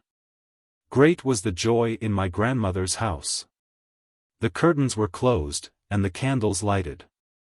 The happy grandmother cuddled the little ones to her bosom. They hugged her, and kissed her, and clapped their hands, and shouted. She knelt down and poured forth one of her heartfelt prayers of thanksgiving to God. The father was present for a while. And though such a parental relation as existed between him and my children takes slight hold on the hearts or consciences of slaveholders, it must be that he experienced some moments of pure joy in witnessing the happiness he had imparted. I had no share in the rejoicings of that evening. The events of the day had not come to my knowledge. And now I will tell you something that happened to me. Though you will, perhaps, think it illustrates the superstition of slaves. I sat in my usual place on the floor near the window, where I could hear much that was said in the street without being seen. The family had retired for the night, and all was still. I sat there thinking of my children, when I heard a low strain of music. A band of serenaders were under the window, playing "Home, Sweet Home." I listened till the sounds did not seem like music, but like the moaning of children. It seemed as if my heart would burst. I rose from my sitting posture, and knelt. A streak of moonlight was on the floor before me, and in the midst of it appeared the forms of my 2 children. They vanished, but I had seen them distinctly. Some will call it a dream, others a vision. I know not how to account for it, but it made a strong impression on my mind, and I felt certain something had happened to my little ones. I had not seen Betty since morning. Now I heard her softly turning the key. As soon as she entered, I clung to her, and begged her to let me know whether my children were dead, or whether they were sold. For I had seen their spirits in my room, and I was sure something had happened to them.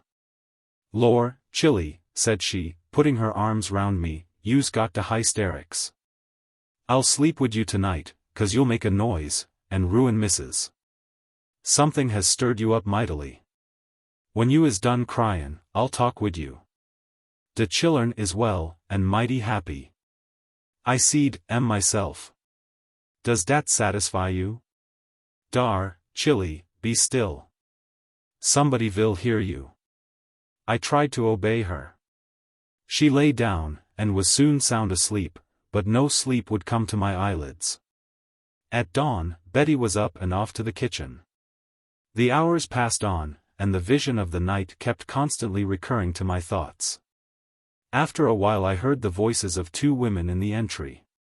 In one of them I recognized the housemaid. The other said to her, "Did you know Linda Brent's children was sold to the speculator yesterday?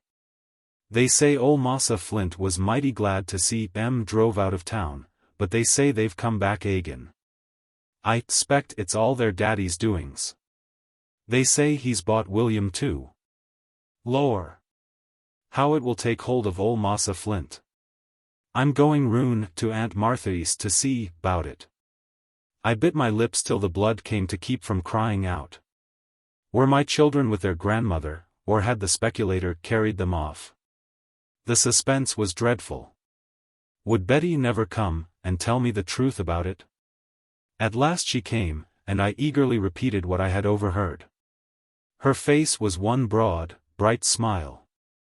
"Lor, you foolish ting," said she. "I see gwine to tell you all 'bout it. De gals is eating thar breakfast, and Missus tole me to let her tell you, but, poor creeter, 'tain't right to keep you waitin', and I see gwine to tell you.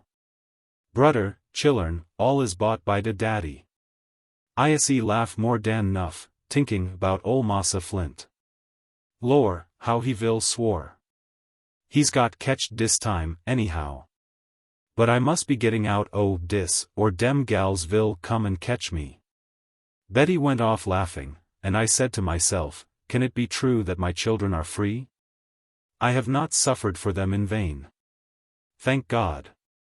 Great surprise was expressed when it was known that my children had returned to their grandmothers.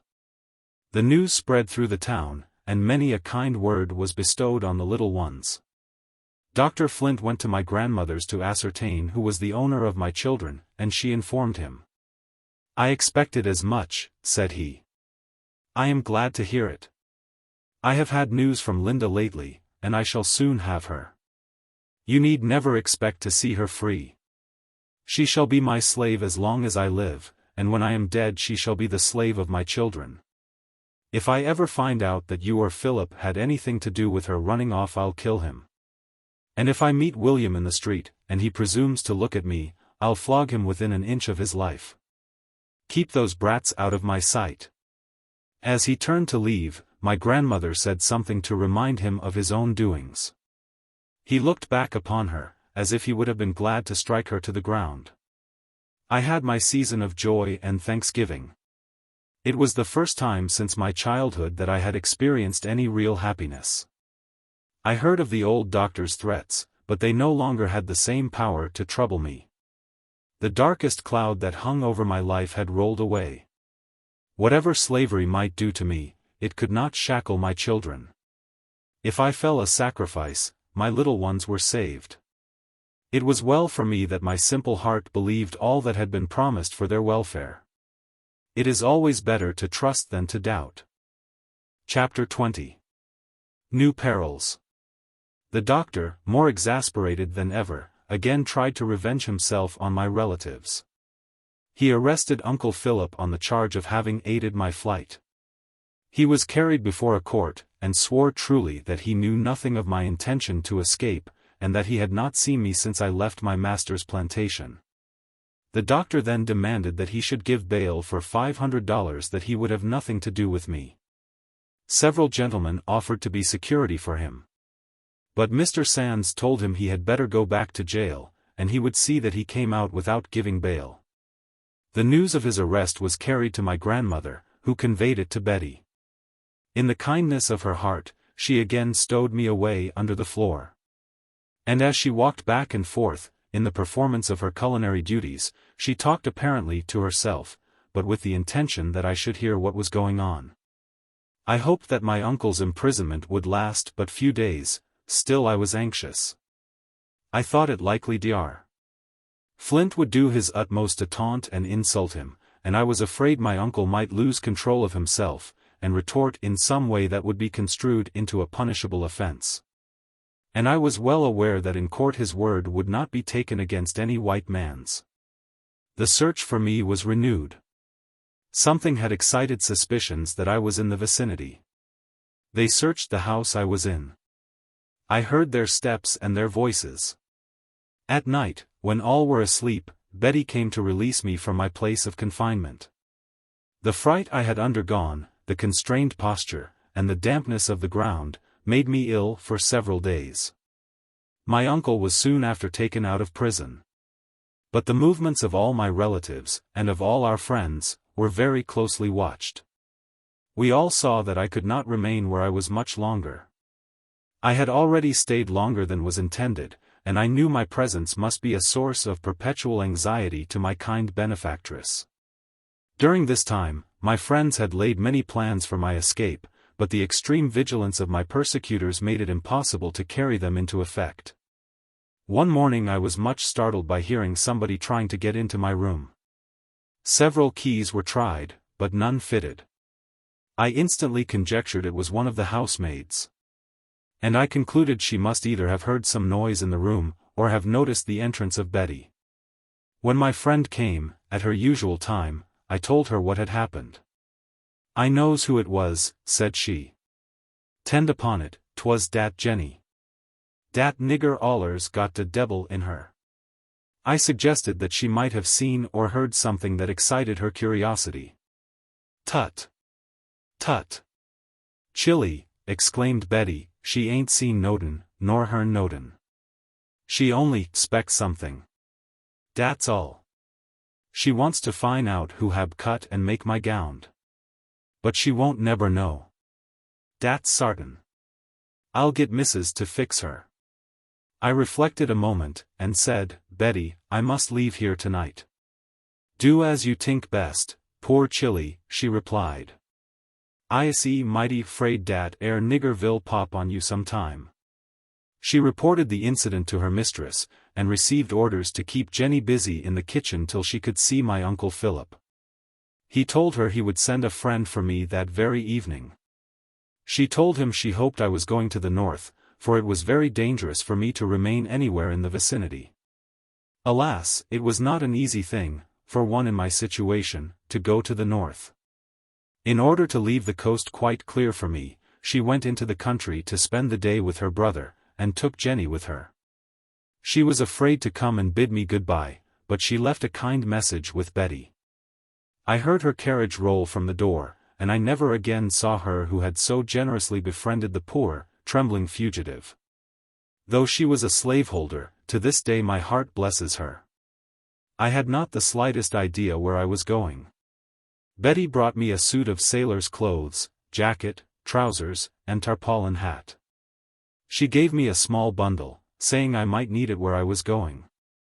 In cheery tones, she exclaimed, "I is so glad you is gwine to free parts.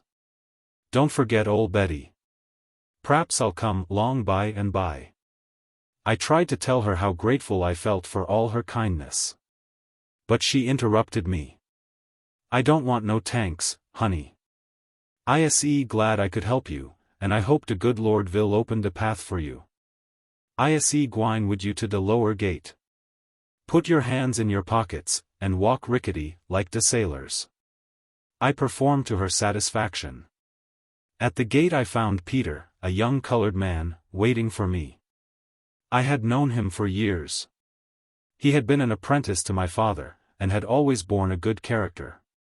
I was not afraid to trust to him. Betty bade me a hurried goodbye, and we walked off. "Take courage, Linda," said my friend Peter. "I've got a dagger, and no man shall take you from me, unless he passes over my dead body." It was a long time since I had taken a walk out of doors, and the fresh air revived me. It was also pleasant to hear a human voice speaking to me above a whisper. I passed several people whom I knew, but they did not recognize me in my disguise. I prayed internally that, for Peter's sake, as well as my own, nothing might occur to bring out his dagger. We walked on till we came to the wharf. My Aunt Nancy's husband was a seafaring man, and it had been deemed necessary to let him into our secret. He took me into his boat, rowed out to a vessel not far distant, and hoisted me on board. We three were the only occupants of the vessel. I now ventured to ask what they proposed to do with me. They said I was to remain on board till near dawn, and then they would hide me in Snaky Swamp, till my Uncle Philip had prepared a place of concealment for me. If the vessel had been bound north, it would have been of no avail to me, for it would certainly have been searched. About 4 o'clock, we were again seated in the boat, and rowed 3 miles to the swamp. My fear of snakes had been increased by the venomous bite I had received, and I dreaded to enter this hiding place. But I was in no situation to choose, and I gratefully accepted the best that my poor, persecuted friends could do for me. Peter landed first, and with a large knife cut a path through bamboos and briars of all descriptions. He came back, took me in his arms, and carried me to a seat made among the bamboos. Before we reached it, we were covered with hundreds of mosquitoes. In an hour's time they had so poisoned my flesh that I was a pitiful sight to behold. As the light increased, I saw snake after snake crawling round us. I had been accustomed to the sight of snakes all my life, but these were larger than any I had ever seen. To this day I shudder when I remember that morning. As evening approached, the number of snakes increased so much that we were continually obliged to thrash them with sticks to keep them from crawling over us. The bamboos were so high and so thick that it was impossible to see beyond a very short distance. Just before it became dark we procured a seat nearer to the entrance of the swamp, being fearful of losing our way back to the boat. It was not long before we heard the paddle of oars, and the low whistle, which had been agreed upon as a signal. We made haste to enter the boat, and were rowed back to the vessel. I passed a wretched night, for the heat of the swamp, the mosquitoes, and the constant terror of snakes, had brought on a burning fever. I had just dropped asleep, when they came and told me it was time to go back to that horrid swamp. I could scarcely summon courage to rise. But even those large, venomous snakes were less dreadful to my imagination than the white men in that community called civilized.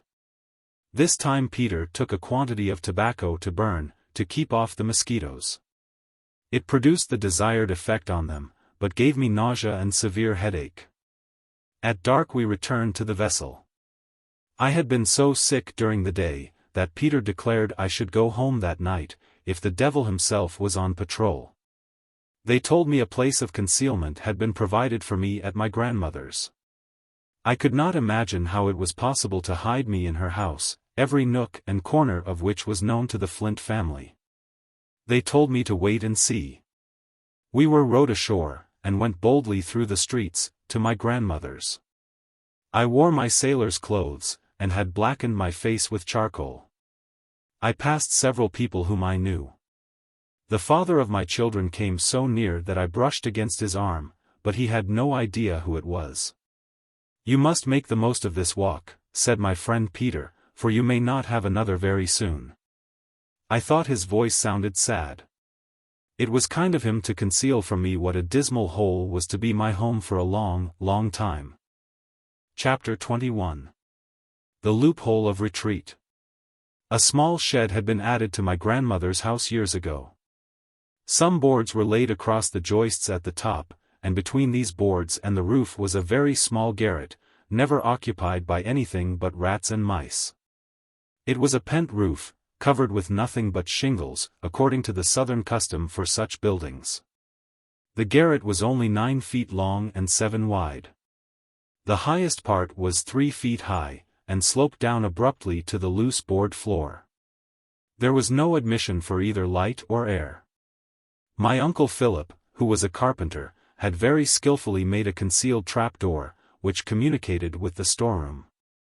He had been doing this while I was waiting in the swamp. The storeroom opened upon a piazza. To this hole I was conveyed as soon as I entered the house. The air was stifling, the darkness total.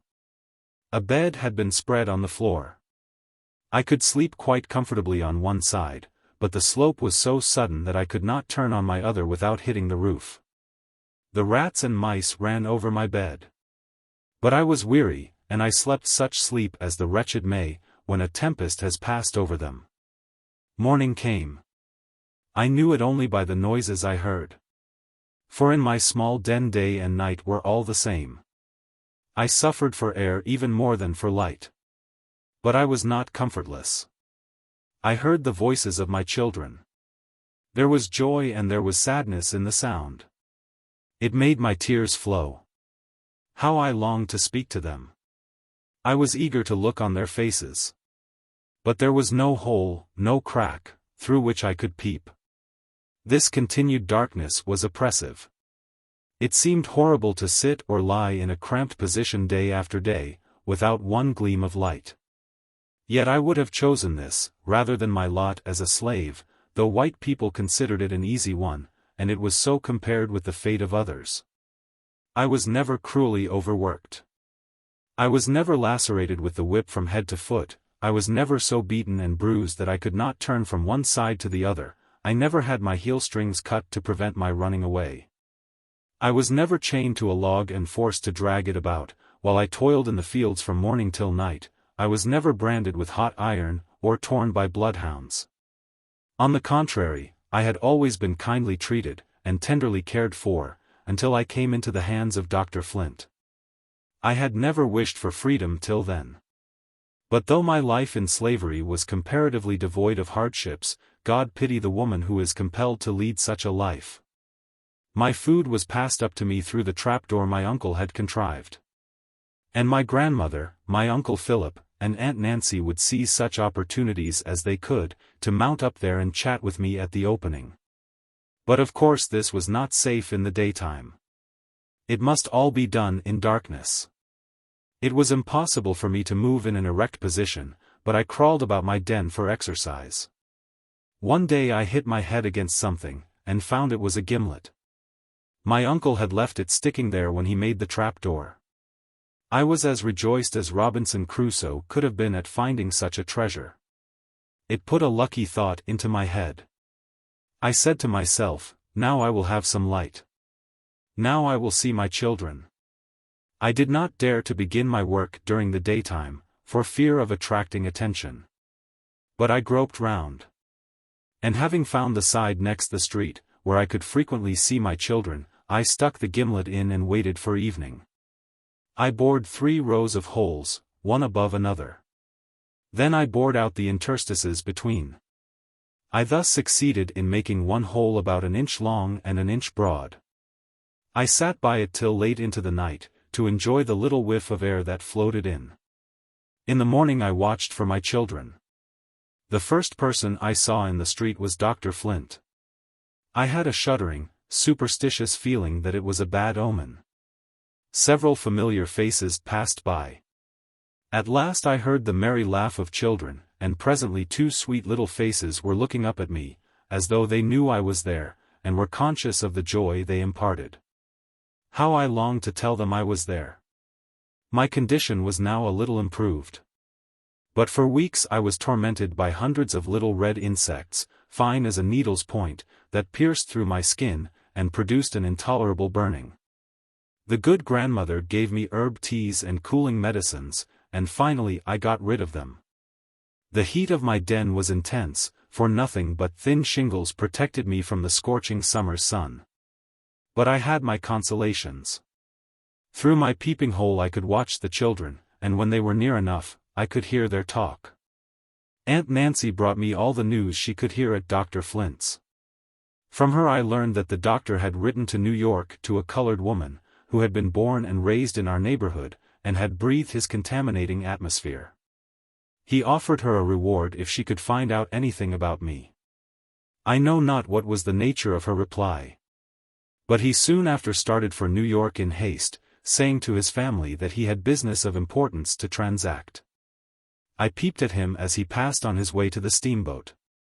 It was a satisfaction to have miles of land and water between us, even for a little while, and it was a still greater satisfaction to know that he believed me to be in the Free States. My little den seemed less dreary than it had done. He returned, as he did from his former journey to New York, without obtaining any satisfactory information. When he passed our house next morning, Benny was standing at the gate. He had heard them say that he had gone to find me, and he called out, "Dr. Flint, did you bring my mother home? I want to see her." The doctor stamped his foot at him in a rage, and exclaimed, "Get out of the way, you little damned rascal. If you don't, I'll cut off your head." Benny ran terrified into the house, saying, "You can't put me in jail again. I don't belong to you now." It was well that the wind carried the words away from the doctor's ear. I told my grandmother of it, when we had our next conference at the trapdoor, and begged of her not to allow the children to be impertinent to the irascible old man. Autumn came, with a pleasant abatement of heat. My eyes had become accustomed to the dim light, and by holding my book or work in a certain position near the aperture I contrived to read and sew. That was a great relief to the tedious monotony of my life. But when winter came, the cold penetrated through the thin shingle roof, and I was dreadfully chilled. The winters there are not so long, or so severe, as in northern latitudes, but the houses are not built to shelter from cold, and my little den was peculiarly comfortless. The kind grandmother brought me bedclothes and warm drinks. Often I was obliged to lie in bed all day to keep comfortable, but with all my precautions, my shoulders and feet were frostbitten. Oh, those long, gloomy days, with no object for my eye to rest upon, and no thoughts to occupy my mind, except the dreary past and the uncertain future. I was thankful when there came a day sufficiently mild for me to wrap myself up and sit at the loophole to watch the passers-by. Southerners have the habit of stopping and talking in the streets, and I heard many conversations not intended to meet my ears. I heard slave hunters planning how to catch some poor fugitive. Several times I heard allusions to Dr. Flint, myself, and the history of my children, who, perhaps, were playing near the gate. One would say, I wouldn't move my little finger to catch her, as old Flint's property. Another would say, I'll catch any nigger for the reward. A man ought to have what belongs to him, if he is a damned brute. The opinion was often expressed that I was in the Free States. Very rarely did anyone suggest that I might be in the vicinity. Had the least suspicion rested on my grandmother's house, it would have been burned to the ground. But it was the last place they thought of. Yet there was no place, where slavery existed, that could have afforded me so good a place of concealment. Dr. Flint and his family repeatedly tried to coax and bribe my children to tell something they had heard said about me. One day the doctor took them into a shop, and offered them some bright little silver pieces and gay handkerchiefs if they would tell where their mother was. Ellen shrank away from him, and would not speak, but Benny spoke up, and said, "Dr. Flint, I don't know where my mother is. I guess she's in New York.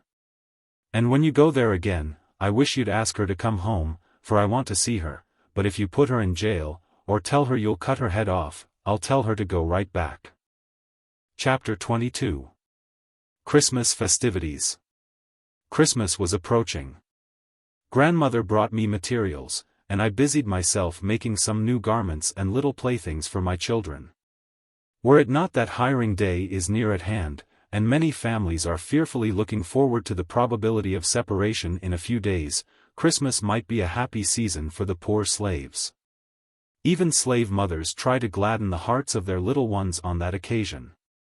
Benny and Ellen had their Christmas stockings filled. Their imprisoned mother could not have the privilege of witnessing their surprise and joy. But I had the pleasure of peeping at them as they went into the street with their new suits on. I heard Benny ask a little playmate whether Santa Claus brought him anything. "Yes," replied the boy, "but Santa Claus ain't a real man. It's the children's mothers that put things into the stockings." "No, that can't be," replied Benny, "for Santa Claus brought Ellen and me these new clothes, and my mother has been gone this long time." How I longed to tell him that his mother made those garments, and that many a tear fell on them while she worked. Every child rises early on Christmas morning to see the Jonquinaws. Without them, Christmas would be shorn of its greatest attraction. They consist of companies of slaves from the plantations, generally of the lower class. Two athletic men, in calico wrappers, have a net thrown over them, covered with all manner of bright-colored stripes. Cows' tails are fastened to their backs, and their heads are decorated with horns. A box, covered with sheepskin, is called the gumbo box. A dozen beat on this, while others strike triangles and jawbones, to which bands of dancers keep time. For a month previous they are composing songs, which are sung on this occasion. These companies, of 100 each, turn out early in the morning, and are allowed to go round till 12 o'clock, begging for contributions.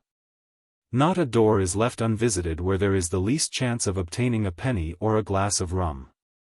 They do not drink while they are out, but carry the rum home in jugs, to have a carousal. These Christmas donations frequently amount to $20 or $30. It is seldom that any white man or child refuses to give them a trifle.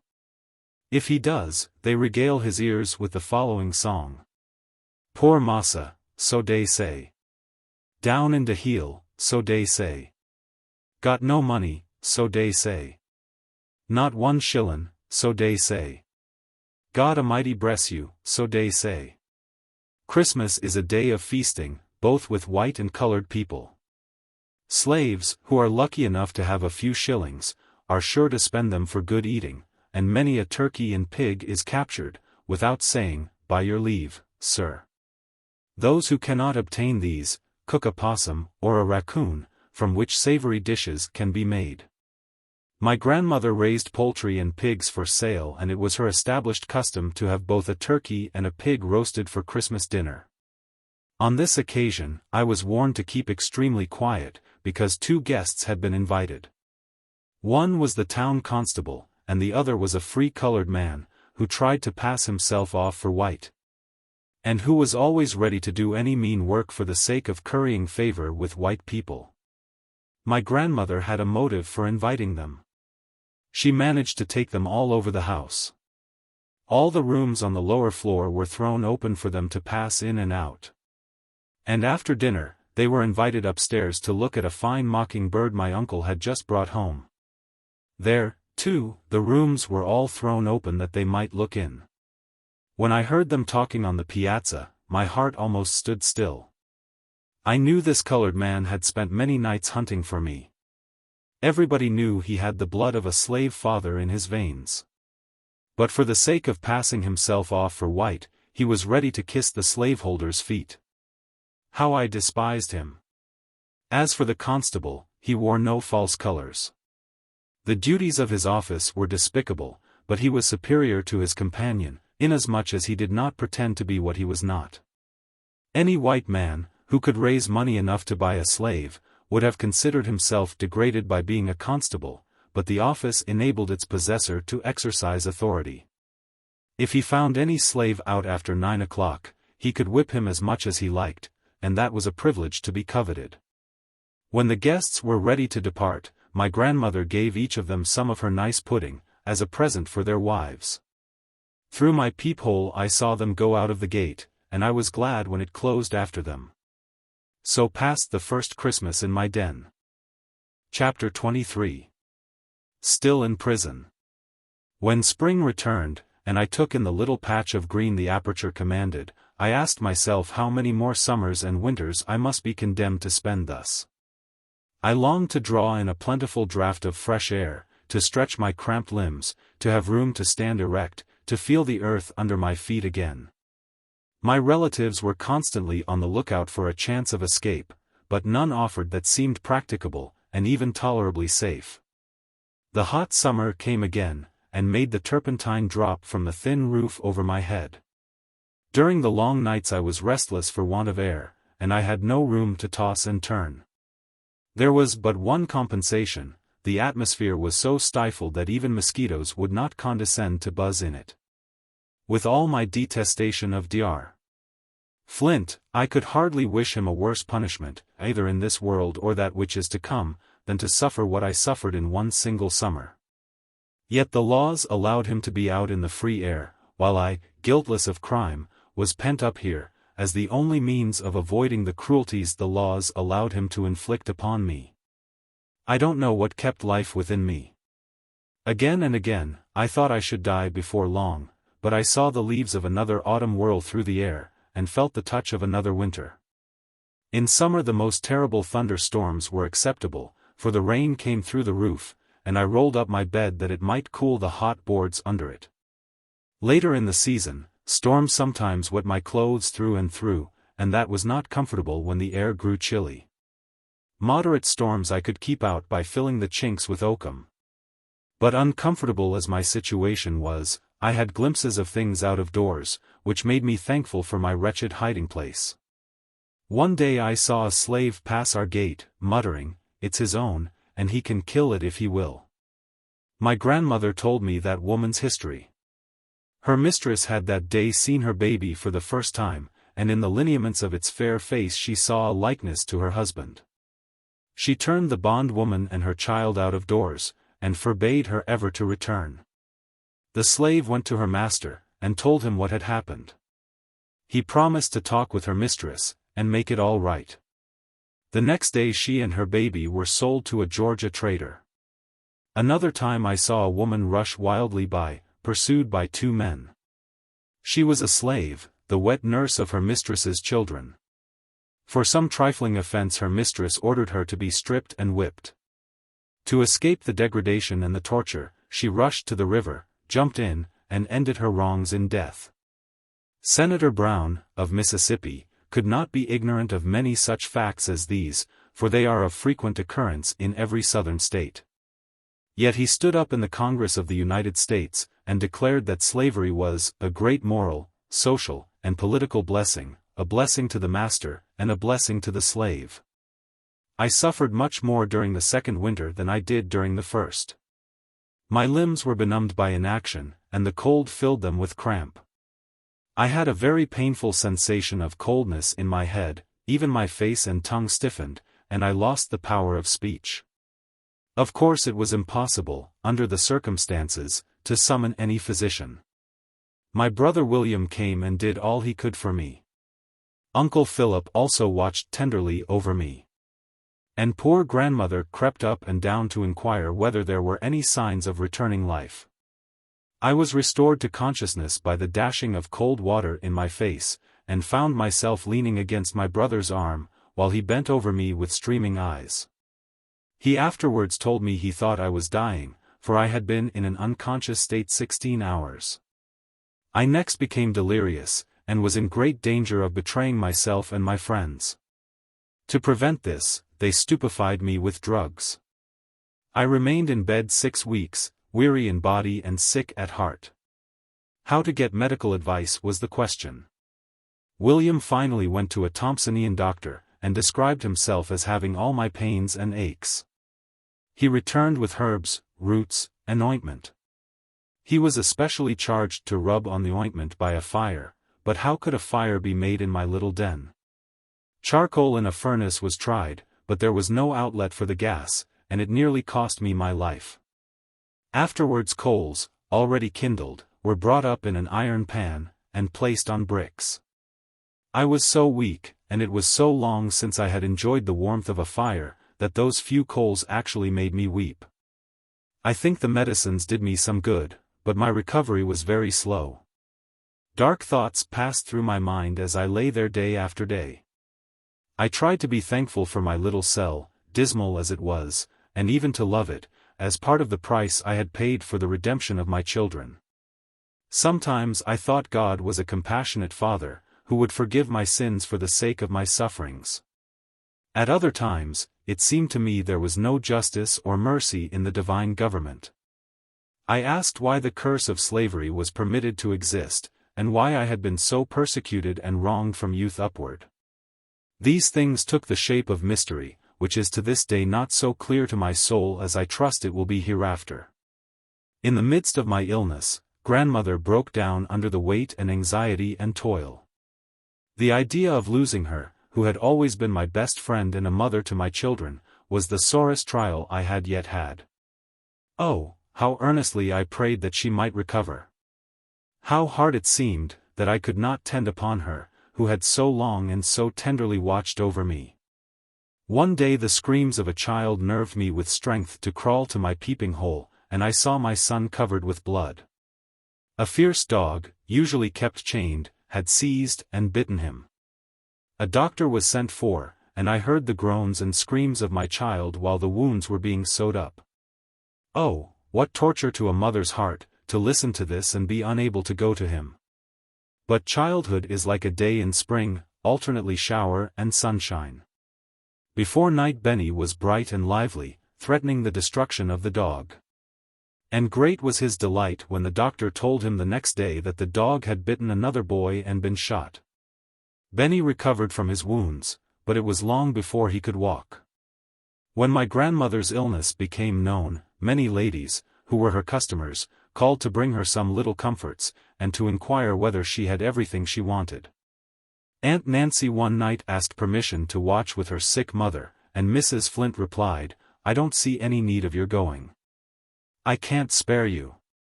But when she found other ladies in the neighborhood were so attentive, not wishing to be outdone in Christian charity, she also sallied forth, in magnificent condescension, and stood by the bedside of her who had loved her in her infancy, and who had been repaid by such grievous wrongs. She seemed surprised to find her so ill, and scolded Uncle Philip for not sending for Dr. Flint. She herself sent for him immediately, and he came. Secure as I was in my retreat, I should have been terrified if I had known he was so near me. He pronounced my grandmother in a very critical situation, and said if her attending physician wished it, he would visit her. Nobody wished to have him coming to the house at all hours, and we were not disposed to give him a chance to make out a long bill. As Mrs. Flint went out, Sally told her the reason Benny was lame was, that a dog had bitten him. "I'm glad of it," replied she. "I wish he had killed him. It would be good news to send to his mother. Her day will come. The dogs will grab her yet."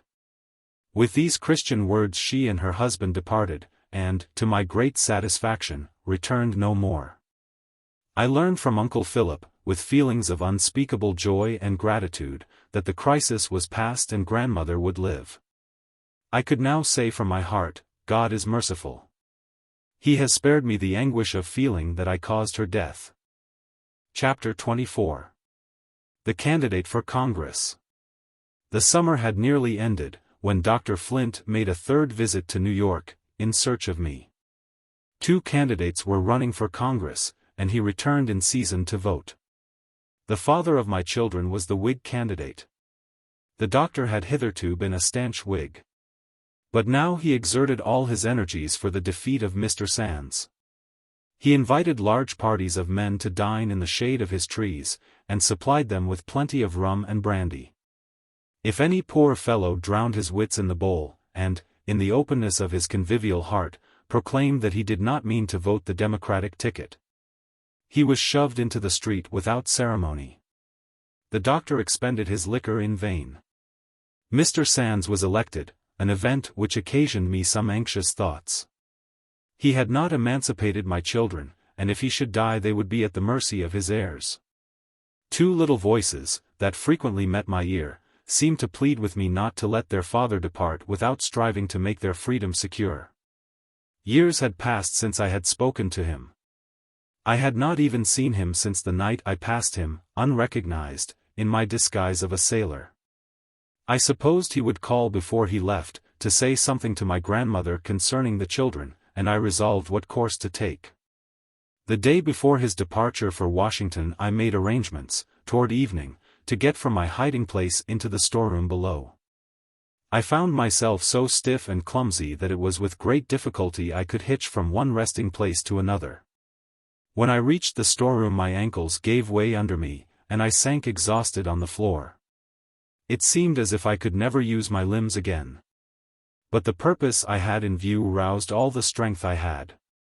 I crawled on my hands and knees to the window, and, screened behind a barrel, I waited for his coming. The clock struck 9, and I knew the steamboat would leave between 10 and 11. My hopes were failing. But presently I heard his voice, saying to someone, "Wait for me a moment. I wish to see Aunt Martha." When he came out, as he passed the window, I said, "Stop one moment, and let me speak for my children." He started, hesitated, and then passed on, and went out of the gate. I closed the shutter I had partially opened, and sank down behind the barrel. I had suffered much. But seldom had I experienced a keener pang than I then felt. Had my children, then, become of so little consequence to him? And had he so little feeling for their wretched mother that he would not listen a moment while she pleaded for them? Painful memories were so busy within me, that I forgot I had not hooked the shutter, till I heard someone opening it. I looked up. He had come back. "Who called me?" said he, in a low tone. "I did," I replied. "Oh, Linda," said he, "I knew your voice, but I was afraid to answer, lest my friend should hear me. Why do you come here? Is it possible you risk yourself in this house? They are mad to allow it. I shall expect to hear that you are all ruined." I did not wish to implicate him, by letting him know my place of concealment. So I merely said, "I thought you would come to bid grandmother goodbye, and so I came here to speak a few words to you about emancipating my children. Many changes may take place during the 6 months you are gone to Washington, and it does not seem right for you to expose them to the risk of such changes. I want nothing for myself. All I ask is, that you will free my children, or authorize some friend to do it, before you go." He promised he would do it, and also expressed a readiness to make any arrangements whereby I could be purchased. I heard footsteps approaching, and closed the shutter hastily. I wanted to crawl back to my den, without letting the family know what I had done, for I knew they would deem it very imprudent. But he stepped back into the house, to tell my grandmother that he had spoken with me at the storeroom window, and to beg of her not to allow me to remain in the house overnight. He said it was the height of madness for me to be there, that we should certainly all be ruined. Luckily, he was in too much of a hurry to wait for a reply, or the dear old woman would surely have told him all. I tried to go back to my den, but found it more difficult to go up than I had to come down. Now that my mission was fulfilled, the little strength that had supported me through it was gone, and I sank helpless on the floor. My grandmother, alarmed at the risk I had run, came into the storeroom in the dark, and locked the door behind her. "Linda," she whispered, "where are you?" "I am here by the window," I replied. I couldn't have him go away without emancipating the children. Who knows what may happen? "Come, come, child," said she, "it won't do for you to stay here another minute. You've done wrong. But I can't blame you, poor thing." I told her I could not return without assistance, and she must call my uncle. Uncle Philip came, and pity prevented him from scolding me. He carried me back to my dungeon, laid me tenderly on the bed, gave me some medicine, and asked me if there was anything more he could do. Then he went away, and I was left with my own thoughts, starless as the midnight darkness around me. My friends feared I should become a cripple for life. And I was so weary of my long imprisonment that, had it not been for the hope of serving my children, I should have been thankful to die, but, for their sakes, I was willing to bear on. Chapter 25. Competition in Cunning. Dr. Flint had not given me up. Every now and then he would say to my grandmother that I would yet come back, and voluntarily surrender myself. And that when I did, I could be purchased by my relatives, or anyone who wished to buy me. I knew his cunning nature too well not to perceive that this was a trap laid for me. And so all my friends understood it. I resolved to match my cunning against his cunning. In order to make him believe that I was in New York, I resolved to write him a letter dated from that place. I sent for my friend Peter, and asked him if he knew any trustworthy seafaring person, who would carry such a letter to New York, and put it in the post office there. He said he knew one that he would trust with his own life to the ends of the world. I reminded him that it was a hazardous thing for him to undertake. He said he knew it, but he was willing to do anything to help me. I expressed a wish for a New York paper, to ascertain the names of some of the streets. He run his hand into his pocket, and said, "Here is half a one, that was round a cap I bought of a peddler yesterday." I told him the letter would be ready the next evening. He bade me goodbye, adding, "Keep up your spirits, Linda, brighter days will come by and by." My Uncle Philip kept watch over the gate until our brief interview was over. Early the next morning, I seated myself near the little aperture to examine the newspaper. It was a piece of the New York Herald. And, for once, the paper that systematically abuses the colored people, was made to render them a service. Having obtained what information I wanted concerning streets and numbers, I wrote 2 letters, one to my grandmother, the other to Dr. Flint. I reminded him how he, a gray-headed man, had treated a helpless child, who had been placed in his power, and what years of misery he had brought upon her. To my grandmother, I expressed a wish to have my children sent to me at the North, where I could teach them to respect themselves, and set them a virtuous example, which a slave mother was not allowed to do at the South. I asked her to direct her answer to a certain street in Boston, as I did not live in New York, though I went there sometimes. I dated these letters ahead, to allow for the time it would take to carry them, and sent a memorandum of the date to the messenger. When my friend came for the letters, I said, "God bless and reward you, Peter, for this disinterested kindness. Pray be careful. If you are detected, both you and I will have to suffer dreadfully. I have not a relative who would dare to do it for me." He replied, "You may trust to me, Linda. I don't forget that your father was my best friend, and I will be a friend to his children so long as God lets me live." It was necessary to tell my grandmother what I had done, in order that she might be ready for the letter, and prepared to hear what Dr. Flint might say about my being at the North. She was sadly troubled. She felt sure mischief would come of it. I also told my plan to Aunt Nancy, in order that she might report to us what was said at Dr. Flint's house. I whispered it to her through a crack, and she whispered back, "I hope it will succeed.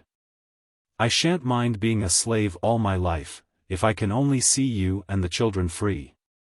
I had directed that my letters should be put into the New York post office on the 20th of the month. On the evening of the 24th my aunt came to say that Dr. Flint and his wife had been talking in a low voice about a letter he had received, and that when he went to his office he promised to bring it when he came to tea. So I concluded I should hear my letter read the next morning. I told my grandmother Dr. Flint would be sure to come, and asked her to have him sit near a certain door, and leave it open, that I might hear what he said. The next morning I took my station within sound of that door, and remained motionless as a statue. It was not long before I heard the gate slam, and the well-known footsteps enter the house. He seated himself in the chair that was placed for him, and said, "Well, Martha, I've brought you a letter from Linda. She has sent me a letter, also. I know exactly where to find her. But I don't choose to go to Boston for her. I had rather she would come back of her own accord, in a respectable manner. Her Uncle Philip is the best person to go for her. With him, she would feel perfectly free to act. I am willing to pay his expenses going and returning. She shall be sold to her friends. Her children are free, at least I suppose they are. And when you obtain her freedom, you'll make a happy family. I suppose, Martha, you have no objection to my reading to you the letter Linda has written to you." He broke the seal, and I heard him read it. The old villain. He had suppressed the letter I wrote to grandmother, and prepared a substitute of his own, the purport of which was as follows. "Dear grandmother, I have long wanted to write to you.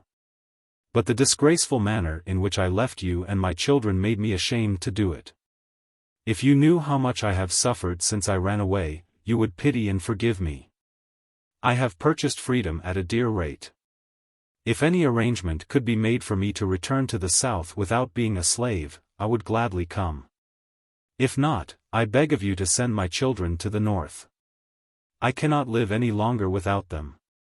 Let me know in time, and I will meet them in New York or Philadelphia, whichever place best suits my uncle's convenience. Write as soon as possible to your unhappy daughter. Linda. It is very much as I expected it would be, said the old hypocrite, rising to go. You see, the foolish girl has repented of her rashness, and wants to return. We must help her to do it, Martha. Talk with Philip about it. If he will go for her, she will trust to him, and come back. I should like an answer tomorrow. Good morning, Martha. As he stepped out on the piazza, he stumbled over my little girl. Ah, Ellen, is that you? He said, in his most gracious manner. I didn't see you. How do you do? Pretty well, sir, she replied. I heard you tell grandmother that my mother is coming home. I want to see her. Yes, Ellen, I am going to bring her home very soon, rejoined he. And you shall see her as much as you like, you little curly-headed nigger. This was as good as a comedy to me, who had heard it all. But grandmother was frightened and distressed, because the doctor wanted my uncle to go for me. The next evening Dr. Flint called to talk the matter over. My uncle told him that from what he had heard of Massachusetts, he judged he should be mobbed if he went there after a runaway slave. All stuff and nonsense, Philip, replied the doctor. Do you suppose I want you to kick up a row in Boston? The business can all be done quietly. Linda writes that she wants to come back. You are her relative, and she would trust you. The case would be different if I went. She might object to coming with me, and the damned abolitionists, if they knew I was her master, would not believe me, if I told them she had begged to go back. They would get up a row, and I should not like to see Linda dragged through the streets like a common Negro. She has been very ungrateful to me for all my kindness. But I forgive her, and want to act the part of a friend towards her. I have no wish to hold her as my slave. Her friends can buy her as soon as she arrives here. Finding that his arguments failed to convince my uncle, the doctor let the cat out of the bag, by saying that he had written to the mayor of Boston to ascertain whether there was a person of my description at the street and number from which my letter was dated. He had omitted this date in the letter he had made up to read to my grandmother. If I had dated from New York, the old man would probably have made another journey to that city. But even in that dark region, where knowledge is so carefully excluded from the slave, I had heard enough about Massachusetts to come to the conclusion that slaveholders did not consider it a comfortable place to go in search of a runaway. That was before the Fugitive Slave Law was passed, before Massachusetts had consented to become a nigger hunter for the South. My grandmother, who had become skittish by seeing her family always in danger, came to me with a very distressed countenance, and said, "What will you do if the mayor of Boston sends him word that you haven't been there? Then he will suspect the letter was a trick, and maybe he'll find out something about it, and we shall all get into trouble." Oh Linda, I wish you had never sent the letters. Don't worry yourself, grandmother, said I, the mayor of Boston won't trouble himself to hunt niggers for Dr. Flint. The letters will do good in the end. I shall get out of this dark hole some time or other. I hope you will, child, replied the good, patient old friend. You have been here a long time, almost 5 years. But whenever you do go, it will break your old grandmother's heart. I should be expecting every day to hear that you were brought back in irons and put in jail. God help you, poor child.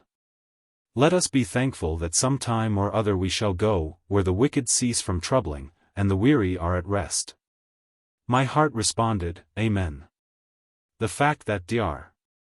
Flint had written to the mayor of Boston convinced me that he believed my letter to be genuine, and of course that he had no suspicion of my being anywhere in the vicinity. It was a great object to keep up this delusion, for it made me and my friends feel less anxious, and it would be very convenient whenever there was a chance to escape. I resolved, therefore, to continue to write letters from the North from time to time. 2 or 3 weeks passed, and as no news came from the mayor of Boston, grandmother began to listen to my entreaty to be allowed to leave my cell, sometimes, and exercise my limbs to prevent my becoming a cripple. I was allowed to slip down into the small storeroom, early in the morning, and remain there a little while. The room was all filled up with barrels, except a small open space under my trapdoor. This faced the door, the upper part of which was of glass, and purposely left uncurtained, that the curious might look in. The air of this place was close. But it was so much better than the atmosphere of my cell, that I dreaded to return. I came down as soon as it was light, and remained till 8 o'clock, when people began to be about, and there was danger that someone might come on the piazza. I had tried various applications to bring warmth and feeling into my limbs, but without avail. They were so numb and stiff that it was a painful effort to move. And had my enemies come upon me during the first mornings I tried to exercise them a little in the small unoccupied space of the storeroom, it would have been impossible for me to have escaped. Chapter 26. Important era in my brother's life. I missed the company and kind attentions of my brother William, who had gone to Washington with his master, Mr. Sands. We received several letters from him, written without any allusion to me, but expressed in such a manner that I knew he did not forget me. I disguised my hand, and wrote to him in the same manner.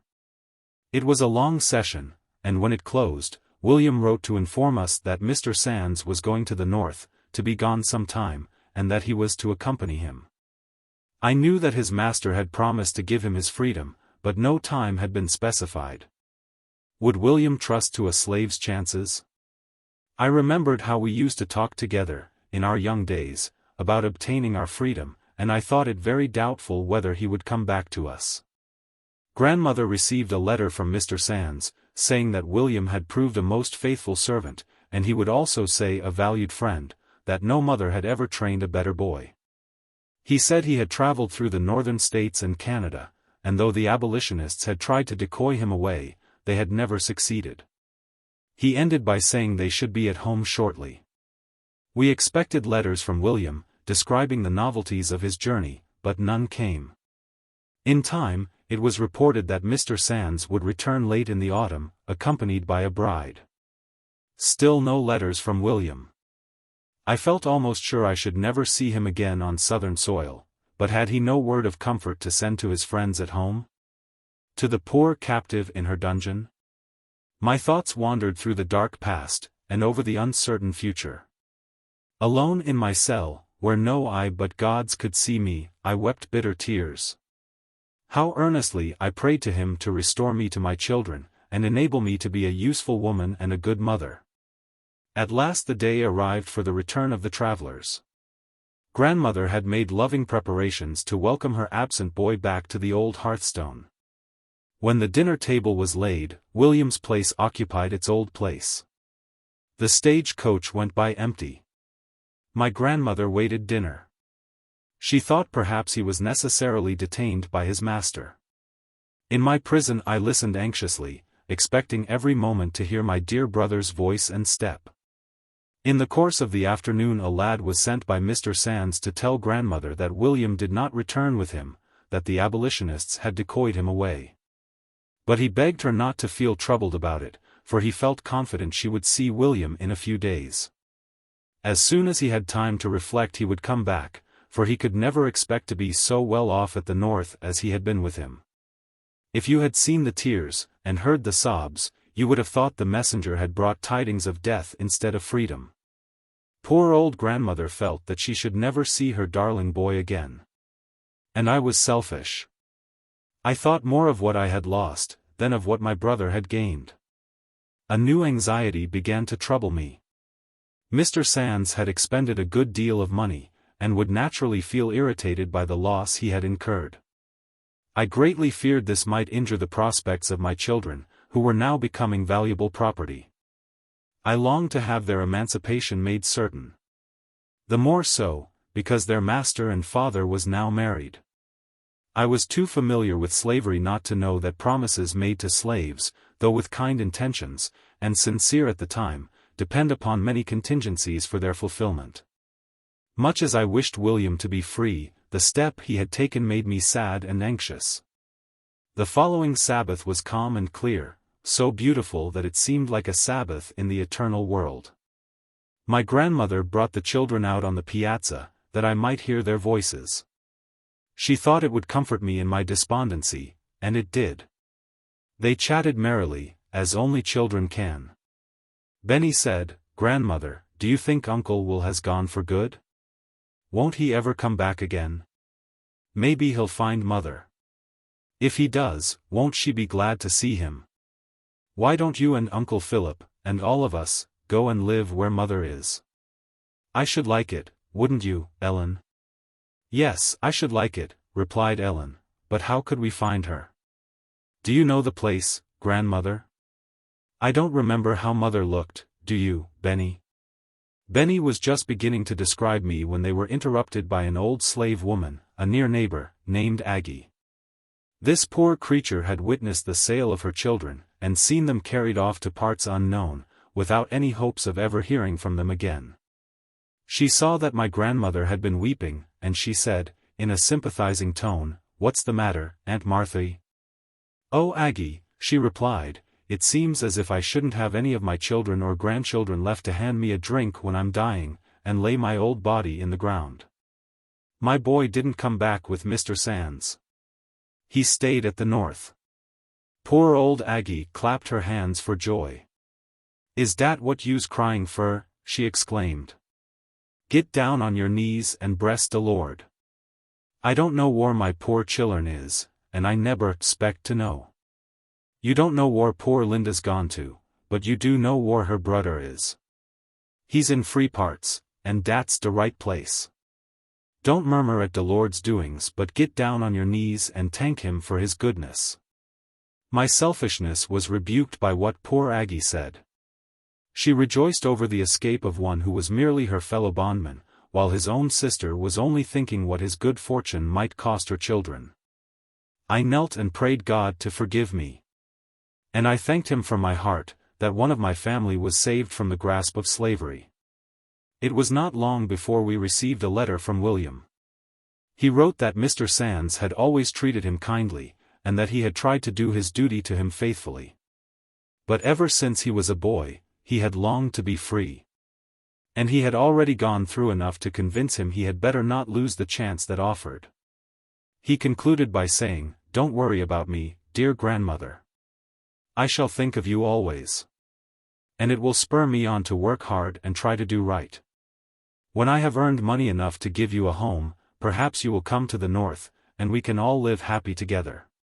Mr. Sands told my Uncle Philip the particulars about William's leaving him. He said, "I trusted him as if he were my own brother, and treated him as kindly. The abolitionists talked to him in several places, but I had no idea they could tempt him. However, I don't blame William. He's young and inconsiderate, and those northern rascals decoyed him. I must confess the scamp was very bold about it. I met him coming down the steps of the Astor House with his trunk on his shoulder, and I asked him where he was going. He said he was going to change his old trunk. I told him it was rather shabby, and asked if he didn't need some money. He said, "No, thanked me," and went off. He did not return so soon as I expected. But I waited patiently. At last I went to see if our trunks were packed, ready for our journey. I found them locked, and a sealed note on the table informed me where I could find the keys. The fellow even tried to be religious. He wrote that he hoped God would always bless me, and reward me for my kindness, that he was not unwilling to serve me, but he wanted to be a free man. And that if I thought he did wrong, he hoped I would forgive him. I intended to give him his freedom in 5 years. He might have trusted me. He has shown himself ungrateful. But I shall not go for him, or send for him. I feel confident that he will soon return to me. I afterwards heard an account of the affair from William himself. He had not been urged away by abolitionists. He needed no information they could give him about slavery to stimulate his desire for freedom. He looked at his hands, and remembered that they were once in irons. What security had he that they would not be so again? Mr. Sands was kind to him. But he might indefinitely postpone the promise he had made to give him his freedom. He might come under pecuniary embarrassments, and his property be seized by creditors. Or he might die, without making any arrangements in his favor. He had too often known such accidents to happen to slaves who had kind masters, and he wisely resolved to make sure of the present opportunity to own himself. He was scrupulous about taking any money from his master on false pretenses, so he sold his best clothes to pay for his passage to Boston. The slaveholders pronounced him a base, ungrateful wretch, for thus requiting his master's indulgence. What would they have done under similar circumstances? When Dr. Flint's family heard that William had deserted Mr. Sands, they chuckled greatly over the news. Mrs. Flint made her usual manifestations of Christian feeling, by saying, "I'm glad of it. I hope he'll never get him again. I like to see people paid back in their own coin. I reckon Linda's children will have to pay for it. I should be glad to see them in the speculators' hands again, for I'm tired of seeing those little niggers march about the streets." Chapter 27. New destination for the children. Mrs. Flint proclaimed her intention of informing Mrs. Sands who was the father of my children. She likewise proposed to tell her what an artful devil I was, that I had made a great deal of trouble in her family. That when Mr. Sands was at the North, she didn't doubt I had followed him in disguise, and persuaded William to run away. She had some reason to entertain such an idea. For I had written from the North, from time to time, and I dated my letters from various places. Many of them fell into Dr. Flint's hands, as I expected they would. And he must have come to the conclusion that I traveled about a good deal. He kept a close watch over my children, thinking they would eventually lead to my detection. A new and unexpected trial was in store for me. One day, when Mr. Sands and his wife were walking in the street, they met Benny. The lady took a fancy to him, and exclaimed, "What a pretty little Negro! Whom does he belong to?" Benny did not hear the answer. But he came home very indignant with the stranger lady, because she had called him a Negro. A few days afterwards, Mr. Sands called on my grandmother, and told her he wanted her to take the children to his house. He said he had informed his wife of his relation to them, and told her they were motherless, and she wanted to see them. When he had gone, my grandmother came and asked what I would do. The question seemed a mockery. What could I do? They were Mr. Sands's slaves, and their mother was a slave, whom he had represented to be dead. Perhaps he thought I was. I was too much pained and puzzled to come to any decision, and the children were carried without my knowledge. Mrs. Sands had a sister from Illinois staying with her. This lady, who had no children of her own, was so much pleased with Ellen, that she offered to adopt her, and bring her up as she would a daughter. Mrs. Sands wanted to take Benjamin. When grandmother reported this to me, I was tried almost beyond endurance.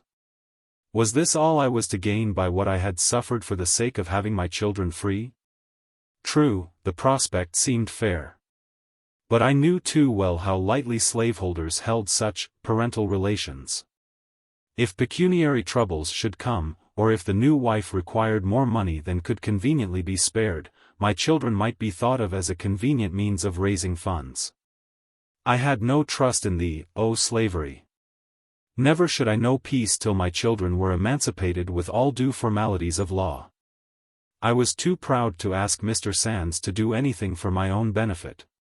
But I could bring myself to become a supplicant for my children. I resolved to remind him of the promise he had made me, and to throw myself upon his honor for the performance of it. I persuaded my grandmother to go to him, and tell him I was not dead, and that I earnestly entreated him to keep the promise he had made me. That I had heard of the recent proposals concerning my children, and did not feel easy to accept them, that he had promised to emancipate them, and it was time for him to redeem his pledge.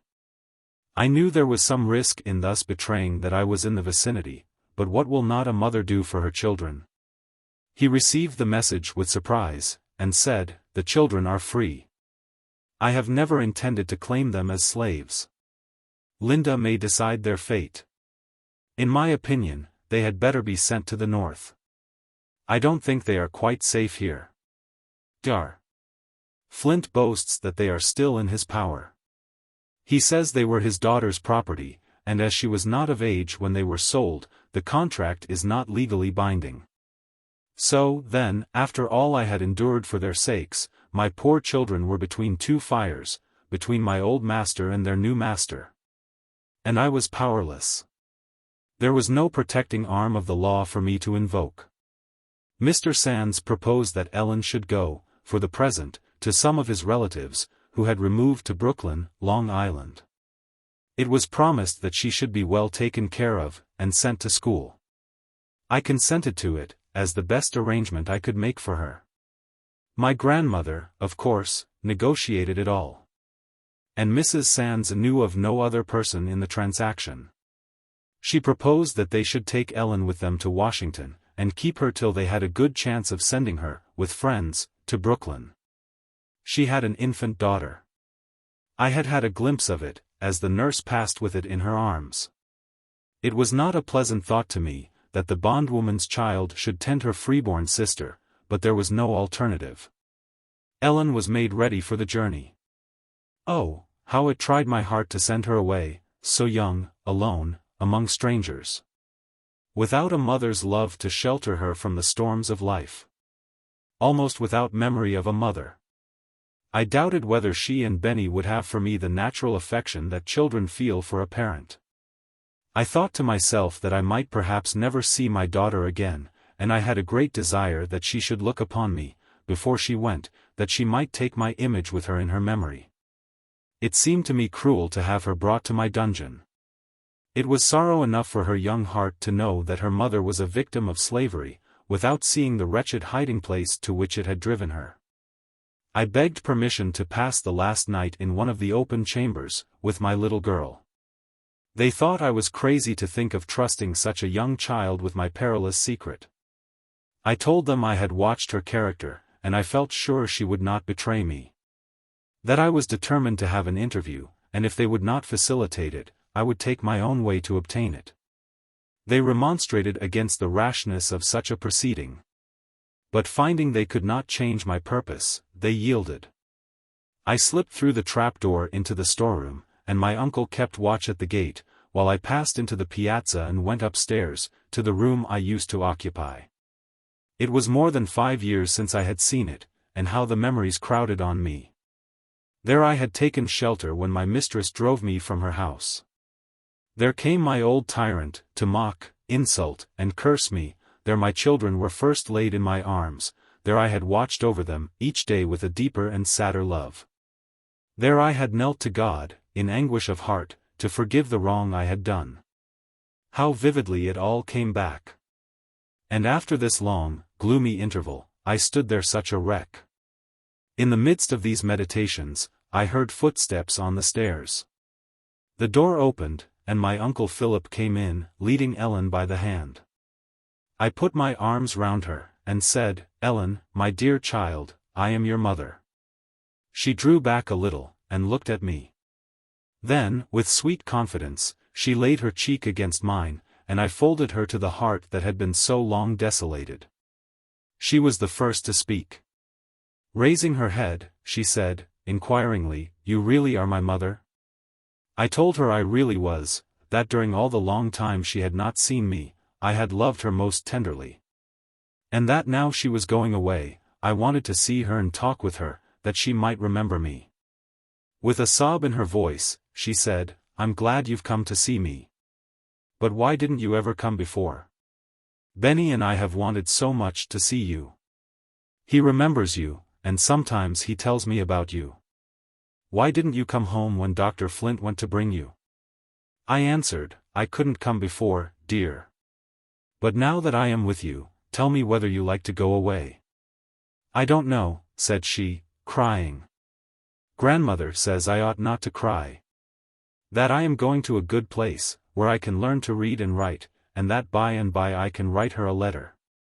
But I shan't have Benny, or grandmother, or Uncle Philip, or anybody to love me. Can't you go with me? Oh, do go, dear mother. I told her I couldn't go now, but sometime I would come to her, and then she and Benny and I would live together, and have happy times. She wanted to run and bring Benny to see me now. I told her he was going to the north, before long, with Uncle Philip, and then I would come to see him before he went away. I asked if she would like to have me stay all night and sleep with her. Oh, yes, she replied. Then, turning to her uncle, she said, pleadingly, may I stay? Please, uncle. She is my own mother. He laid his hand on her head, and said, solemnly, Ellen, this is the secret you have promised grandmother never to tell. If you ever speak of it to anybody, they will never let you see your grandmother again, and your mother can never come to Brooklyn. Uncle, she replied, I will never tell. He told her she might stay with me, and when he had gone, I took her in my arms and told her I was a slave, and that was the reason she must never say she had seen me. I exhorted her to be a good child, to try to please the people where she was going, and that God would raise her up friends. I told her to say her prayers, and remember always to pray for her poor mother, and that God would permit us to meet again. She wept, and I did not check her tears. Perhaps she would never again have a chance to pour her tears into a mother's bosom. All night she nestled in my arms, and I had no inclination to slumber. The moments were too precious to lose any of them.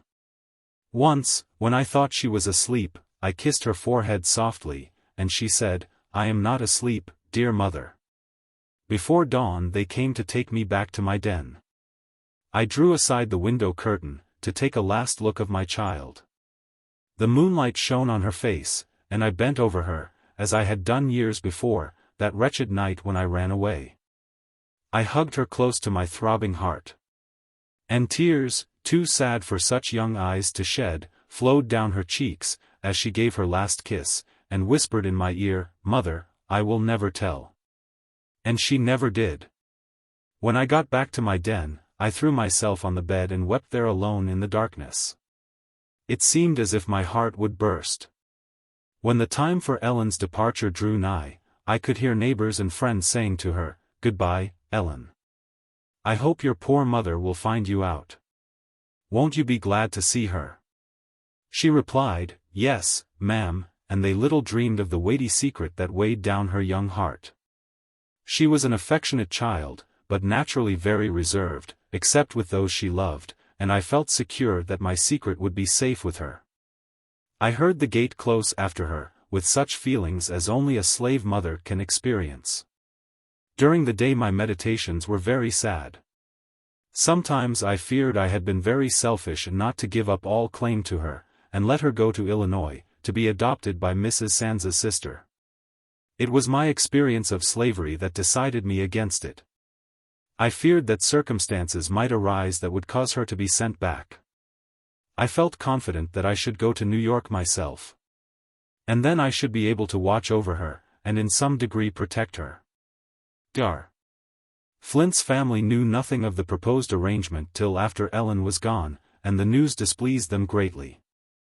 Mrs. Flint called on Mrs. Sands's sister to inquire into the matter.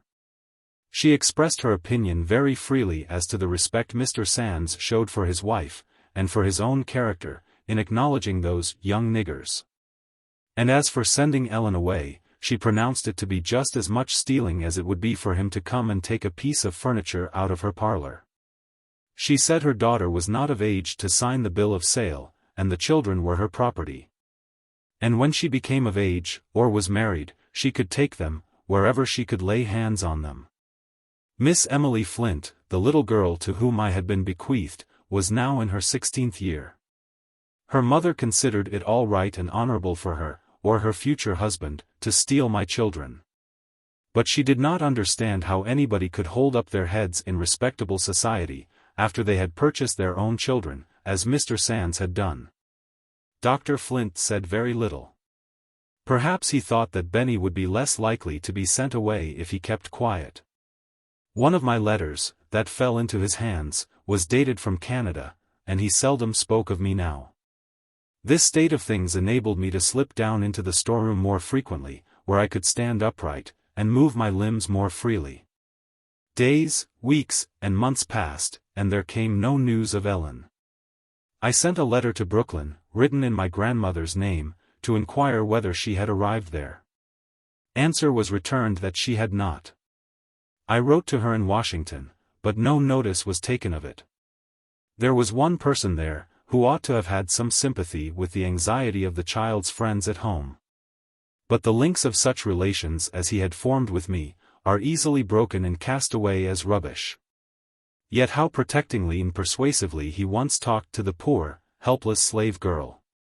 And how entirely I trusted him. But now suspicions darkened my mind. Was my child dead, or had they deceived me, and sold her? If the secret memoirs of many members of Congress should be published, curious details would be unfolded. I once saw a letter from a member of Congress to a slave, who was the mother of 6 of his children.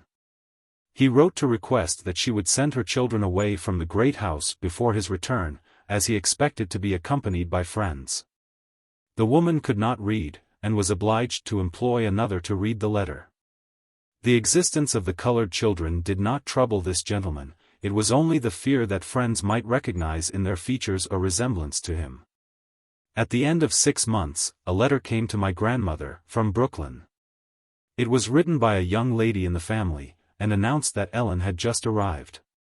It contained the following message from her: I do try to do just as you told me to, and I pray for you every night and morning. I understood that these words were meant for me. And they were a balsam to my heart. The writer closed her letter by saying, Ellen is a nice little girl, and we shall like to have her with us. My cousin, Mr. Sands, has given her to me, to be my little waiting maid. I shall send her to school, and I hope some day she will write to you herself. This letter perplexed and troubled me. Had my child's father merely placed her there till she was old enough to support herself? Or had he given her to his cousin, as a piece of property? If the last idea was correct, his cousin might return to the South at any time, and hold Ellen as a slave. I tried to put away from me the painful thought that such a foul wrong could have been done to us. I said to myself, surely there must be some justice in man. Then I remembered, with a sigh, how slavery perverted all the natural feelings of the human heart. It gave me a pang to look on my light-hearted boy. He believed himself free. And to have him brought under the yoke of slavery, would be more than I could bear. How I longed to have him safely out of the reach of its power. Chapter 28. Aunt Nancy. I have mentioned my great-aunt, who was a slave in Dr. Flint's family, and who had been my refuge during the shameful persecutions I suffered from him. This aunt had been married at 20 years of age, that is, as far as slaves can marry. She had the consent of her master and mistress, and a clergyman performed the ceremony. But it was a mere form, without any legal value. Her master or mistress could annul it any day they pleased. She had always slept on the floor in the entry, near Mrs. Flint's chamber door, that she might be within call. When she was married, she was told she might have the use of a small room in an outhouse. Her mother and her husband furnished it. He was a seafaring man, and was allowed to sleep there when he was at home. But on the wedding evening, the bride was ordered to her old post on the entry floor. Mrs. Flint, at that time, had no children. But she was expecting to be a mother, and if she should want a drink of water in the night, what could she do without her slave to bring it? So my aunt was compelled to lie at her door, until one midnight she was forced to leave, to give premature birth to a child. In a fortnight she was required to resume her place on the entry floor, because Mrs. Flint's babe needed her attentions. She kept her station there through summer and winter, until she had given premature birth to 6 children, and all the while she was employed as night nurse to Mrs. Flint's children. Finally, toiling all day, and being deprived of rest at night, completely broke down her constitution, and Dr. Flint declared it was impossible she could ever become the mother of a living child. The fear of losing so valuable a servant by death now induced them to allow her to sleep in her little room in the outhouse, except when there was sickness in the family. She afterwards had 2 feeble babes, one of whom died in a few days, and the other in 4 weeks. I well remember her patient sorrow as she held the last dead baby in her arms. "I wish it could have lived," she said. "It is not the will of God that any of my children should live. But I will try to be fit to meet their little spirits in heaven." Aunt Nancy was housekeeper and waiting maid in Dr. Flint's family. Indeed, she was the factotum of the household. Nothing went on well without her. She was my mother's twin sister, and, as far as was in her power, she supplied a mother's place to us orphans. I slept with her all the time I lived in my old master's house, and the bond between us was very strong. When my friends tried to discourage me from running away, she always encouraged me. When they thought I had better return and ask my master's pardon, because there was no possibility of escape, she sent me word never to yield. She said if I persevered I might, perhaps, gain the freedom of my children. And even if I perished in doing it, that was better than to leave them to groan under the same persecutions that had blighted my own life. After I was shut up in my dark cell, she stole away, whenever she could, to bring me the news and say something cheering. How often did I kneel down to listen to her words of consolation, whispered through a crack. "I am old, and have not long to live," she used to say. "And I could die happy if I could only see you and the children free. You must pray to God, Linda, as I do for you, that He will lead you out of this darkness." I would beg her not to worry herself on my account. That there was an end of all suffering sooner or later, and that whether I lived in chains or in freedom, I should always remember her as the good friend who had been the comfort of my life. A word from her always strengthened me, and not me only. The whole family relied upon her judgment, and were guided by her advice. I had been in my cell 6 years when my grandmother was summoned to the bedside of this, her last remaining daughter. She was very ill, and they said she would die. Grandmother had not entered Dr. Flint's house for several years. They had treated her cruelly, but she thought nothing of that now. She was grateful for permission to watch by the deathbed of her child. They had always been devoted to each other, and now they sat looking into each other's eyes, longing to speak of the secret that had weighed so much on the hearts of both. My aunt had been stricken with paralysis. She lived but 2 days, and the last day she was speechless. Before she lost the power of utterance, she told her mother not to grieve if she could not speak to her, that she would try to hold up her hand, to let her know that all was well with her. Even the hard-hearted doctor was a little softened when he saw the dying woman try to smile on the aged mother, who was kneeling by her side. His eyes moistened for a moment, as he said she had always been a faithful servant, and they should never be able to supply her place. Mrs. Flint took to her bed, quite overcome by the shock. While my grandmother sat alone with the dead, the doctor came in, leading his youngest son, who had always been a great pet with Aunt Nancy, and was much attached to her. "Martha," said he, "Aunt Nancy loved this child, and when he comes where you are, I hope you will be kind to him, for her sake." She replied, "Your wife was my foster child, Dr. Flint, the foster sister of my poor Nancy, and you little know me if you think I can feel anything but goodwill for her children. I wish the past could be forgotten, and that we might never think of it," said he, "and that Linda would come to supply her aunt's place. She would be worth more to us than all the money that could be paid for her. I wish it for your sake also, Martha. Now that Nancy is taken away from you, she would be a great comfort to your old age." He knew he was touching a tender chord. Almost choking with grief, my grandmother replied, "It was not I that drove Linda away. My grandchildren are gone, and of my 9 children only 1 is left. God help me." To me, the death of this kind relative was an inexpressible sorrow. I knew that she had been slowly murdered, and I felt that my troubles had helped to finish the work. After I heard of her illness, I listened constantly to hear what news was brought from the great house, and the thought that I could not go to her made me utterly miserable. At last, as Uncle Philip came into the house, I heard someone inquire, "How is she?" and he answered, "She is dead." My little cell seemed whirling round, and I knew nothing more till I opened my eyes and found Uncle Philip bending over me. I had no need to ask any questions. He whispered, "Linda, she died happy." I could not weep. My fixed gaze troubled him. "Don't look so," he said. "Don't add to my poor mother's trouble. Remember how much she has to bear, and that we ought to do all we can to comfort her." Ah, yes, that blessed old grandmother, who for 73 years had borne the pelting storms of a slave mother's life. She did indeed need consolation.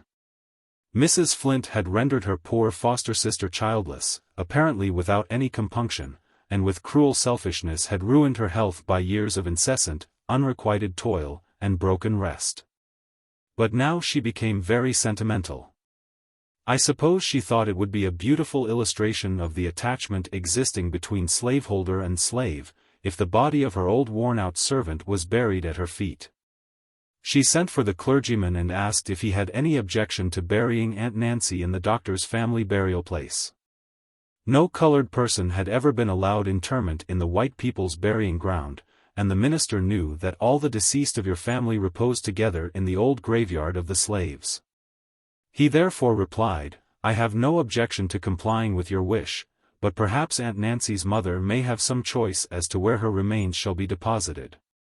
It had never occurred to Mrs. Flint that slaves could have any feelings.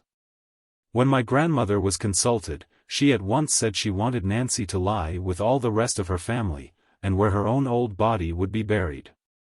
Mrs. Flint graciously complied with her wish, though she said it was painful to her to have Nancy buried away from her.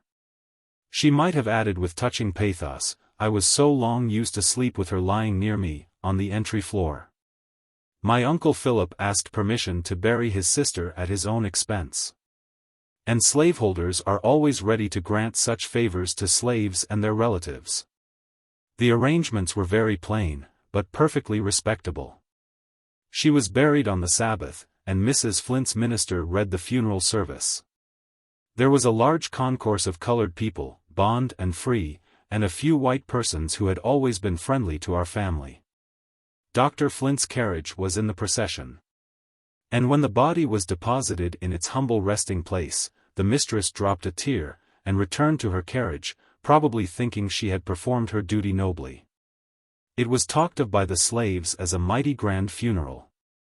Northern travelers, passing through the place, might have described this tribute of respect to the humble dead as a beautiful feature in the patriarchal institution. A touching proof of the attachment between slaveholders and their servants, and tender-hearted Mrs. Flint would have confirmed this impression, with handkerchief at her eyes. We could have told them a different story. We could have given them a chapter of wrongs and sufferings, that would have touched their hearts, if they had any hearts to feel for the colored people. We could have told them how the poor old slave mother had toiled, year after year, to earn $800 to buy her son Philip's right to his own earnings. And how that same Philip paid the expenses of the funeral, which they regarded as doing so much credit to the master. We could also have told them of a poor, blighted young creature, shut up in a living grave for years, to avoid the tortures that would be inflicted on her, if she ventured to come out and look on the face of her departed friend. All this, and much more, I thought of, as I sat at my loophole, waiting for the family to return from the grave. Sometimes weeping, sometimes falling asleep, dreaming strange dreams of the dead and the living. It was sad to witness the grief of my bereaved grandmother. She had always been strong to bear, and now, as ever, religious faith supported her. But her dark life had become still darker, and age and trouble were leaving deep traces on her withered face. She had 4 places to knock for me to come to the trapdoor, and each place had a different meaning. She now came oftener than she had done, and talked to me of her dead daughter, while tears trickled slowly down her furrowed cheeks. I said all I could to comfort her. But it was a sad reflection, that instead of being able to help her, I was a constant source of anxiety and trouble. The poor old back was fitted to its burden. It bent under it, but did not break. Chapter 29. Preparations for Escape. I hardly expect that the reader will credit me, when I affirm that I lived in that little dismal hole, almost deprived of light and air, and with no space to move my limbs, for nearly 7 years. But it is a fact, and to me a sad one, even now, for my body still suffers from the effects of that long imprisonment, to say nothing of my soul. Members of my family, now living in New York and Boston, can testify to the truth of what I say. Countless were the nights that I sat late at the little loophole scarcely large enough to give me a glimpse of one twinkling star. There, heard the patrols and slave hunters conferring together about the capture of runaways, well knowing how rejoiced they would be to catch me. Season after season, year after year, I peeped at my children's faces, and heard their sweet voices, with a heart yearning all the while to say, "Your mother is here." Sometimes it appeared to me as if ages had rolled away since I entered upon that gloomy, monotonous existence. At times, I was stupefied and listless. At other times I became very impatient to know when these dark years would end, and I should again be allowed to feel the sunshine, and breathe the pure air. After Ellen left us, this feeling increased. Mr. Sands had agreed that Benny might go to the north whenever his uncle Philip could go with him. And I was anxious to be there also, to watch over my children, and protect them so far as I was able. Moreover, I was likely to be drowned out of my den, if I remained much longer. For the slight roof was getting badly out of repair, and Uncle Philip was afraid to remove the shingles, lest someone should get a glimpse of me. When storms occurred in the night, they spread mats and bits of carpet, which in the morning appeared to have been laid out to dry. But to cover the roof in the daytime might have attracted attention. Consequently, my clothes and bedding were often drenched. A process by which the pains and aches in my cramped and stiffened limbs were greatly increased. I revolved various plans of escape in my mind, which I sometimes imparted to my grandmother, when she came to whisper with me at the trapdoor. The kind-hearted old woman had an intense sympathy for runaways. She had known too much of the cruelties inflicted on those who were captured. Her memory always flew back at once to the sufferings of her bright and handsome son, Benjamin, the youngest and dearest of her flock.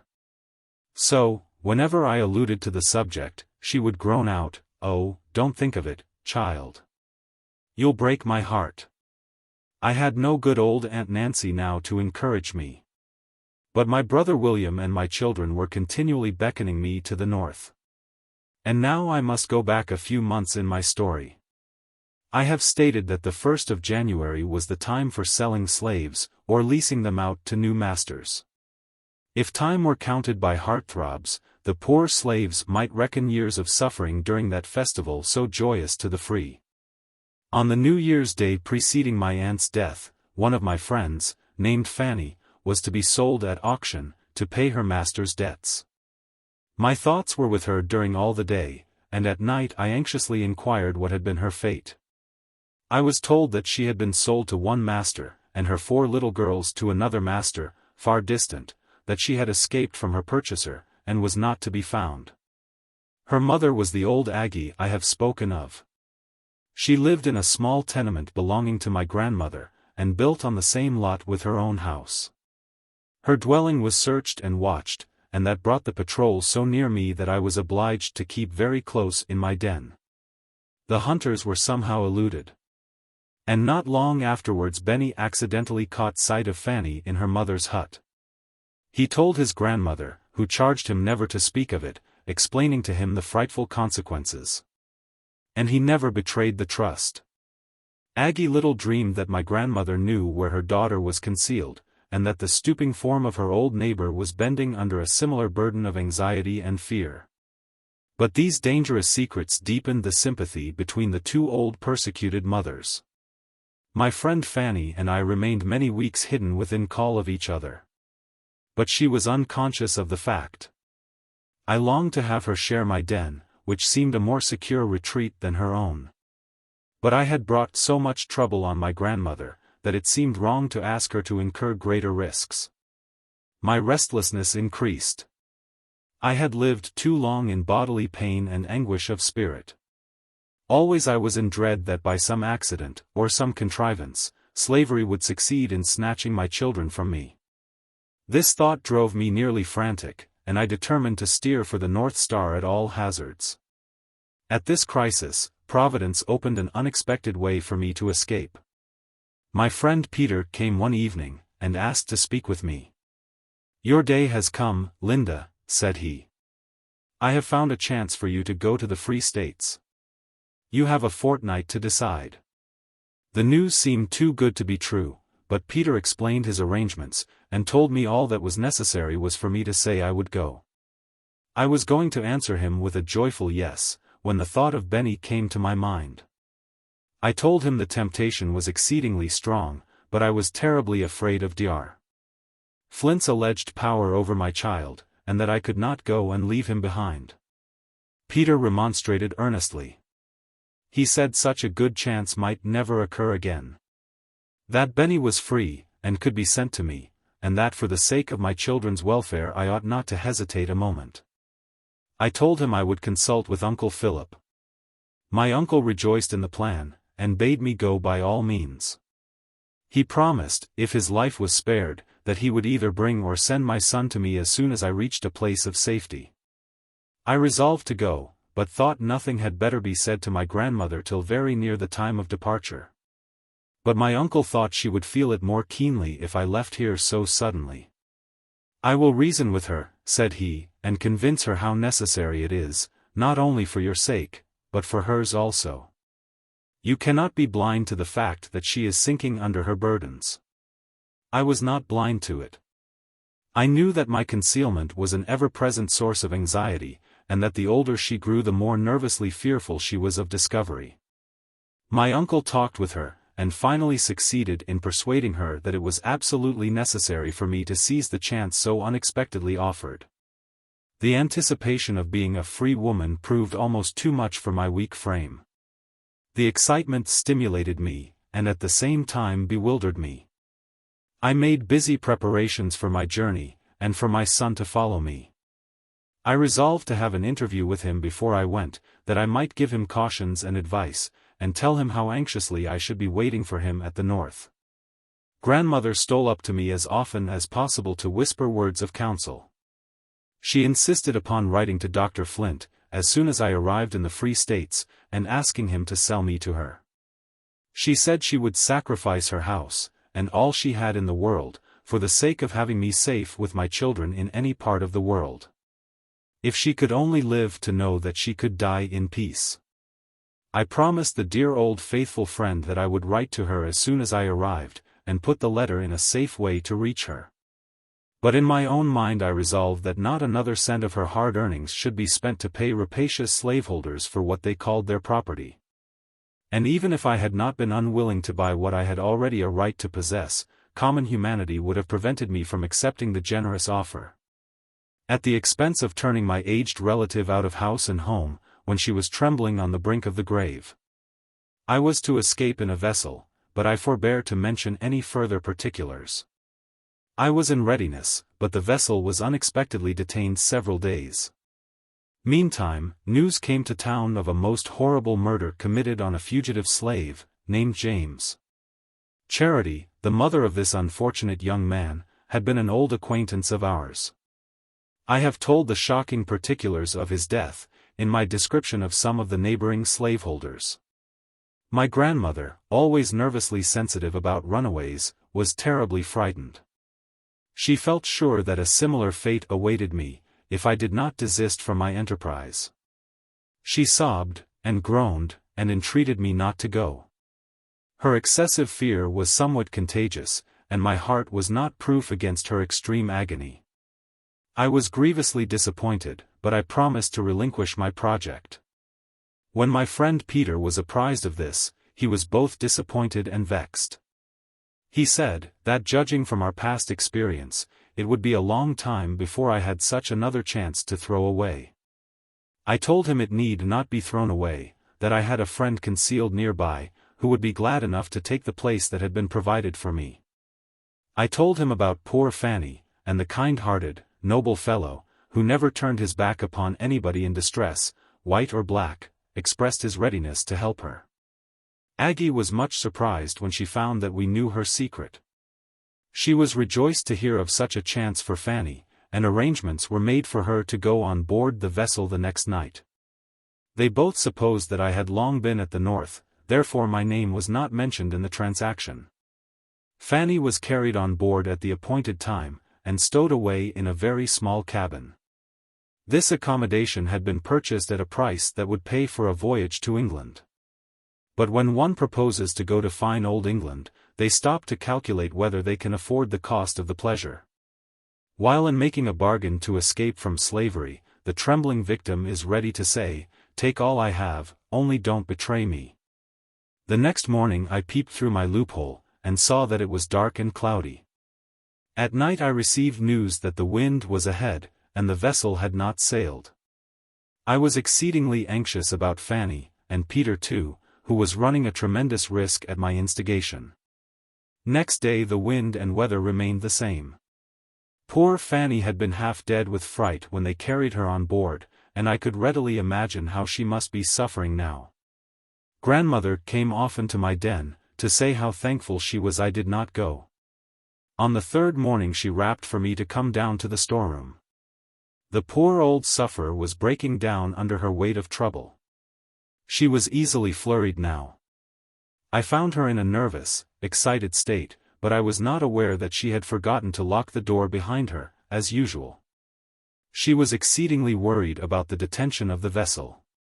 She was afraid all would be discovered, and then Fanny, and Peter, and I, would all be tortured to death, and Philip would be utterly ruined, and her house would be torn down. Poor Peter! If he should die such a horrible death as the poor slave James had lately done, and all for his kindness in trying to help me, how dreadful it would be for us all. Alas, the thought was familiar to me, and had sent many a sharp pang through my heart. I tried to suppress my own anxiety, and speak soothingly to her. She brought in some allusion to Aunt Nancy, the dear daughter she had recently buried, and then she lost all control of herself. As she stood there, trembling and sobbing, a voice from the piazza called out, "War is you, Aunt Martha." Grandmother was startled, and in her agitation opened the door, without thinking of me. In stepped Jenny, the mischievous housemaid, who had tried to enter my room, when I was concealed in the house of my white benefactress. "I's been huntin' Ebury war for you, Aunt Martha," said she. "My missus wants you to send her some crackers." I had slunk down behind a barrel, which entirely screened me, but I imagined that Jenny was looking directly at the spot, and my heart beat violently. My grandmother immediately thought what she had done, and went out quickly with Jenny to count the crackers, locking the door after her. She returned to me, in a few minutes, the perfect picture of despair. "Poor child," she exclaimed, "my carelessness has ruined you. The boat ain't gone yet. Get ready immediately, and go with Fanny. I ain't got another word to say against it now, for there's no telling what may happen this day." Uncle Philip was sent for, and he agreed with his mother in thinking that Jenny would inform Dr. Flint in less than 24 hours. He advised getting me on board the boat, if possible. If not, I had better keep very still in my den, where they could not find me without tearing the house down. He said it would not do for him to move in the matter, because suspicion would be immediately excited, but he promised to communicate with Peter. I felt reluctant to apply to him again, having implicated him too much already, but there seemed to be no alternative. Vexed as Peter had been by my indecision, he was true to his generous nature, and said at once that he would do his best to help me, trusting I should show myself a stronger woman this time. He immediately proceeded to the wharf, and found that the wind had shifted, and the vessel was slowly beating downstream. On some pretext of urgent necessity, he offered 2 boatmen $1 apiece to catch up with her.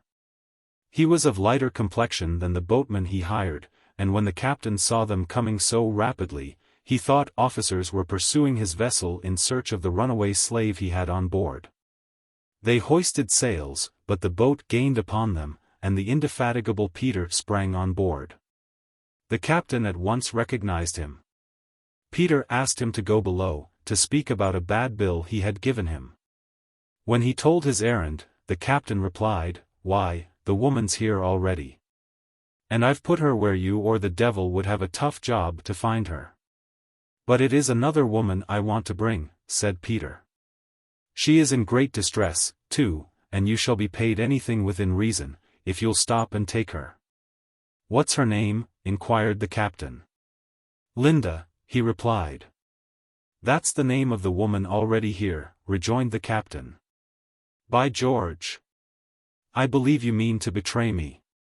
"Oh," exclaimed Peter, "God knows I wouldn't harm a hair of your head. I am too grateful to you.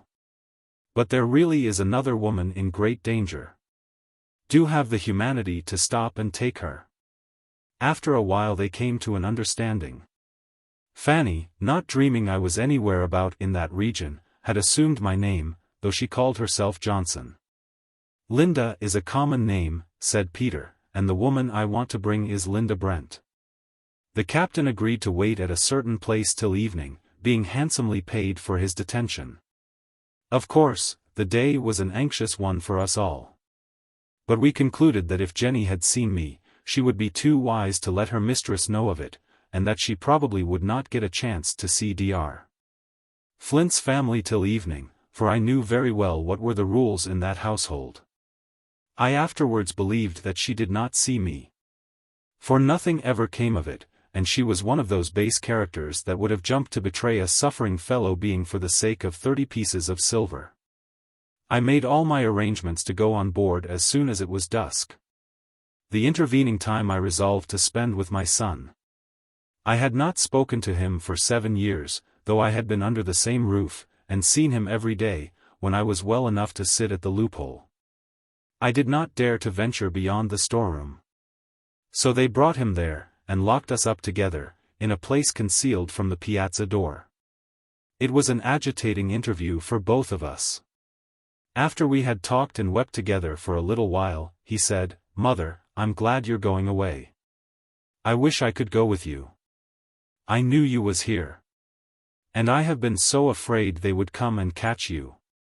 I was greatly surprised, and asked him how he had found it out. He replied, "I was standing under the eaves, one day, before Ellen went away, and I heard somebody cough up over the wood shed. I don't know what made me think it was you, but I did think so. I missed Ellen, the night before she went away, and grandmother brought her back into the room in the night. And I thought maybe she'd been to see you, before she went, for I heard grandmother whisper to her, 'Now go to sleep, and remember never to tell.' I asked him if he ever mentioned his suspicions to his sister. He said he never did. But after he heard the cough, if he saw her playing with other children on that side of the house, he always tried to coax her round to the other side, for fear they would hear me cough, too. He said he had kept a close lookout for Dr. Flint, and if he saw him speak to a constable, or a patrol, he always told grandmother. I now recollected that I had seen him manifest uneasiness, when people were on that side of the house, and I had at the time been puzzled to conjecture a motive for his actions. Such prudence may seem extraordinary in a boy of 12 years, but slaves, being surrounded by mysteries, deceptions, and dangers, early learn to be suspicious and watchful, and prematurely cautious and cunning.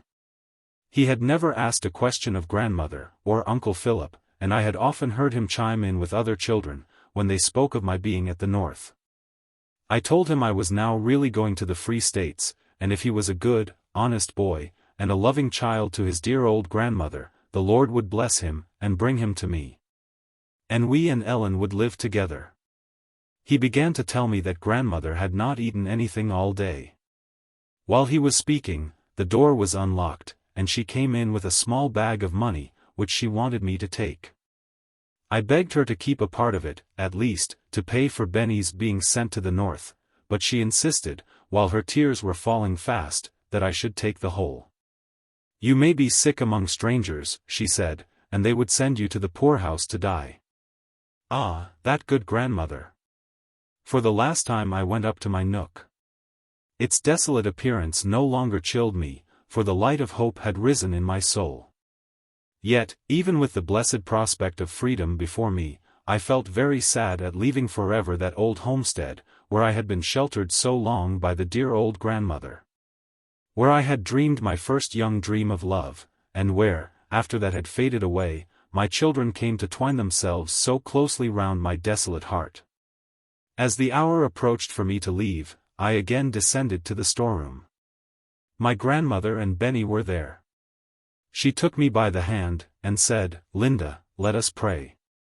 We knelt down together, with my child pressed to my heart, and my other arm round the faithful, loving old friend I was about to leave forever. On no other occasion has it ever been my lot to listen to so fervent a supplication for mercy and protection. It thrilled through my heart, and inspired me with trust in God.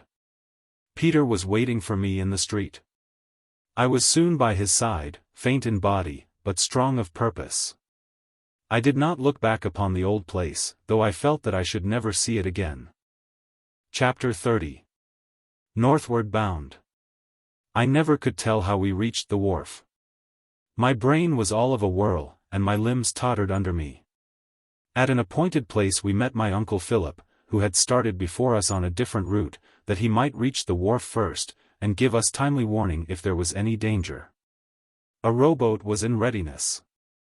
As I was about to step in, I felt something pull me gently, and turning round I saw Benny, looking pale and anxious. He whispered in my ear, "I've been peeping into the doctor's window, and he's at home. Goodbye, mother. Don't cry, I'll come." He hastened away. I clasped the hand of my good uncle, to whom I owed so much, and of Peter, the brave, generous friend who had volunteered to run such terrible risks to secure my safety. To this day I remember how his bright face beamed with joy, when he told me he had discovered a safe method for me to escape. Yet that intelligent, enterprising, noble-hearted man was a chattel. Liable, by the laws of a country that calls itself civilized, to be sold with horses and pigs. We parted in silence. Our hearts were all too full for words. Swiftly the boat glided over the water. After a while, one of the sailors said, "Don't be downhearted, madam. We will take you safely to your husband, in." At first I could not imagine what he meant. But I had presence of mind to think that it probably referred to something the captain had told him, so I thanked him, and said I hoped we should have pleasant weather. When I entered the vessel the captain came forward to meet me. He was an elderly man, with a pleasant countenance. He showed me to a little box of a cabin, where sat my friend Fanny. She started as if she had seen a spectre. She gazed on me in utter astonishment, and exclaimed, "Linda, can this be you? Or is it your ghost?" When we were locked in each other's arms, my overwrought feelings could no longer be restrained. My sobs reached the ears of the captain, who came and very kindly reminded us, that for his safety, as well as our own, it would be prudent for us not to attract any attention. He said that when there was a sail in sight he wished us to keep below, but at other times, he had no objection to our being on deck. He assured us that he would keep a good lookout, and if we acted prudently, he thought we should be in no danger. He had represented us as women going to meet our husbands in. We thanked him, and promised to observe carefully all the directions he gave us. Fanny and I now talked by ourselves, low and quietly, in our little cabin. She told me of the suffering she had gone through in making her escape, and of her terrors while she was concealed in her mother's house. Above all, she dwelt on the agony of separation from all her children on that dreadful auction day. She could scarcely credit me, when I told her of the place where I had passed nearly 7 years. "We have the same sorrows," said I. "No," replied she, "you are going to see your children soon, and there is no hope that I shall ever even hear from mine." The vessel was soon under way, but we made slow progress. The wind was against us. I should not have cared for this, if we had been out of sight of the town. But until there were miles of water between us and our enemies, we were filled with constant apprehensions that the constables would come on board. Neither could I feel quite at ease with the captain and his men. I was an entire stranger to that class of people, and I had heard that sailors were rough, and sometimes cruel. We were so completely in their power, that if they were bad men, our situation would be dreadful. Now that the captain was paid for our passage, might he not be tempted to make more money by giving us up to those who claimed us as property? I was naturally of a confiding disposition, but slavery had made me suspicious of everybody. Fanny did not share my distrust of the captain or his men. She said she was afraid at first, but she had been on board 3 days while the vessel lay in the dock, and nobody had betrayed her, or treated her otherwise than kindly. The captain soon came to advise us to go on deck for fresh air. His friendly and respectful manner, combined with Fanny's testimony, reassured me, and we went with him. He placed us in a comfortable seat, and occasionally entered into conversation. He told us he was a Southerner by birth, and had spent the greater part of his life in the slave states, and that he had recently lost a brother who traded in slaves. But, said he, it is a pitiable and degrading business, and I always felt ashamed to acknowledge my brother in connection with it. As we passed Snaky Swamp, he pointed to it, and said, "There is a slave territory that defies all the laws." I thought of the terrible days I had spent there, and though it was not called Dismal Swamp, it made me feel very dismal as I looked at it. I shall never forget that night. The balmy air of spring was so refreshing. And how shall I describe my sensations when we were fairly sailing on Chesapeake Bay? Oh, the beautiful sunshine! The exhilarating breeze! And I could enjoy them without fear or restraint. I had never realized what grand things air and sunlight are till I had been deprived of them. 10 days after we left land we were approaching Philadelphia. The captain said we should arrive there in the night, but he thought we had better wait till morning, and go on shore in broad daylight, as the best way to avoid suspicion. I replied, "You know best. But will you stay on board and protect us?" He saw that I was suspicious, and he said he was sorry, now that he had brought us to the end of our voyage, to find I had so little confidence in him. Ah, if he had ever been a slave he would have known how difficult it was to trust a white man. He assured us that we might sleep through the night without fear. That he would take care we were not left unprotected. Be it said to the honor of this captain, Southerner as he was, that if Fanny and I had been white ladies, and our passage lawfully engaged, he could not have treated us more respectfully. My intelligent friend, Peter, had rightly estimated the character of the man to whose honor he had entrusted us. The next morning I was on deck as soon as the day dawned. I called Fanny to see the sun rise, for the first time in our lives, on free soil, for such I then believed it to be. We watched the reddening sky, and saw the great orb come up slowly out of the water, as it seemed. Soon the waves began to sparkle, and everything caught the beautiful glow. Before us lay the city of strangers. We looked at each other, and the eyes of both were moistened with tears. We had escaped from slavery, and we supposed ourselves to be safe from the hunters. But we were alone in the world, and we had left dear ties behind us, ties cruelly sundered by the demon slavery. Chapter 31. Incidents in Philadelphia. I had heard that the poor slave had many friends at the North. I trusted we should find some of them. Meantime, we would take it for granted that all were friends, till they proved to the contrary. I sought out the kind captain, thanked him for his attentions, and told him I should never cease to be grateful for the service he had rendered us. I gave him a message to the friends I had left at home, and he promised to deliver it. We were placed in a rowboat, and in about 15 minutes were landed on a wood wharf in Philadelphia. As I stood looking round, the friendly captain touched me on the shoulder, and said, "There is a respectable-looking colored man behind you. I will speak to him about the New York trains, and tell him you wish to go directly on."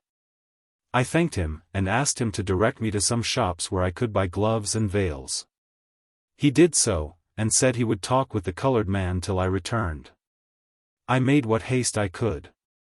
Constant exercise on board the vessel, and frequent rubbing with salt water, had nearly restored the use of my limbs.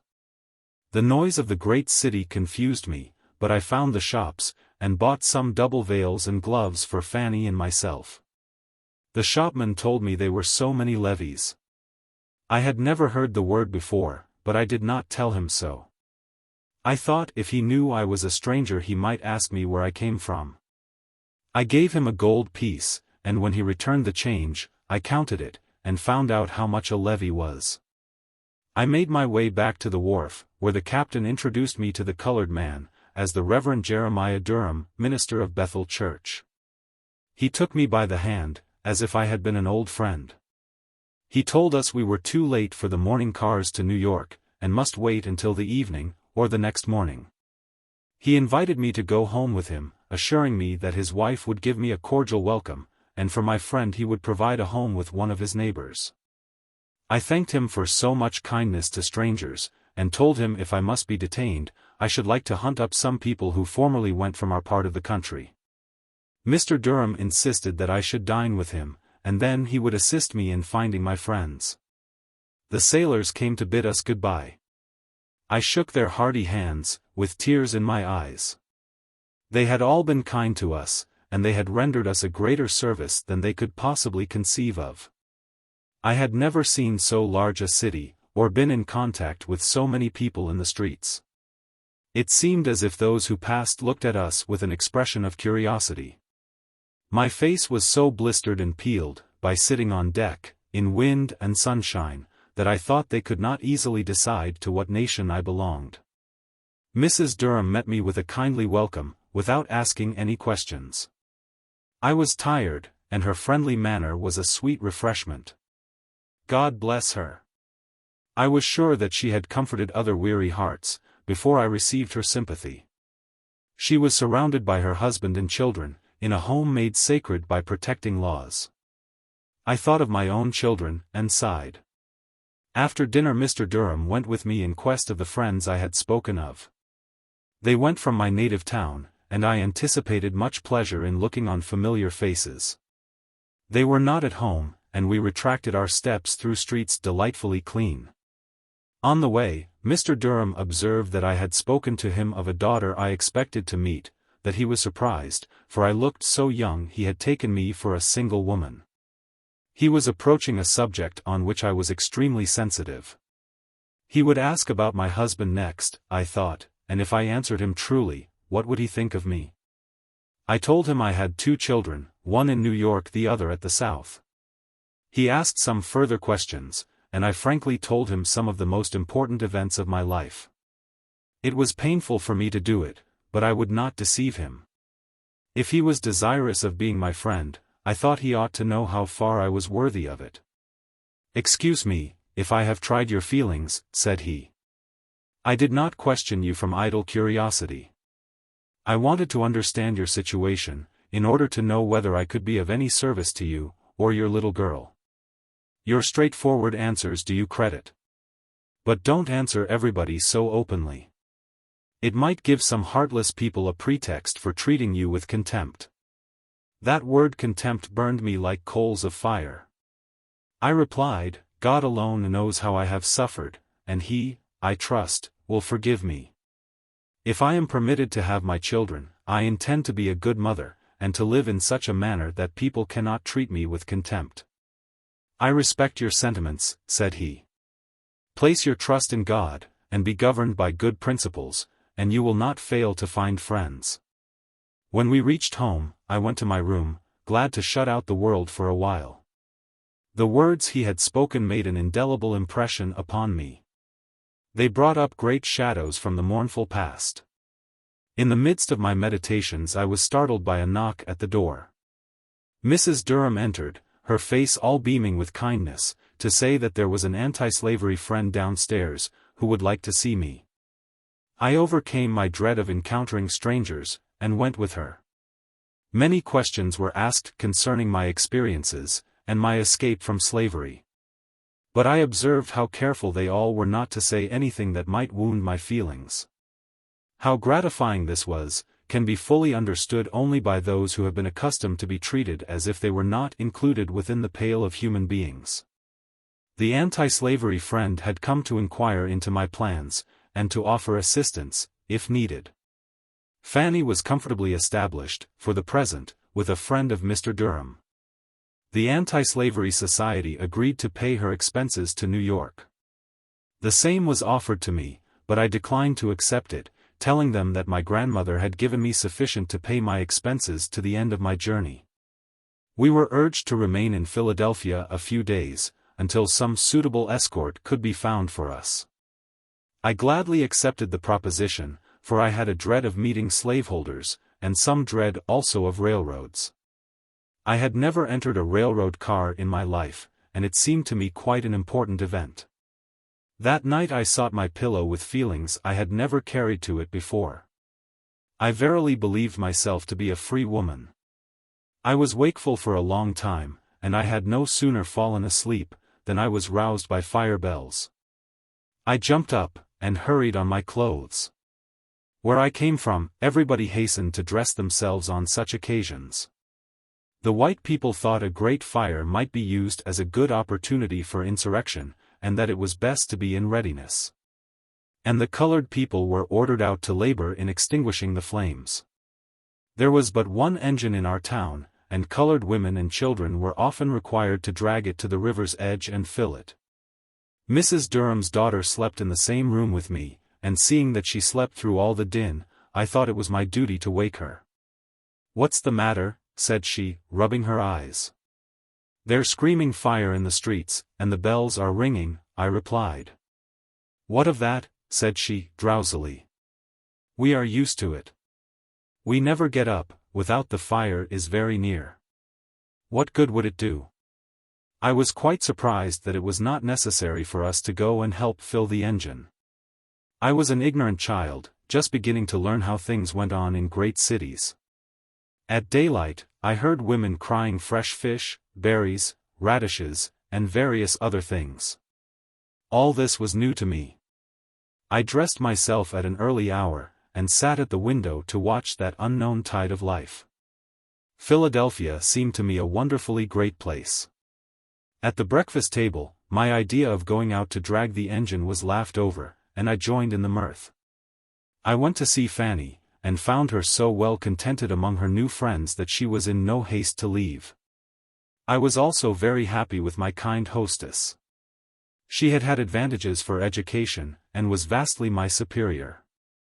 Every day, almost every hour, I was adding to my little stock of knowledge. She took me out to see the city as much as she deemed prudent. One day she took me to an artist's room, and showed me the portraits of some of her children. I had never seen any paintings of colored people before, and they seemed to be beautiful. At the end of 5 days, one of Mrs. Durham's friends offered to accompany us to New York the following morning. As I held the hand of my good hostess in a parting clasp, I longed to know whether her husband had repeated to her what I had told him. I supposed he had, but she never made any allusion to it. I presume it was the delicate silence of womanly sympathy. When Mr. Durham handed us our tickets, he said, "I am afraid you will have a disagreeable ride." But I could not procure tickets for the first-class cars. Supposing I had not given him money enough, I offered more. "Oh, no," said he, "they could not be had for any money. They don't allow colored people to go in the first-class cars." This was the first chill to my enthusiasm about the Free States. Colored people were allowed to ride in a filthy box, behind white people, at the South, but there they were not required to pay for the privilege. It made me sad to find how the North aped the customs of slavery. We were stowed away in a large, rough car, with windows on each side, too high for us to look out without standing up. It was crowded with people, apparently of all nations. There were plenty of beds and cradles, containing screaming and kicking babies.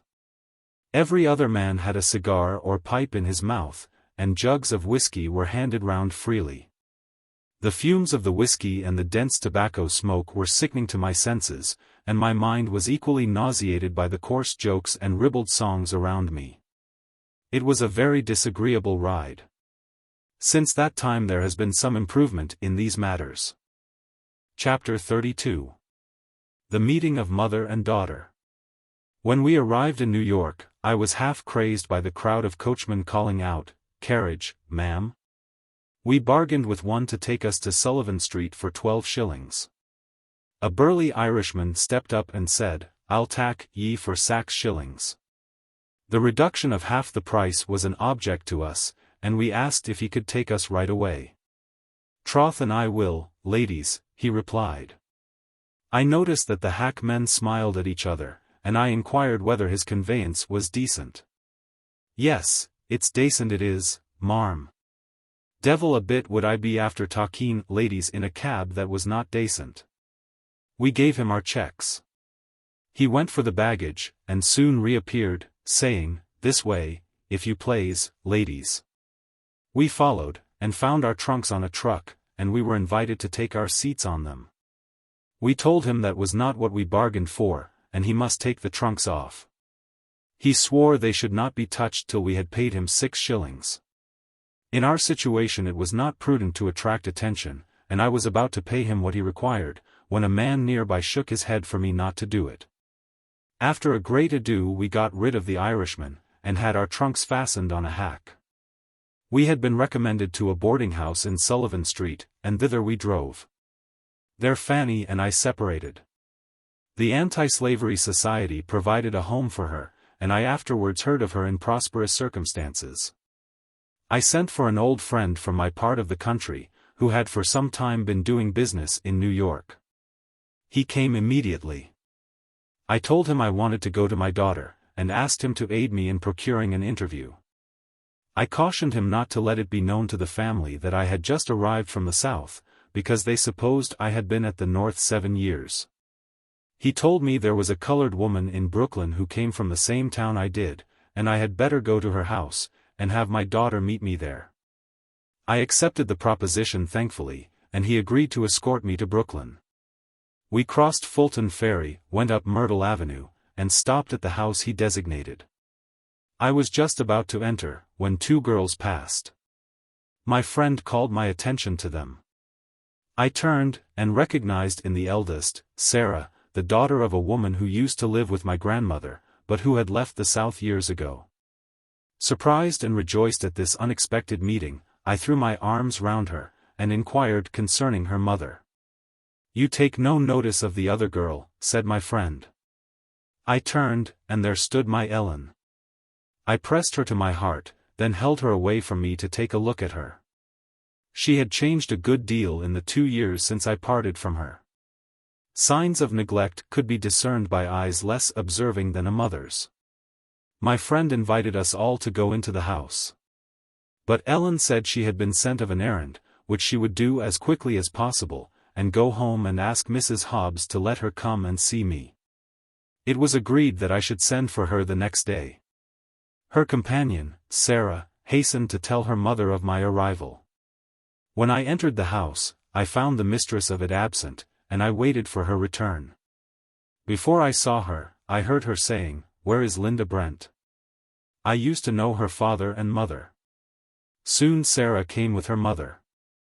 So there was quite a company of us, all from my grandmother's neighborhood. These friends gathered round me and questioned me eagerly. They laughed, they cried, and they shouted. They thanked God that I had got away from my persecutors and was safe on Long Island. It was a day of great excitement. How different from the silent days I had passed in my dreary den. The next morning was Sunday. My first waking thoughts were occupied with the note I was to send to Mrs. Hobbs, the lady with whom Ellen lived. That I had recently come into that vicinity was evident. Otherwise I should have sooner inquired for my daughter. It would not do to let them know I had just arrived from the South, for that would involve the suspicion of my having been harbored there, and might bring trouble, if not ruin, on several people. I like a straightforward course, and am always reluctant to resort to subterfuges. So far as my ways have been crooked, I charge them all upon slavery. It was that system of violence and wrong which now left me no alternative but to enact a falsehood. I began my note by stating that I had recently arrived from Canada, and was very desirous to have my daughter come to see me. She came and brought a message from Mrs. Hobbs, inviting me to her house, and assuring me that I need not have any fears. The conversation I had with my child did not leave my mind at ease. When I asked if she was well treated, she answered yes, but there was no heartiness in the tone, and it seemed to me that she said it from an unwillingness to have me troubled on her account. Before she left me, she asked very earnestly, "Mother, will you take me to live with you?" It made me sad to think that I could not give her a home till I went to work and earned the means. And that might take me a long time. When she was placed with Mrs. Hobbs, the agreement was that she should be sent to school. She had been there 2 years, and was now 9 years old, and she scarcely knew her letters. There was no excuse for this, for there were good public schools in Brooklyn, to which she could have been sent without expense. She stayed with me till dark, and I went home with her. I was received in a friendly manner by the family, and all agreed in saying that Ellen was a useful, good girl. Mrs. Hobbs looked me coolly in the face, and said, "I suppose you know that my cousin, Mr. Sands, has given her to my eldest daughter. She will make a nice waiting maid for her when she grows up." I did not answer a word. How could she, who knew by experience the strength of a mother's love, and who was perfectly aware of the relation Mr. Sands bore to my children, how could she look me in the face, while she thrust such a dagger into my heart? I was no longer surprised that they had kept her in such a state of ignorance. Mr. Hobbs had formerly been wealthy, but he had failed, and afterwards obtained a subordinate situation in the custom house. Perhaps they expected to return to the South some day. And Ellen's knowledge was quite sufficient for a slave's condition. I was impatient to go to work and earn money, that I might change the uncertain position of my children. Mr. Sands had not kept his promise to emancipate them. I had also been deceived about Ellen. What security had I with regard to Benjamin? I felt that I had none. I returned to my friend's house in an uneasy state of mind. In order to protect my children, it was necessary that I should own myself. I called myself free, and sometimes felt so. But I knew I was insecure. I sat down that night and wrote a civil letter to Dr. Flint, asking him to state the lowest terms on which he would sell me. And as I belonged by law to his daughter, I wrote to her also, making a similar request. Since my arrival at the North I had not been unmindful of my dear brother William. I had made diligent inquiries for him, and having heard of him in Boston, I went thither. When I arrived there, I found he had gone to New Bedford. I wrote to that place, and was informed he had gone on a whaling voyage, and would not return for some months. I went back to New York to get employment near Ellen. I received an answer from Dr. Flint, which gave me no encouragement. He advised me to return and submit myself to my rightful owners, and then any request I might make would be granted. I lent this letter to a friend, who lost it, otherwise I would present a copy to my readers. Chapter 33. A Home Found. My greatest anxiety now was to obtain employment. My health was greatly improved, though my limbs continued to trouble me with swelling whenever I walked much. The greatest difficulty in my way was, that those who employed strangers required a recommendation. And in my peculiar position, I could, of course, obtain no certificates from the families I had so faithfully served. One day an acquaintance told me of a lady who wanted a nurse for her babe, and I immediately applied for the situation. The lady told me she preferred to have one who had been a mother, and accustomed to the care of infants. I told her I had nursed 2 babes of my own. She asked me many questions, but, to my great relief, did not require a recommendation from my former employers. She told me she was an English woman, and that was a pleasant circumstance to me, because I had heard they had less prejudice against color than Americans entertained. It was agreed that we should try each other for a week. The trial proved satisfactory to both parties, and I was engaged for a month. The Heavenly Father had been most merciful to me in leading me to this place. Mrs. Bruce was a kind and gentle lady, and proved a true and sympathizing friend. Before the stipulated month expired, the necessity of passing up and down stairs frequently, caused my limbs to swell so painfully, that I became unable to perform my duties. Many ladies would have thoughtlessly discharged me, but Mrs. Bruce made arrangements to save me steps, and employed a physician to attend upon me. I had not yet told her that I was a fugitive slave. She noticed that I was often sad, and kindly inquired the cause. I spoke of being separated from my children, and from relatives who were dear to me. But I did not mention the constant feeling of insecurity which oppressed my spirits. I longed for someone to confide in. But I had been so deceived by white people, that I had lost all confidence in them. If they spoke kind words to me, I thought it was for some selfish purpose. I had entered this family with the distrustful feelings I had brought with me out of slavery. But ere 6 months had passed, I found that the gentle deportment of Mrs. Bruce and the smiles of her lovely babe were thawing my chilled heart. My narrow mind also began to expand under the influences of her intelligent conversation, and the opportunities for reading, which were gladly allowed me whenever I had leisure from my duties.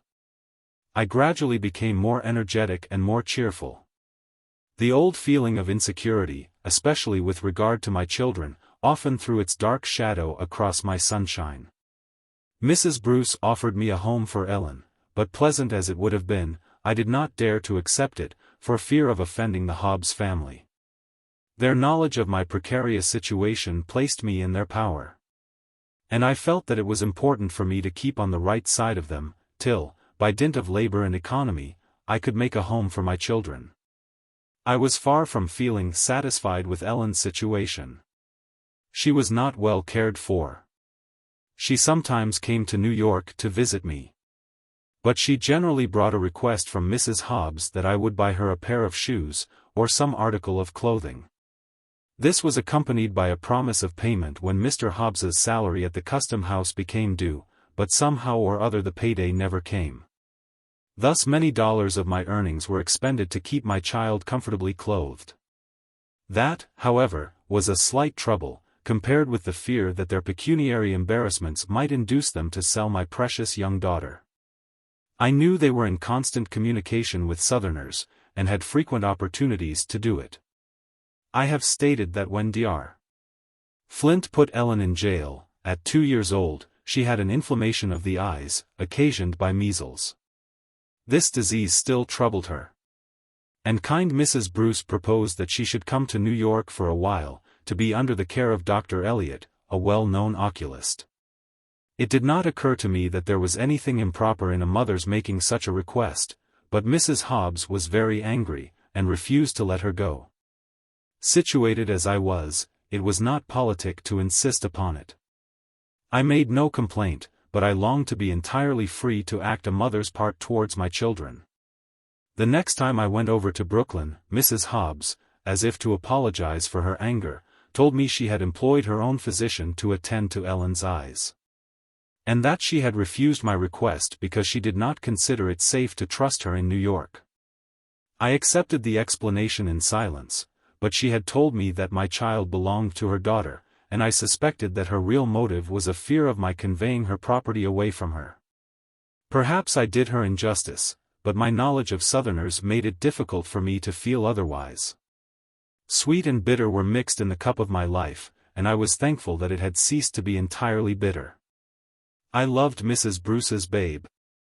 When it laughed and crowed in my face, and twined its little tender arms confidingly about my neck, it made me think of the time when Benny and Ellen were babies, and my wounded heart was soothed. One bright morning, as I stood at the window, tossing baby in my arms, my attention was attracted by a young man in sailor's dress, who was closely observing every house as he passed. I looked at him earnestly. Could it be my brother William? It must be he, and yet, how changed. I placed the baby safely, flew downstairs, opened the front door, beckoned to the sailor, and in less than a minute I was clasped in my brother's arms. How much we had to tell each other!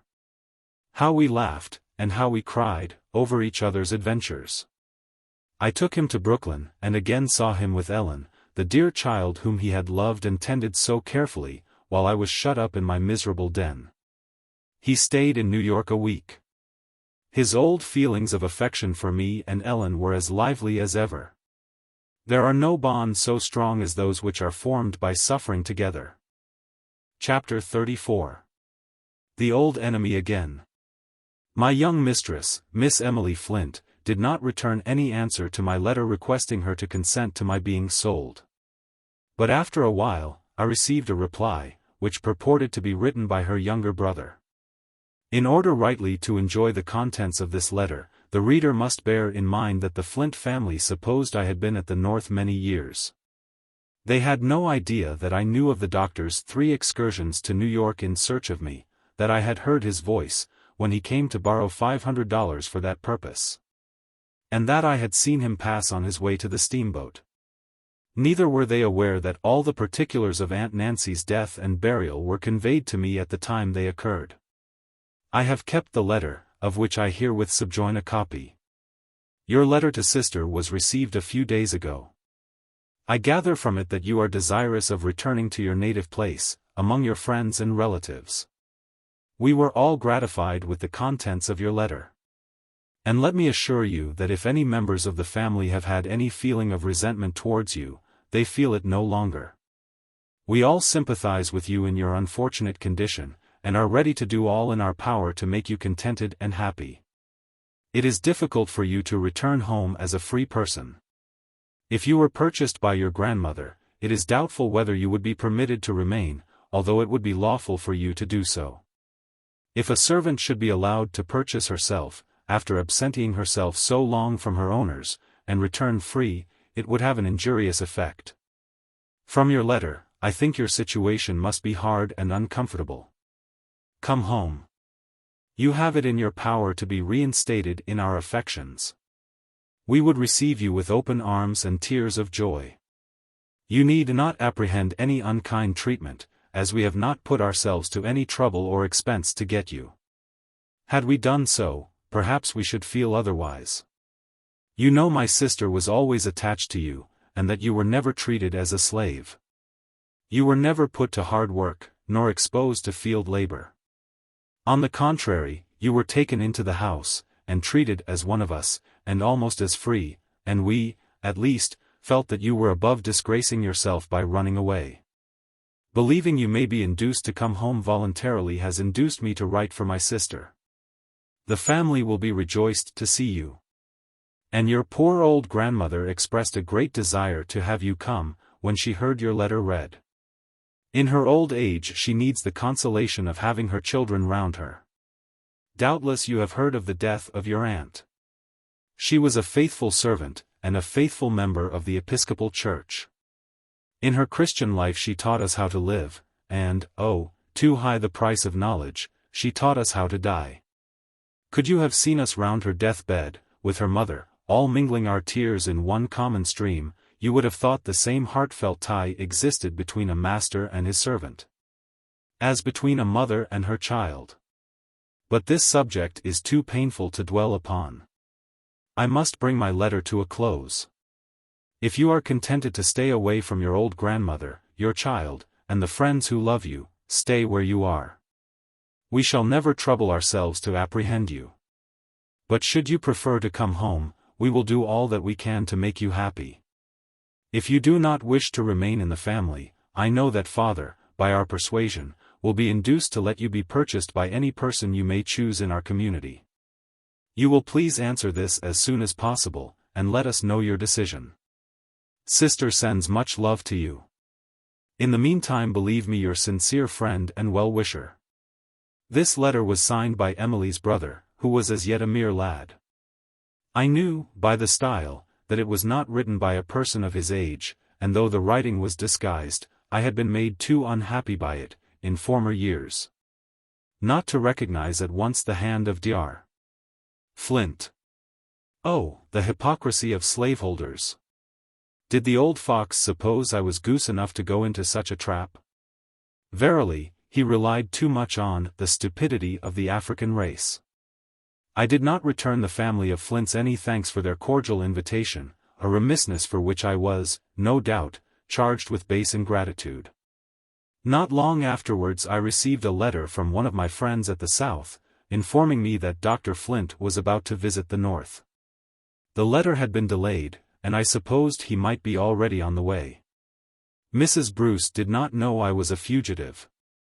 I told her that important business called me to Boston, where my brother then was, and asked permission to bring a friend to supply my place as nurse, for a fortnight. I started on my journey immediately, and as soon as I arrived, I wrote to my grandmother that if Benny came, he must be sent to Boston. I knew she was only waiting for a good chance to send him north, and, fortunately, she had the legal power to do so, without asking leave of anybody. She was a free woman. And when my children were purchased, Mr. Sands preferred to have the bill of sale drawn up in her name. It was conjectured that he advanced the money, but it was not known. At the South, a gentleman may have a shoal of colored children without any disgrace. But if he is known to purchase them, with the view of setting them free, the example is thought to be dangerous to their peculiar institution, and he becomes unpopular. There was a good opportunity to send Benny in a vessel coming directly to New York. He was put on board with a letter to a friend, who was requested to see him off to Boston. Early one morning, there was a loud rap at my door, and in rushed Benjamin, all out of breath. "Oh, mother," he exclaimed, "here I am. I run all the way, and I come all alone. How'd you do?" Oh, reader, can you imagine my joy? No, you cannot, unless you have been a slave mother. Benjamin rattled away as fast as his tongue could go. "Mother, why don't you bring Ellen here? I went over to Brooklyn to see her, and she felt very bad when I bid her goodbye. She said, 'Oh Ben, I wish I was going too. I thought she'd know ever so much, but she don't know so much as I do. For I can read, and she can't. And, mother, I lost all my clothes coming. What can I do to get some more? I s'pose free boys can get along here at the North as well as white boys.' I did not like to tell the sanguine, happy little fellow how much he was mistaken. I took him to a tailor, and procured a change of clothes. The rest of the day was spent in mutual asking and answering of questions, with the wish constantly repeated that the good old grandmother was with us. And frequent injunctions from Benny to write to her immediately, and be sure to tell her everything about his voyage, and his journey to Boston. Dar. Flint made his visit to New York, and made every exertion to call upon me, and invite me to return with him, but not being able to ascertain where I was, his hospitable intentions were frustrated. And the affectionate family, who were waiting for me with open arms, were doomed to disappointment. As soon as I knew he was safely at home, I placed Benjamin in the care of my brother William, and returned to Mrs. Bruce. There I remained through the winter and spring, endeavoring to perform my duties faithfully, and finding a good degree of happiness in the attractions of baby Mary, the considerate kindness of her excellent mother, and occasional interviews with my darling daughter. But when summer came, the old feeling of insecurity haunted me. It was necessary for me to take little Mary out daily, for exercise and fresh air, and the city was swarming with Southerners, some of whom might recognize me. Hot weather brings out snakes and slaveholders, and I like one class of the venomous creatures as little as I do the other. What a comfort it is, to be free to say so. Chapter 35. Prejudice against Color. It was a relief to my mind to see preparations for leaving the city. We went to Albany in the steamboat Knickerbocker. When the gong sounded for tea, Mrs. Bruce said, "Linda, it is late, and you and baby had better come to the table with me." I replied, "I know it is time baby had her supper, but I had rather not go with you, if you please. I am afraid of being insulted." "Oh no, not if you are with me," she said. I saw several white nurses go with their ladies, and I ventured to do the same. We were at the extreme end of the table. I was no sooner seated, than a gruff voice said, "Get up. You know you are not allowed to sit here." I looked up, and, to my astonishment and indignation, saw that the speaker was a colored man. If his office required him to enforce the bylaws of the boat, he might, at least, have done it politely. I replied, "I shall not get up, unless the captain comes and takes me up." No cup of tea was offered me, but Mrs. Bruce handed me hers and called for another. I looked to see whether the other nurses were treated in a similar manner. They were all properly waited on. Next morning, when we stopped at Troy for breakfast, everybody was making a rush for the table. Mrs. Bruce said, "Take my arm, Linda, and we'll go in together." The landlord heard her, and said, "Madam, will you allow your nurse and baby to take breakfast with my family?" I knew this was to be attributed to my complexion. But he spoke courteously, and therefore I did not mind it. At Saratoga we found the United States Hotel crowded, and Mr. Bruce took one of the cottages belonging to the hotel. I had thought, with gladness, of going to the quiet of the country, where I should meet few people, but here I found myself in the midst of a swarm of Southerners. I looked round me with fear and trembling, dreading to see someone who would recognize me. I was rejoiced to find that we were to stay but a short time. We soon returned to New York, to make arrangements for spending the remainder of the summer at Rockaway. While the laundress was putting the clothes in order, I took an opportunity to go over to Brooklyn to see Ellen. I met her going to a grocery store, and the first words she said were, "Oh, Mother, don't go to Mrs. Hobbs's. Her brother, Mr. Thorne, has come from the South, and maybe he'll tell where you are." I accepted the warning.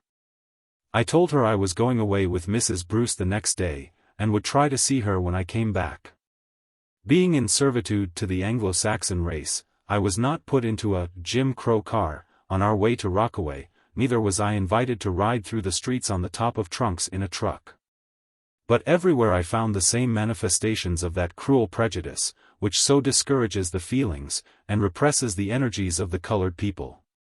We reached Rockaway before dark, and put up at the Pavilion, a large hotel, beautifully situated by the seaside, a great resort of the fashionable world.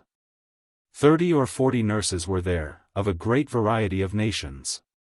Some of the ladies had colored waiting maids and coachmen, but I was the only nurse tinged with the blood of Africa. When the tea bell rang, I took little Mary and followed the other nurses. Supper was served in a long hall. A young man, who had the ordering of things, took the circuit of the table 2 or 3 times, and finally pointed me to a seat at the lower end of it. As there was but one chair, I sat down and took the child in my lap. Whereupon the young man came to me and said, in the blandest manner possible, "Will you please to seat the little girl in the chair, and stand behind it and feed her? After they have done, you will be shown to the kitchen, where you will have a good supper." This was the climax. I found it hard to preserve my self-control, when I looked round, and saw women who were nurses, as I was, and only one shade lighter in complexion, eyeing me with a defiant look. As if my presence were a contamination. However, I said nothing.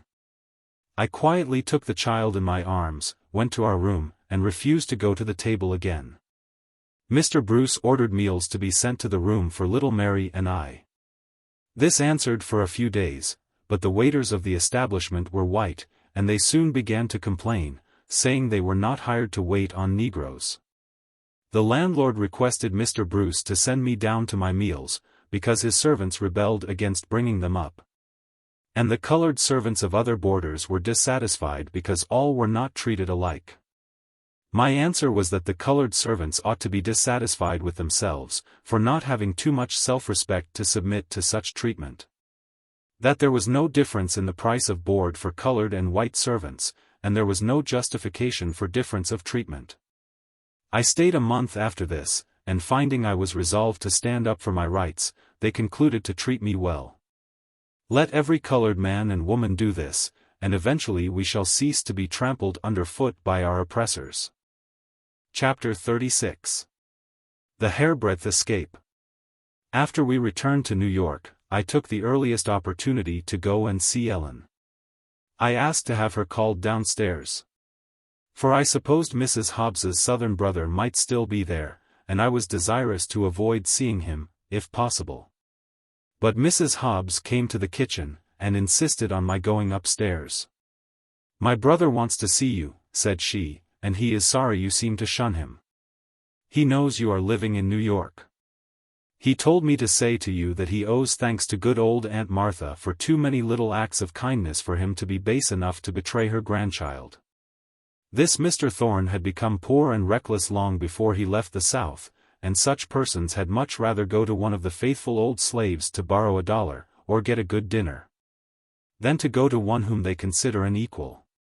It was such acts of kindness as these for which he professed to feel grateful to my grandmother. I wished he had kept at a distance, but as he was here, and knew where I was, I concluded there was nothing to be gained by trying to avoid him. On the contrary, it might be the means of exciting his ill will. I followed his sister upstairs. He met me in a very friendly manner, congratulated me on my escape from slavery, and hoped I had a good place, where I felt happy. I continued to visit Ellen as often as I could.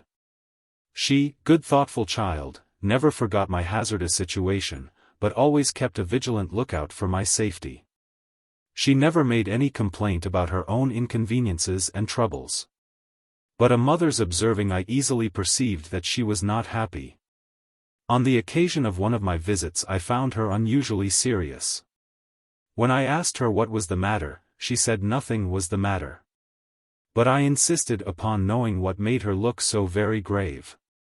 Finally, I ascertained that she felt troubled about the dissipation that was continually going on in the house. She was sent to the store very often for rum and brandy, and she felt ashamed to ask for it so often. And Mr. Hobbs and Mr. Thorne drank a great deal, and their hands trembled so that they had to call her to pour out the liquor for them. But for all that, said she, Mr. Hobbs is good to me, and I can't help liking him. I feel sorry for him. I tried to comfort her, by telling her that I had laid up $100, and that before long I hoped to be able to give her and Benjamin a home, and send them to school. She was always desirous not to add to my troubles more than she could help. And I did not discover till years afterwards that Mr. Thorne's intemperance was not the only annoyance she suffered from him. Though he professed too much gratitude to my grandmother to injure any of her descendants, he had poured vile language into the ears of her innocent great-grandchild. I usually went to Brooklyn to spend Sunday afternoon. One Sunday, I found Ellen anxiously waiting for me near the house. "Oh, Mother," said she, "I've been waiting for you this long time. I'm afraid Mr. Thorne has written to tell Dr. Flint where you are. Make haste and come in. Mrs. Hobbs will tell you all about it." The story was soon told. While the children were playing in the grapevine arbor, the day before, Mr. Thorne came out with a letter in his hand, which he tore up and scattered about. Ellen was sweeping the yard at the time, and having her mind full of suspicions of him, she picked up the pieces and carried them to the children, saying, "I wonder who Mr. Thorne has been writing to." "I'm sure I don't know, and don't care," replied the oldest of the children, "and I don't see how it concerns you." "But it does concern me," replied Ellen. "For I'm afraid he's been writing to the South about my mother." They laughed at her, and called her a silly thing, but good-naturedly put the fragments of writing together, in order to read them to her.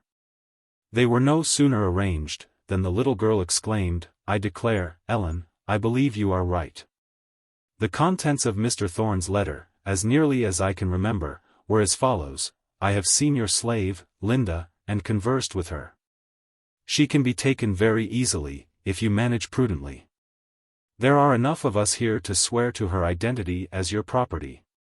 I am a patriot, a lover of my country, and I do this as an act of justice to the laws."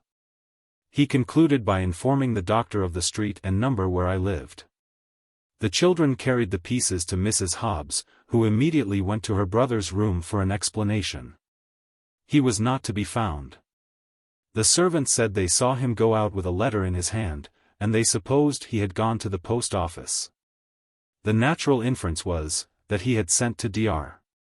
Flint a copy of those fragments. When he returned, his sister accused him of it, and he did not deny the charge. He went immediately to his room, and the next morning he was missing. He had gone over to New York, before any of the family were astir. It was evident that I had no time to lose, and I hastened back to the city with a heavy heart. Again I was to be torn from a comfortable home, and all my plans for the welfare of my children were to be frustrated by that demon slavery. I now regretted that I never told Mrs. Bruce my story. I had not concealed it merely on account of being a fugitive. That would have made her anxious, but it would have excited sympathy in her kind heart. I valued her good opinion, and I was afraid of losing it, if I told her all the particulars of my sad story. But now I felt that it was necessary for her to know how I was situated. I had once left her abruptly, without explaining the reason, and it would not be proper to do it again. I went home resolved to tell her in the morning. But the sadness of my face attracted her attention, and, in answer to her kind inquiries, I poured out my full heart to her, before bedtime. She listened with true womanly sympathy, and told me she would do all she could to protect me. How my heart blessed her! Early the next morning, Judge Vanderpool and Lawyer Hopper were consulted. They said I had better leave the city at once, as the risk would be great if the case came to trial. Mrs. Bruce took me in a carriage to the house of one of her friends, where she assured me I should be safe until my brother could arrive, which would be in a few days. In the interval my thoughts were much occupied with Ellen. She was mine by birth, and she was also mine by Southern law, since my grandmother held the bill of sale that made her so. I did not feel that she was safe unless I had her with me. Mrs. Hobbs, who felt badly about her brother's treachery, yielded to my entreaties, on condition that she should return in 10 days. I avoided making any promise. She came to me clad in very thin garments, all outgrown, and with a school satchel on her arm, containing a few articles.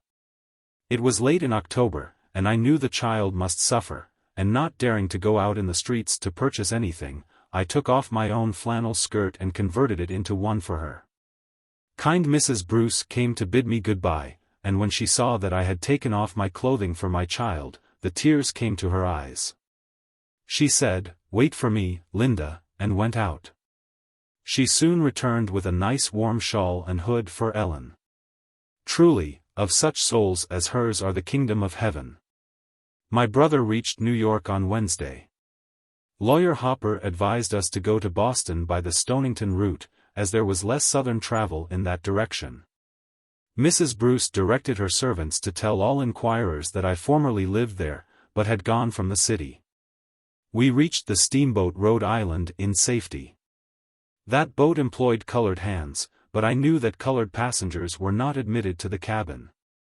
I was very desirous for the seclusion of the cabin, not only on account of exposure to the night air, but also to avoid observation. Lawyer Hopper was waiting on board for us. He spoke to the stewardess, and asked, as a particular favor, that she would treat us well.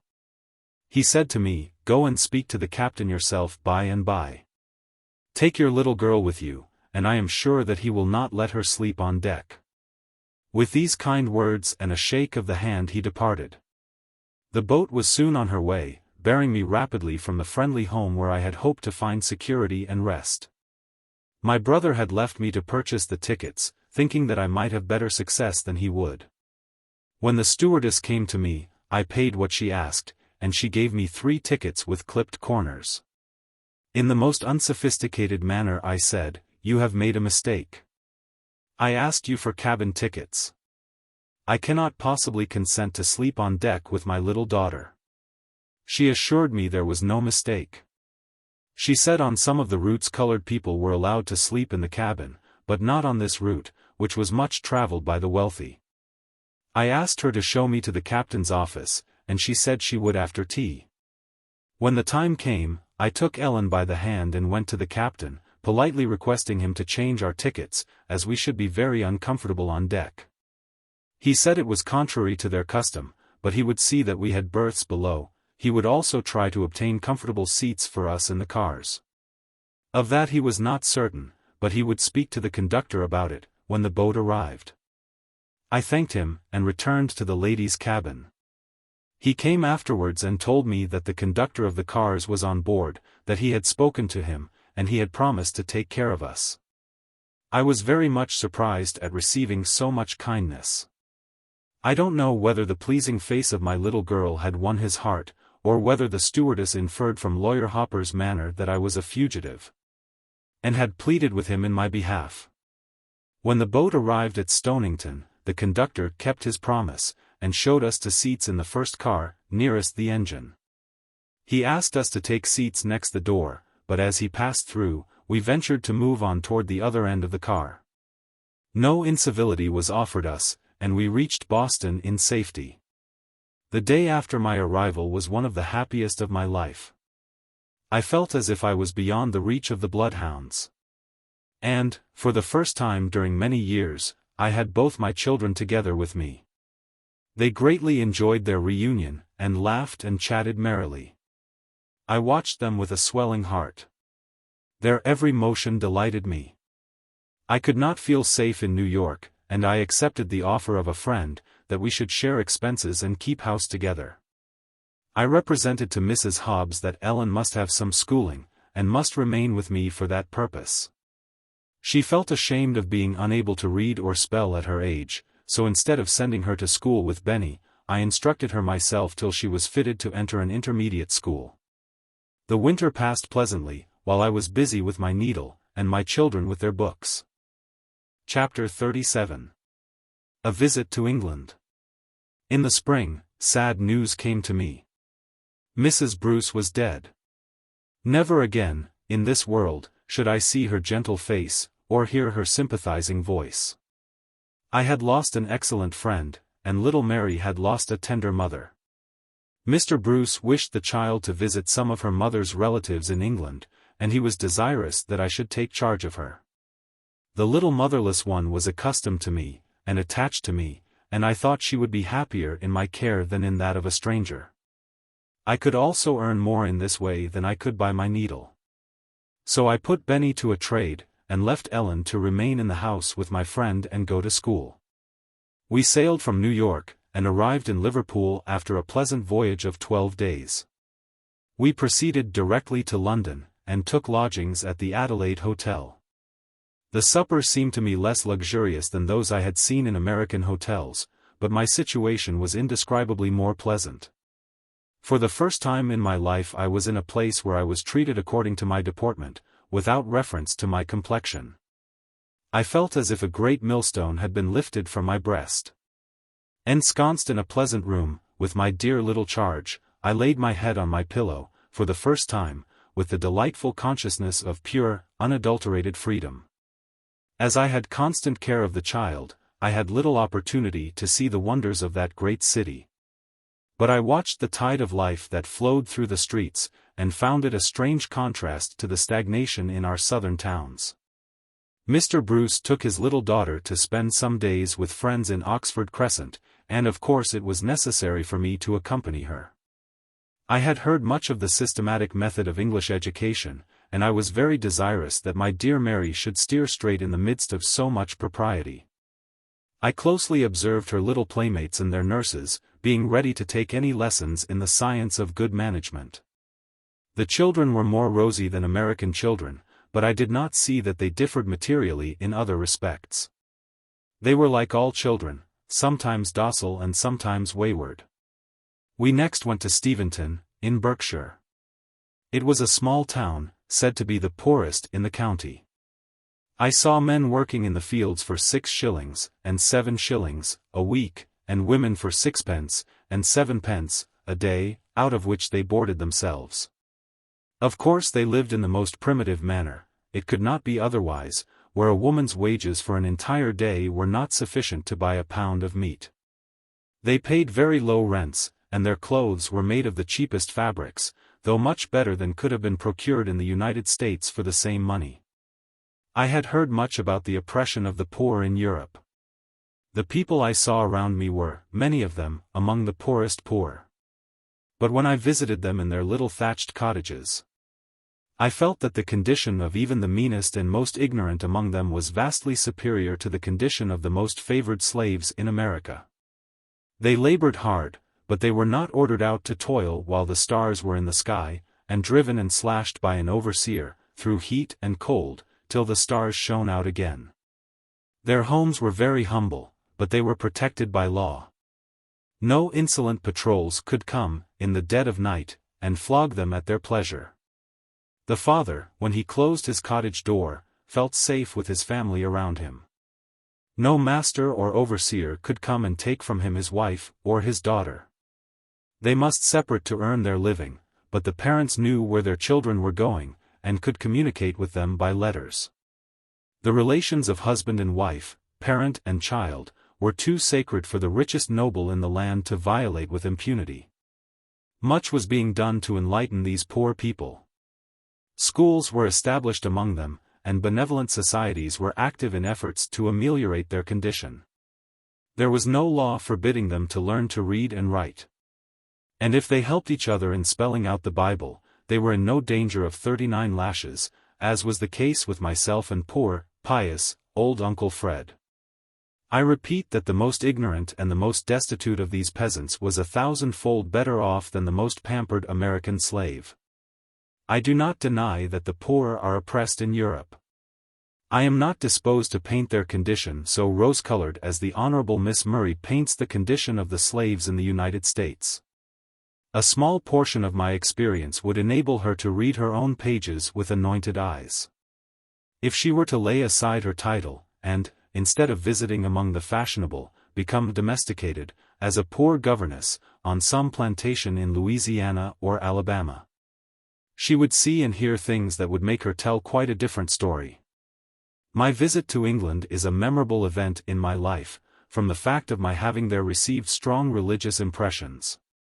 The contemptuous manner in which the communion had been administered to colored people, in my native place, the church membership of Dr. Flint, and others like him, and the buying and selling of slaves, by professed ministers of the gospel, had given me a prejudice against the Episcopal Church. The whole service seemed to me a mockery and a sham. But my home in Steventon was in the family of a clergyman, who was a true disciple of Jesus. The beauty of his daily life inspired me with faith in the genuineness of Christian professions. Grace entered my heart, and I knelt at the communion table, I trust, in true humility of soul. I remained abroad 10 months, which was much longer than I had anticipated. During all that time, I never saw the slightest symptom of prejudice against color. Indeed, I entirely forgot it, till the time came for us to return to America. Chapter 38. Renewed invitations to go south. We had a tedious winter passage, and from the distant specters seemed to rise up on the shores of the United States. It is a sad feeling to be afraid of one's native country. We arrived in New York safely, and I hastened to Boston to look after my children. I found Ellen well, and improving at her school. But Benny was not there to welcome me. He had been left at a good place to learn a trade, and for several months everything worked well. He was liked by the master, and was a favorite with his fellow apprentices, but one day they accidentally discovered a fact they had never before suspected, that he was colored. This at once transformed him into a different being. Some of the apprentices were Americans, others American-born Irish. And it was offensive to their dignity to have a nigger among them, after they had been told that he was a nigger. They began by treating him with silent scorn, and finding that he returned the same, they resorted to insults and abuse. He was too spirited a boy to stand that, and he went off. Being desirous to do something to support himself, and having no one to advise him, he shipped for a whaling voyage. When I received these tidings I shed many tears, and bitterly reproached myself for having left him so long. But I had done it for the best, and now all I could do was to pray to the Heavenly Father to guide and protect him. Not long after my return, I received the following letter from Miss Emily Flint, now Mrs. Dodge. In this you will recognize the hand of your friend and mistress. Having heard that you had gone with a family to Europe, I have waited to hear of your return to write to you. I should have answered the letter you wrote to me long since, but as I could not then act independently of my father, I knew there could be nothing done satisfactory to you. There were persons here who were willing to buy you and run the risk of getting you. To this I would not consent. I have always been attached to you, and would not like to see you the slave of another, or have unkind treatment. I am married now, and can protect you. My husband expects to move to Virginia this spring, where we think of settling. I am very anxious that you should come and live with me. If you are not willing to come, you may purchase yourself. But I should prefer having you live with me. If you come, you may, if you like, spend a month with your grandmother and friends, then come to me in Norfolk, Virginia. Think this over, and write as soon as possible, and let me know the conclusion. Hoping that your children are well, I remain your friend and mistress. Of course I did not write to return thanks for this cordial invitation. I felt insulted to be thought stupid enough to be caught by such professions. Come up into my parlor, said the spider to the fly. 'Tis the prettiest little parlor that ever you did spy. It was plain that Dr. Flint's family were apprised of my movements, since they knew of my voyage to Europe. I expected to have further trouble from them. But having eluded them thus far, I hoped to be as successful in future. The money I had earned, I was desirous to devote to the education of my children, and to secure a home for them. It seemed not only hard, but unjust, to pay for myself. I could not possibly regard myself as a piece of property. Moreover, I had worked many years without wages, and during that time had been obliged to depend on my grandmother for many comforts in food and clothing. My children certainly belonged to me. But though Dr. Flint had incurred no expense for their support, he had received a large sum of money for them. I knew the law would decide that I was his property, and would probably still give his daughter a claim to my children. But I regarded such laws as the regulations of robbers, who had no rights that I was bound to respect. The Fugitive Slave Law had not then passed. The judges of Massachusetts had not then stooped under chains to enter her courts of justice, so called. I knew my old master was rather skittish of Massachusetts. I relied on her love of freedom, and felt safe on her soil. I am now aware that I honored the old Commonwealth beyond her deserts. Chapter 39. The Confession. For 2 years my daughter and I supported ourselves comfortably in Boston. At the end of that time, my brother William offered to send Ellen to a boarding school. It required a great effort for me to consent to part with her, for I had few near ties, and it was her presence that made my 2 little rooms seem homelike. But my judgment prevailed over my selfish feelings. I made preparations for her departure. During the 2 years we had lived together I had often resolved to tell her something about her father. But I had never been able to muster sufficient courage. I had a shrinking dread of diminishing my child's love. I knew she must have curiosity on the subject, but she had never asked a question.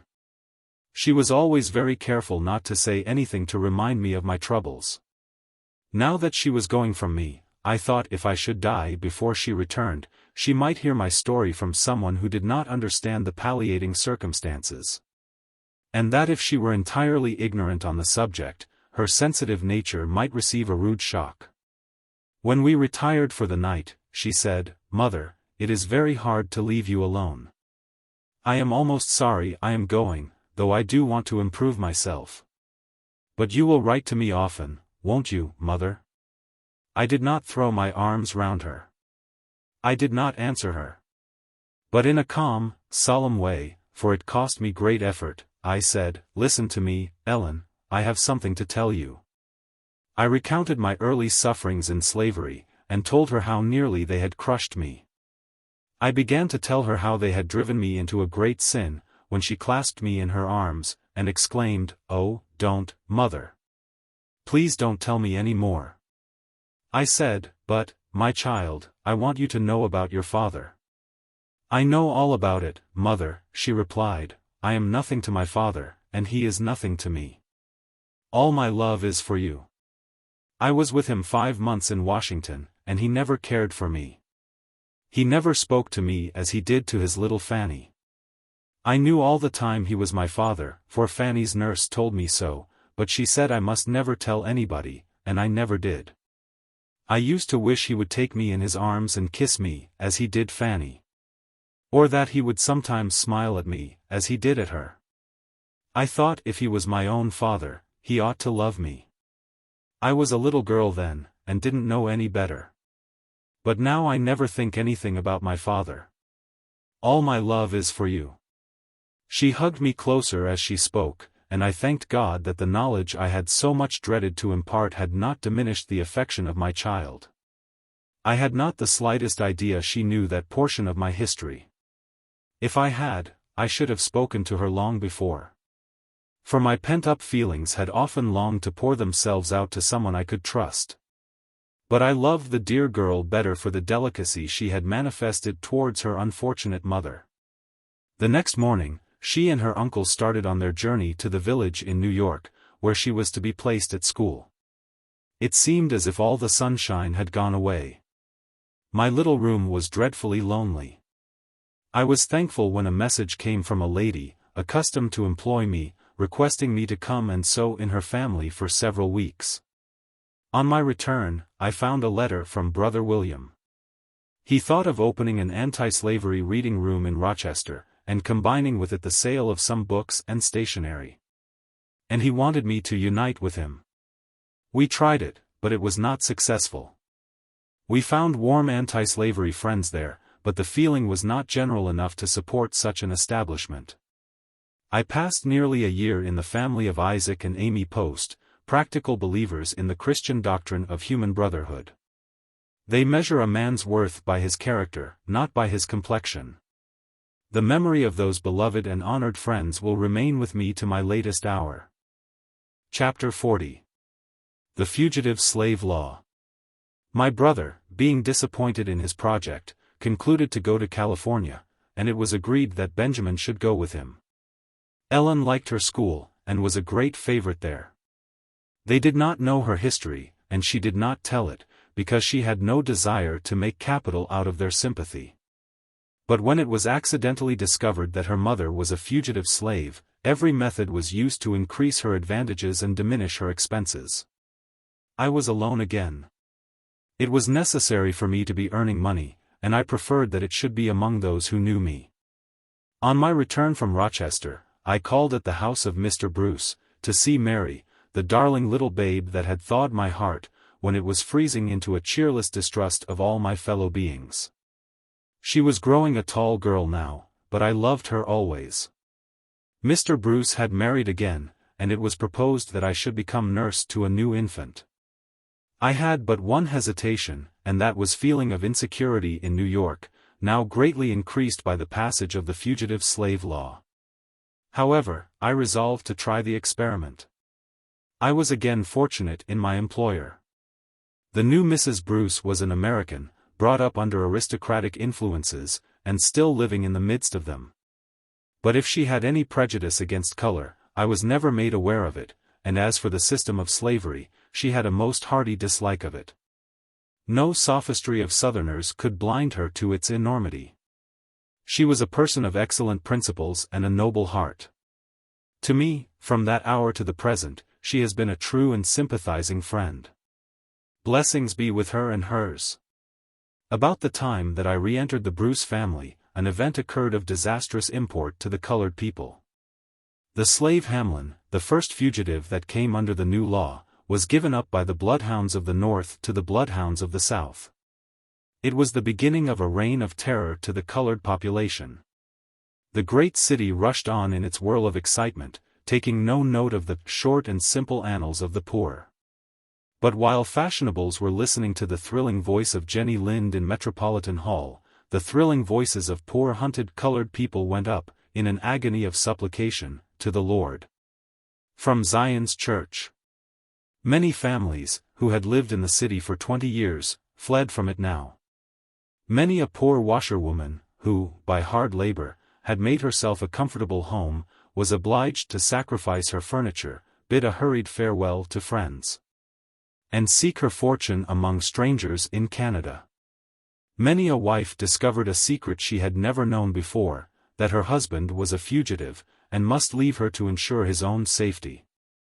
Worse still, many a husband discovered that his wife had fled from slavery years ago, and as the child follows the condition of its mother, the children of his love were liable to be seized and carried into slavery. Everywhere, in those humble homes, there was consternation and anguish. But what cared the legislators of the dominant race for the blood they were crushing out of trampled hearts? When my brother William spent his last evening with me, before he went to California, we talked nearly all the time of the distress brought on our oppressed people by the passage of this iniquitous law. And never had I seen him manifest such bitterness of spirit, such stern hostility to our oppressors. He was himself free from the operation of the law.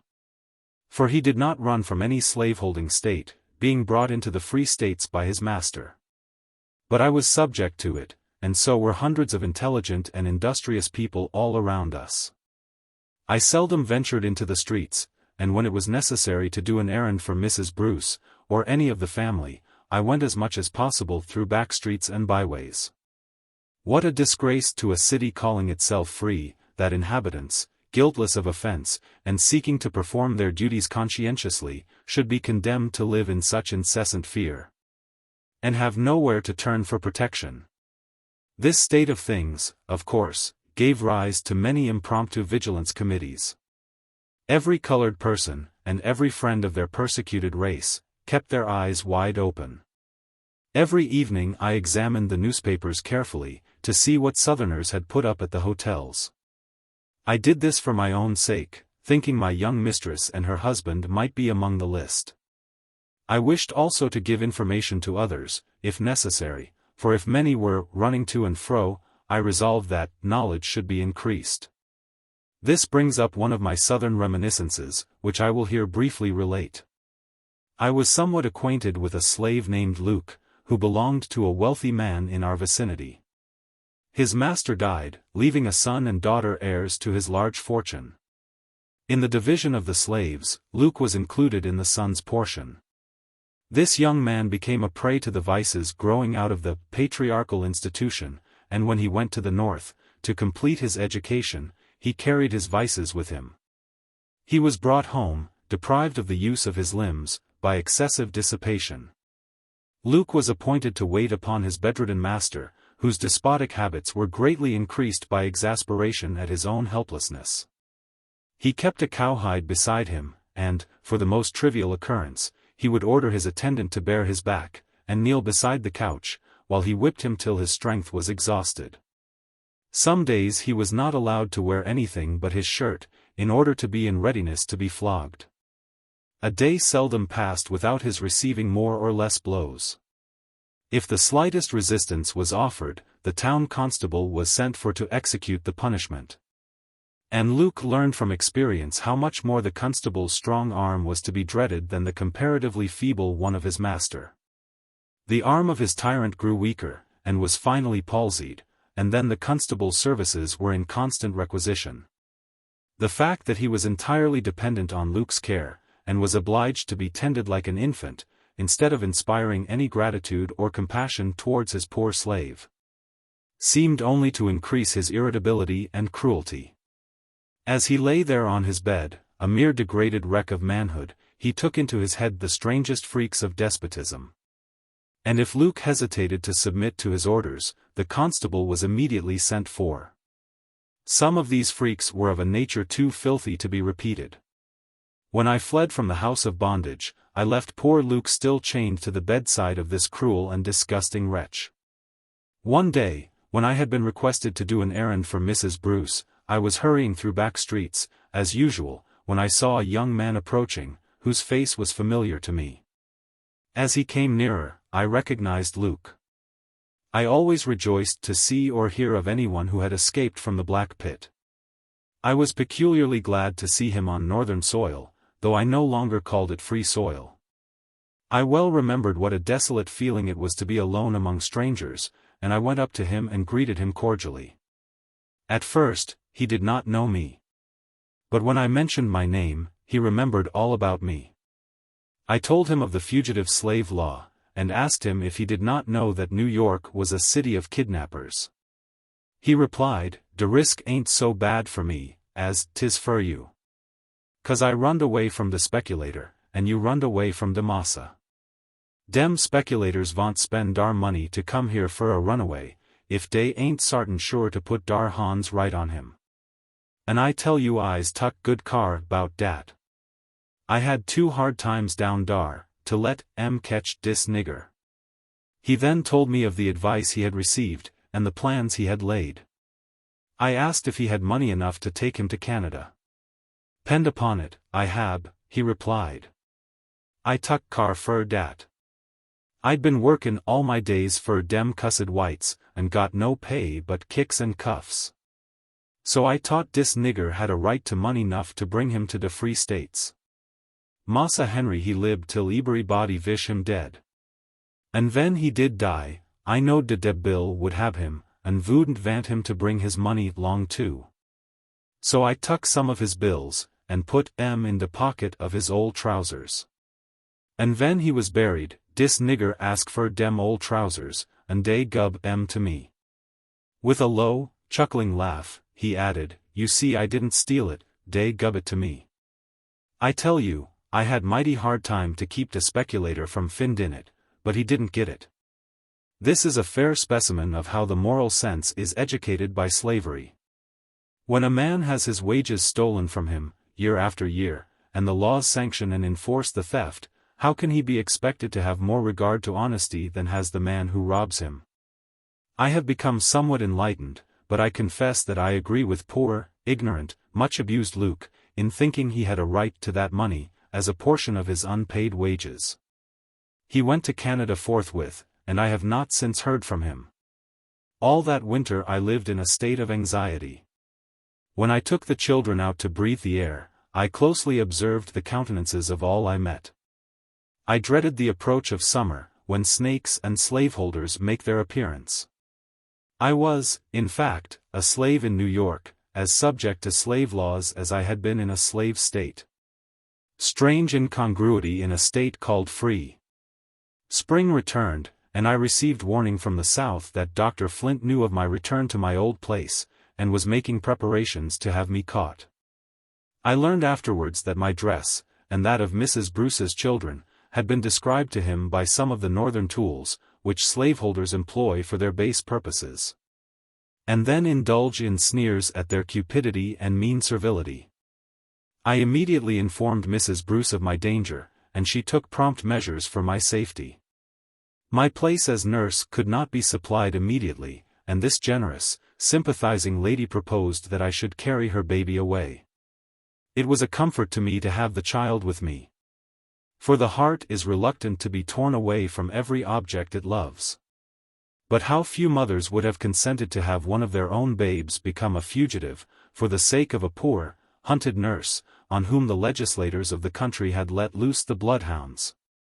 When I spoke of the sacrifice she was making, in depriving herself of her dear baby, she replied, "It is better for you to have baby with you, Linda. For if they get on your track, they will be obliged to bring the child to me, and then, if there is a possibility of saving you, you shall be saved." This lady had a very wealthy relative, a benevolent gentleman in many respects, but aristocratic and pro-slavery. He remonstrated with her for harboring a fugitive slave, told her she was violating the laws of her country, and asked her if she was aware of the penalty. She replied, "I am very well aware of it. It is imprisonment and $1,000 fine. Shame on my country that it is so. I am ready to incur the penalty. I will go to the state's prison, rather than have any poor victim torn from my house, to be carried back to slavery." The noble heart. The brave heart. The tears are in my eyes while I write of her. May the God of the helpless reward her for her sympathy with my persecuted people. I was sent into New England, where I was sheltered by the wife of a senator, whom I shall always hold in grateful remembrance. This honorable gentleman would not have voted for the Fugitive Slave Law, as did the senator in Uncle Tom's Cabin. On the contrary, he was strongly opposed to it. But he was enough under its influence to be afraid of having me remain in his house many hours. So I was sent into the country, where I remained a month with the baby. When it was supposed that Dr. Flint's emissaries had lost track of me, and given up the pursuit for the present, I returned to New York. Chapter 41. Free at last. Mrs. Bruce, and every member of her family, were exceedingly kind to me. I was thankful for the blessings of my lot, yet I could not always wear a cheerful countenance. I was doing harm to no one, on the contrary, I was doing all the good I could in my small way, yet I could never go out to breathe God's free air without trepidation at my heart. This seemed hard.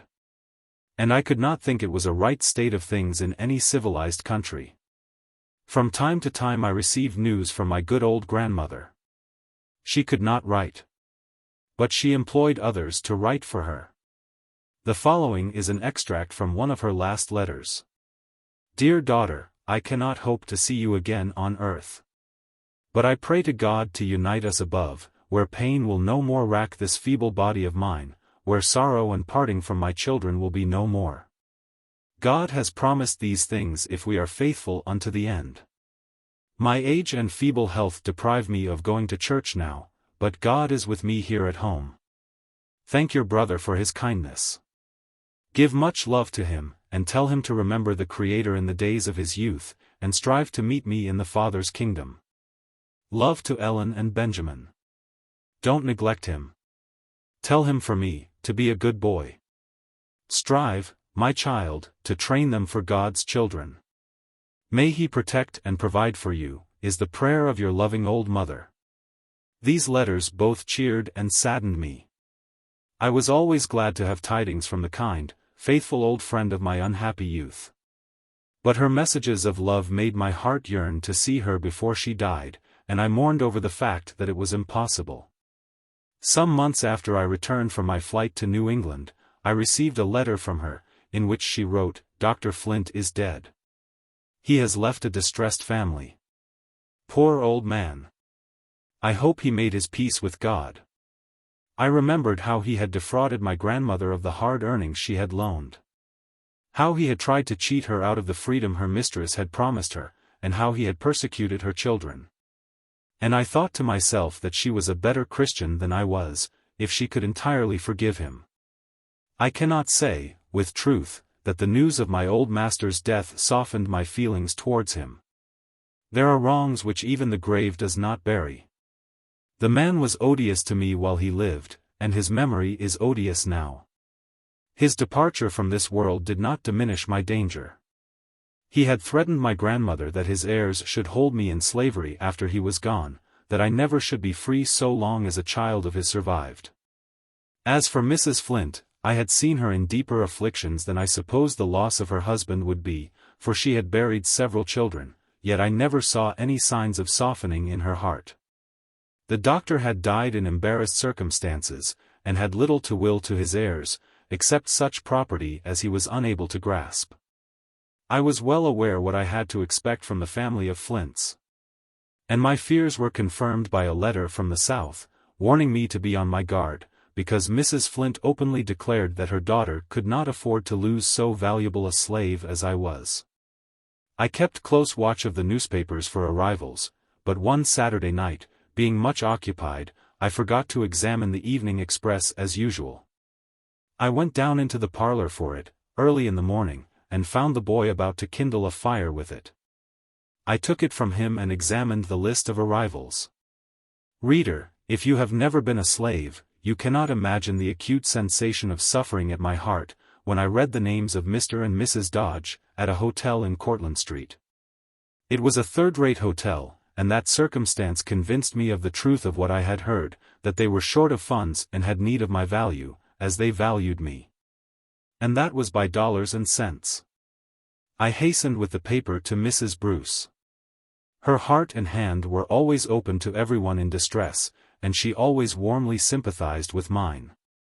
It was impossible to tell how near the enemy was. He might have passed and repassed the house while we were sleeping. He might at that moment be waiting to pounce upon me if I ventured out of doors. I had never seen the husband of my young mistress, and therefore I could not distinguish him from any other stranger. A carriage was hastily ordered. And, closely veiled, I followed Mrs. Bruce, taking the baby again with me into exile. After various turnings and crossings, and returnings, the carriage stopped at the house of one of Mrs. Bruce's friends, where I was kindly received.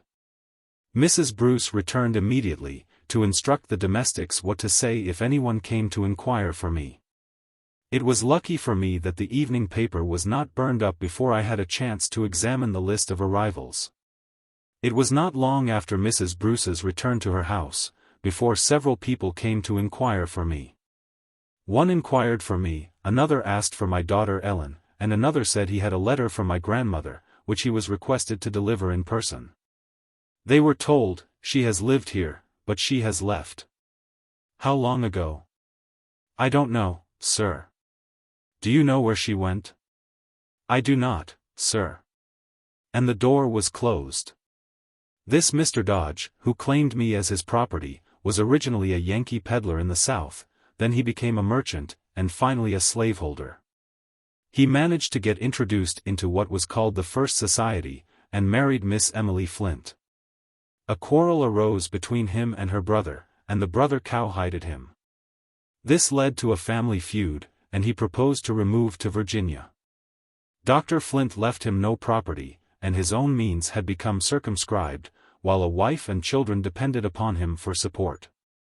Under these circumstances, it was very natural that he should make an effort to put me into his pocket. I had a colored friend, a man from my native place, in whom I had the most implicit confidence. I sent for him, and told him that Mr. and Mrs. Dodge had arrived in New York. I proposed that he should call upon them to make inquiries about his friends at the South, with whom Dr. Flint's family were well acquainted. He thought there was no impropriety in his doing so, and he consented. He went to the hotel, and knocked at the door of Mr. Dodge's room, which was opened by the gentleman himself, who gruffly inquired, "What brought you here? How came you to know I was in the city?" "Your arrival was published in the evening papers, sir, and I called to ask Mrs. Dodge about my friends at home. I didn't suppose it would give any offense." "Where's that Negro girl, that belongs to my wife?" "What girl, sir?" "You know well enough. I mean Linda, that ran away from Dr. Flint's plantation, some years ago.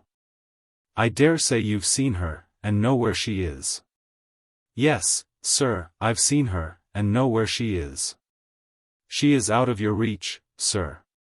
Tell me where she is, or bring her to me, and I will give her a chance to buy her freedom." "I don't think it would be of any use, sir. I have heard her say she would go to the ends of the earth, rather than pay any man or woman for her freedom, because she thinks she has a right to it. Besides, she couldn't do it, if she would, for she has spent her earnings to educate her children."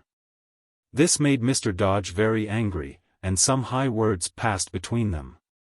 My friend was afraid to come where I was, but in the course of the day I received a note from him.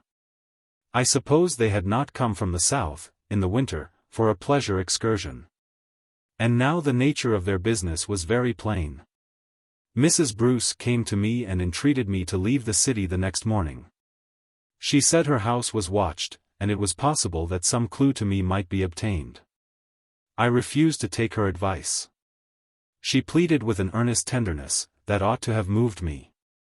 But I was in a bitter, disheartened mood. I was weary of flying from pillar to post. I had been chased during half my life, and it seemed as if the chase was never to end. There I sat, in that great city, guiltless of crime, yet not daring to worship God in any of the churches. I heard the bells ringing for afternoon service, and, with contemptuous sarcasm, I said, "Will the preachers take for their text, 'Proclaim liberty to the captive, and the opening of prison doors to them that are bound'? Or will they preach from the text, 'Do unto others as ye would they should do unto you'?" Oppressed Poles and Hungarians could find a safe refuge in that city. John Mitchell was free to proclaim in the city hall his desire for a plantation well stocked with slaves, but there I sat, an oppressed American, not daring to show my face. God forgive the black and bitter thoughts I indulged on that Sabbath day. The scripture says, "Oppression makes even a wise man mad," and I was not wise. I had been told that Mr. Dodge said his wife had never signed away her right to my children, and if he could not get me, he would take them. This it was, more than anything else, that roused such a tempest in my soul.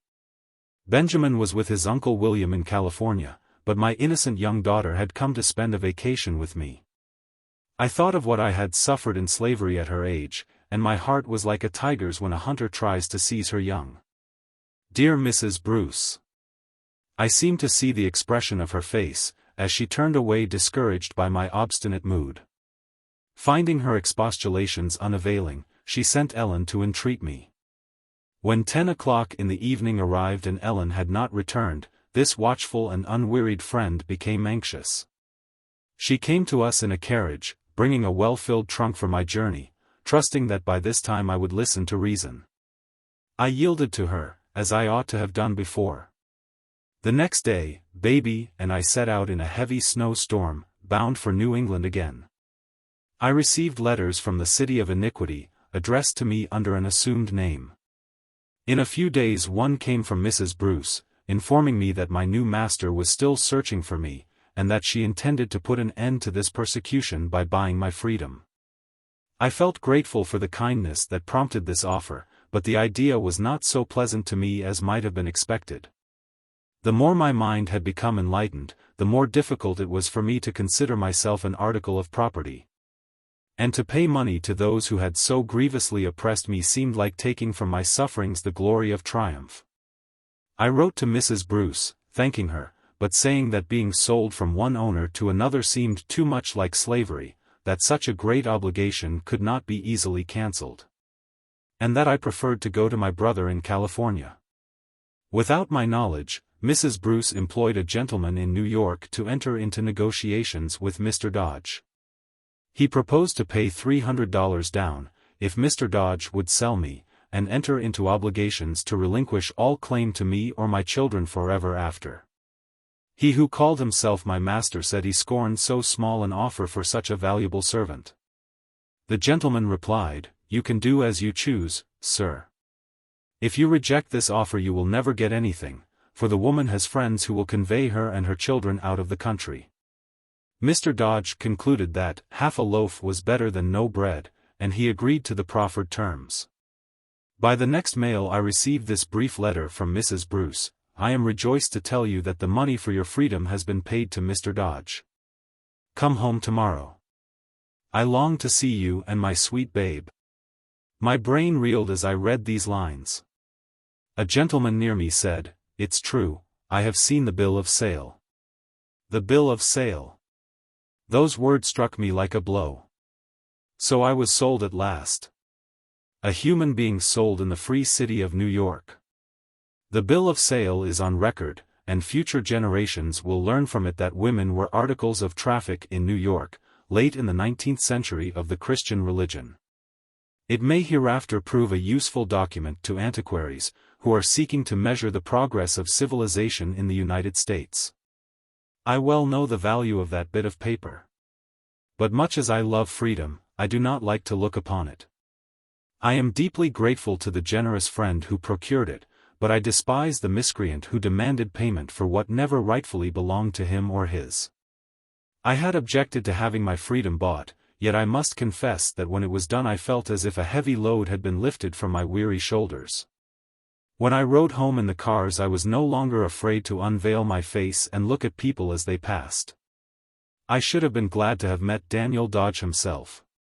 To have had him seen me and known me, that he might have mourned over the untoward circumstances which compelled him to sell me for $300. When I reached home, the arms of my benefactress were thrown round me, and our tears mingled.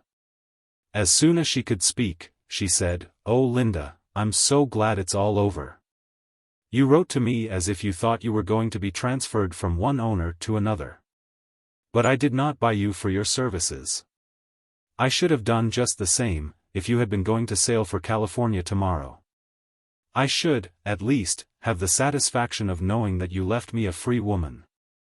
My heart was exceedingly full. I remembered how my poor father had tried to buy me, when I was a small child, and how he had been disappointed. I hoped his spirit was rejoicing over me now. I remembered how my good old grandmother had laid up her earnings to purchase me in later years, and how often her plans had been frustrated. How that faithful, loving old heart would leap for joy, if she could look on me and my children now that we were free. My relatives had been foiled in all their efforts, but God had raised me up a friend among strangers, who had bestowed on me the precious, long-desired boon. Friend. It is a common word, often lightly used. Like other good and beautiful things, it may be tarnished by careless handling, but when I speak of Mrs. Bruce as my friend, the word is sacred. My grandmother lived to rejoice in my freedom, but not long after, a letter came with a black seal. She had gone, where the wicked cease from troubling, and the weary are at rest. Time passed on, and a paper came to me from the South, containing an obituary notice of my Uncle Philip. It was the only case I ever knew of such an honor conferred upon a colored person. It was written by one of his friends, and contained these words: "Now that death has laid him low, they call him a good man and a useful citizen." But what are eulogies to the black man, when the world has faded from his vision? It does not require man's praise to obtain rest in God's kingdom. So they called a colored man a citizen. Strange words to be uttered in that region. Reader, my story ends with freedom, not in the usual way, with marriage. I and my children are now free. We are as free from the power of slaveholders as are the white people of the North, and though that, according to my ideas, is not saying a great deal, it is a vast improvement in my condition. The dream of my life is not yet realized. I do not sit with my children in a home of my own. I still long for a hearthstone of my own, however humble. I wish it for my children's sake far more than for my own. But God so orders circumstances as to keep me with my friend Mrs. Bruce. Love, duty, gratitude, also bind me to her side. It is a privilege to serve her who pities my oppressed people, and who has bestowed the inestimable boon of freedom on me and my children. It has been painful to me, in many ways, to recall the dreary years I passed in bondage. I would gladly forget them if I could. Yet the retrospection is not altogether without solace. For with those gloomy recollections come tender memories of my good old grandmother, like light, fleecy clouds floating over a dark and troubled sea. Appendix. The following statement is from Amy Post, a member of the Society of Friends in the state of New York, well known and highly respected by friends of the poor and the oppressed.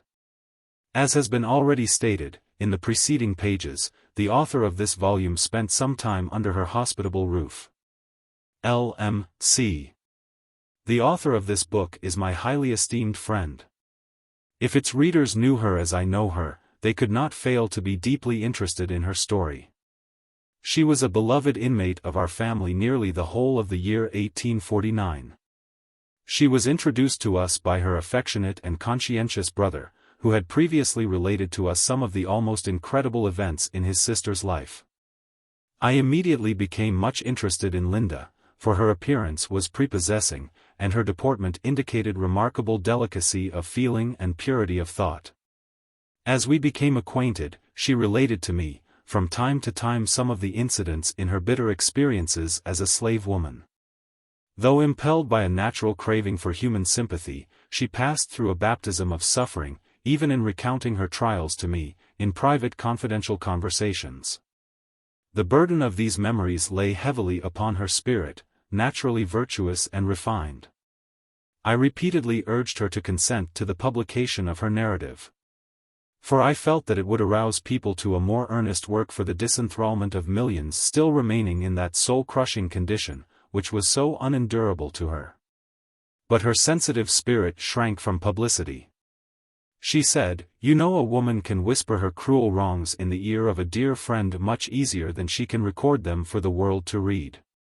Even in talking with me, she wept so much, and seemed to suffer such mental agony, that I felt her story was too sacred to be drawn from her by inquisitive questions. And I left her free to tell as much, or as little, as she chose. Still, I urged upon her the duty of publishing her experience, for the sake of the good it might do, and, at last, she undertook the task. Having been a slave so large a portion of her life, she is unlearned, she is obliged to earn her living by her own labor, and she has worked untiringly to procure education for her children. Several times she has been obliged to leave her employments, in order to fly from the man-hunters and woman-hunters of our land, but she pressed through all these obstacles and overcame them. After the labors of the day were over, she traced secretly and wearily, by the midnight lamp, a truthful record of her eventful life. This Empire State is a shabby place of refuge for the oppressed. But here, through anxiety, turmoil, and despair, the freedom of Linda and her children was finally secured, by the exertions of a generous friend. She was grateful for the boon. But the idea of having been bought was always galling to a spirit that could never acknowledge itself to be a chattel. She wrote to us thus, soon after the event: "I thank you for your kind expressions in regard to my freedom, but the freedom I had before the money was paid was dearer to me. God gave me that freedom. But man put God's image in the scales with the paltry sum of $300. I served for my liberty as faithfully as Jacob served for Rachel. At the end, he had large possessions. But I was robbed of my victory. I was obliged to resign my crown, to rid myself of a tyrant." Her story, as written by herself, cannot fail to interest the reader. It is a sad illustration of the condition of this country, which boasts of its civilization, while it sanctions laws and customs which make the experiences of the present more strange than any fictions of the past. Amy Post. Rochester, New York, October 30, 1859. The following testimonial is from a man who is now a highly respectable colored citizen of Boston. L.M.C. This narrative contains some incidents so extraordinary, that, doubtless, many persons, under whose eyes it may chance to fall, will be ready to believe that it is colored highly to serve a special purpose. But, however it may be regarded by the incredulous, I know that it is full of living truths. I have been well acquainted with the author from my boyhood. The circumstances recounted in her history are perfectly familiar to me. I knew of her treatment from her master, of the imprisonment of her children, of their sale and redemption, of her 7 years' concealment, and of her subsequent escape to the North. I am now a resident of Boston, and am a living witness to the truth of this interesting narrative. George W. Lowther.